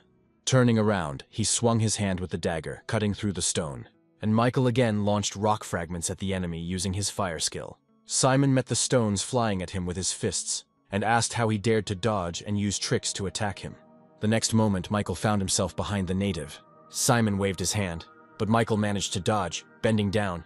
The native asked the guy if he really wanted to attack him in a mean way. Michael exclaimed that after extreme twisting of the limbs, The retro would lose all protection. He said that it was now at its weakest point, and he struck there. Simon made a dull sound and began spitting blood from the impact. He suddenly raised his hands up to hit the guy and shouted curses. Michael met his blow with his hands, causing his feet to start to break through the ground. Michael noticed new vulnerable spots on the native's shoulder and arm. With 2 sharp blows, he struck these 2 points. Simon flashed back in a bright flash, raising a cloud of dust. Anya exclaimed joyfully that Michael had won. Sylvia noticed that the enemy's aura did not weaken, but grew even stronger. Frowning, Michael turned to Simon and said that it was time to stop. These attacks could not harm him. The native noticed that the guy could see right through him. Apparently he had played poorly, so it was time to start a real fight. The tree warned the guy, telling him to be careful. The enemy's energy had become much stronger, to which the guy agreed, saying that he had become stronger. He said that now they have the disadvantages. The gap between the weak and the strong has narrowed. He just needs to use the chance to accurately focus on the disadvantage and weaken his fighting ability. And victory is theirs. Rushing forward, he exclaimed that over time more and more disadvantages will appear. It is a fight against time. The flaw analysis was that for every flaw hit, 4% of the attribute would be transferred to the user's body, the percentage depending on the opponent's strength. Simon glanced at Michael and thought that from that moment on, this guy's desire to attack had become stronger. Even if he was effective, it was not enough to fight against him.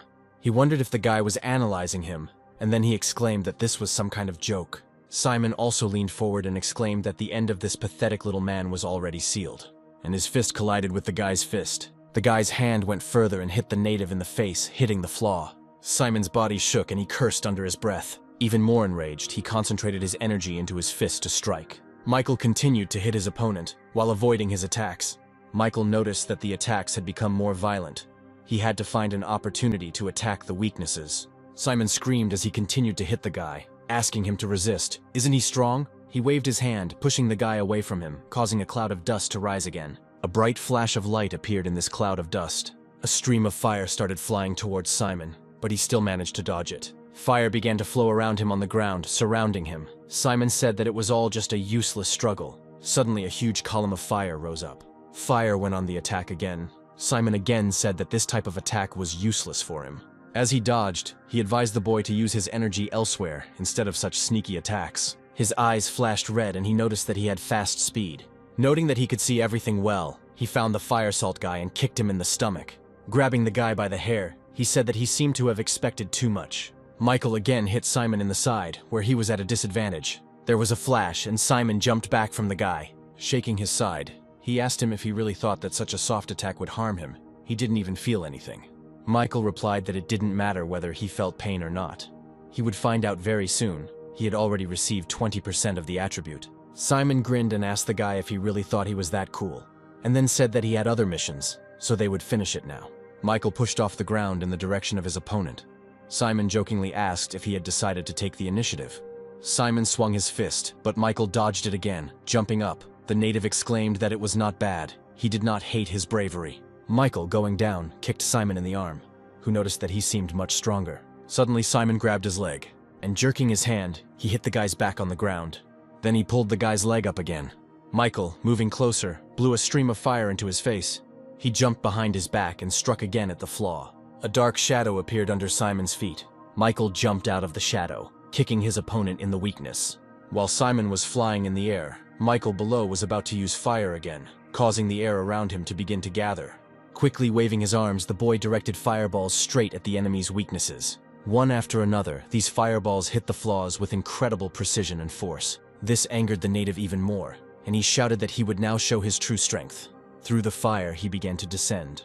He landed heavily on the ground, breaking it under his feet. A moment later, Simon was behind Michael, using the strength of Buck's skill, which increased speed and strength by 50%. The native punched the ground. His hand flashing blue, he screamed that the guy was the first one who made him use this form. He cried out that he had been privileged to see his strongest form. But now it was over. However, Michael was not impressed by this strong form, and he again struck at the disadvantage, hitting him in the face. The guy exclaimed that it was weak, and his opponent moved back several meters from the blow. In a fit of rage, Simon rushed forward again, screaming at the guy to shut his fucking mouth. With quick leaps that broke the ground, he made his way forward. While they were exchanging blows, Simon shouted that despite all his tricks, he, a D rank, was still not his equal. He had no chance to win. Michael's eyes flashed blue as he raised his hand, telling the native to shut up. He hit him on the head with his elbow, slamming his face into the ground and hitting him again on the flaw. Simon's body was engulfed in a green glow as he began to rise from the ground, screaming loudly. Michael shuddered, thinking that he had no idea that a native could have so much energy. The part of the ground Michael was standing on flew up under Simon's influence. The tree warned the guy that his opponent had a berserker. A huge wave arose. A piece of land rushed towards it. Michael thought that he had 52% of his attribute. The native had no chance to defeat him. He would do everything to destroy him. While Michael was unaware, a dark silhouette appeared in the water. Simon swung his hand, cutting through the water and striking the boy again. So they rushed around the battlefield, but Simon still couldn't hit his opponent. Anya and Sylvia excitedly called Michael's name. Suddenly, a bright column of light burst out of the water. Exhausted, Simon flew up, wondering what he had done wrong, why he had lost. As he fell to the ground, all he could think about was why he couldn't kill the D-rank ant. Michael, while the water was dripping on him, stepped out of the wave. Looking at the guy, Simon wondered if he was even human. Then he asked why the D-rank was even stuttering about fighting him, whether he knew that he was doomed to defeat from the very beginning. Coming closer, Michael replied that he just wanted to win his own bet. Then Simon, leaning his hands on the ground, got him drunk about why he was so stubbornly trying to beat him. Don't weaklings want to run away first? Looking down, the guy replied that running away wouldn't solve anything, and his body was a resource he needed. Then the native asked if he was from Skynet. The guy replied that they were also one of his goals, to which the native invited the guy to join them. Simon raised his head and frantically began to explain, saying that they were also fighting against Skynet. Their king would soon awaken, and he would definitely be there once he joined, and that was how they would win. Michael asked if the natives really have a leader. The native continued by saying that they are just the king's pawns. When he awakens, the whole world will lie at his feet, and the king is almost awakened. He said that when the guy joins his team, they will destroy Skynet. But noticing the guy's look, he immediately corrected himself, saying that the guy will, and it is he who will join him. Placing his hand on the native's head, Michael said that he was certainly right in some parts, but he was not a very good actor, and was this really the face one should make before death? The boy started to use the ability to devour. Simon shouted at him to stop. He screamed that if he killed him, they would find him, and they would still take over this world and he would die. But Michael didn't stop when the native extended his hands to him. The guy said that he had already seen the world that he had been talking about for more than 20 years, so he would not allow this to happen again. The native's gaze became clouded, and the guy said that whether the disaster was connected to Skynet or not, they would all be dead. Finally, all that was left of Simon was a crystal. The guy received 20,000 points, and a crystal that has an energy source that has absorbed the native type at the moment. Now the tree of evolution has come into play. Blue sparks began to swirl around the boy's body, and the destruction of his genes began. Gene recombination began, causing Michael to scream hysterically. Sylvia asked worriedly what had happened. Anya simply replied that, based on his experience, he screams every time before he gets stronger. After some time, the crystal was completely absorbed and the new attribute was updated. The zombie in the command room said that he didn't expect Simon to lose and that he should quickly escape. The three men standing behind him said that he should let them go as he had promised, to which the zombie replied that they had been promised by someone who had already died, so it was none of his business. But then the blade of a weapon flashed before his face. It was number 21 who told the demon that she had hated him for a long time. Number 41, who was also there, talking to Anya.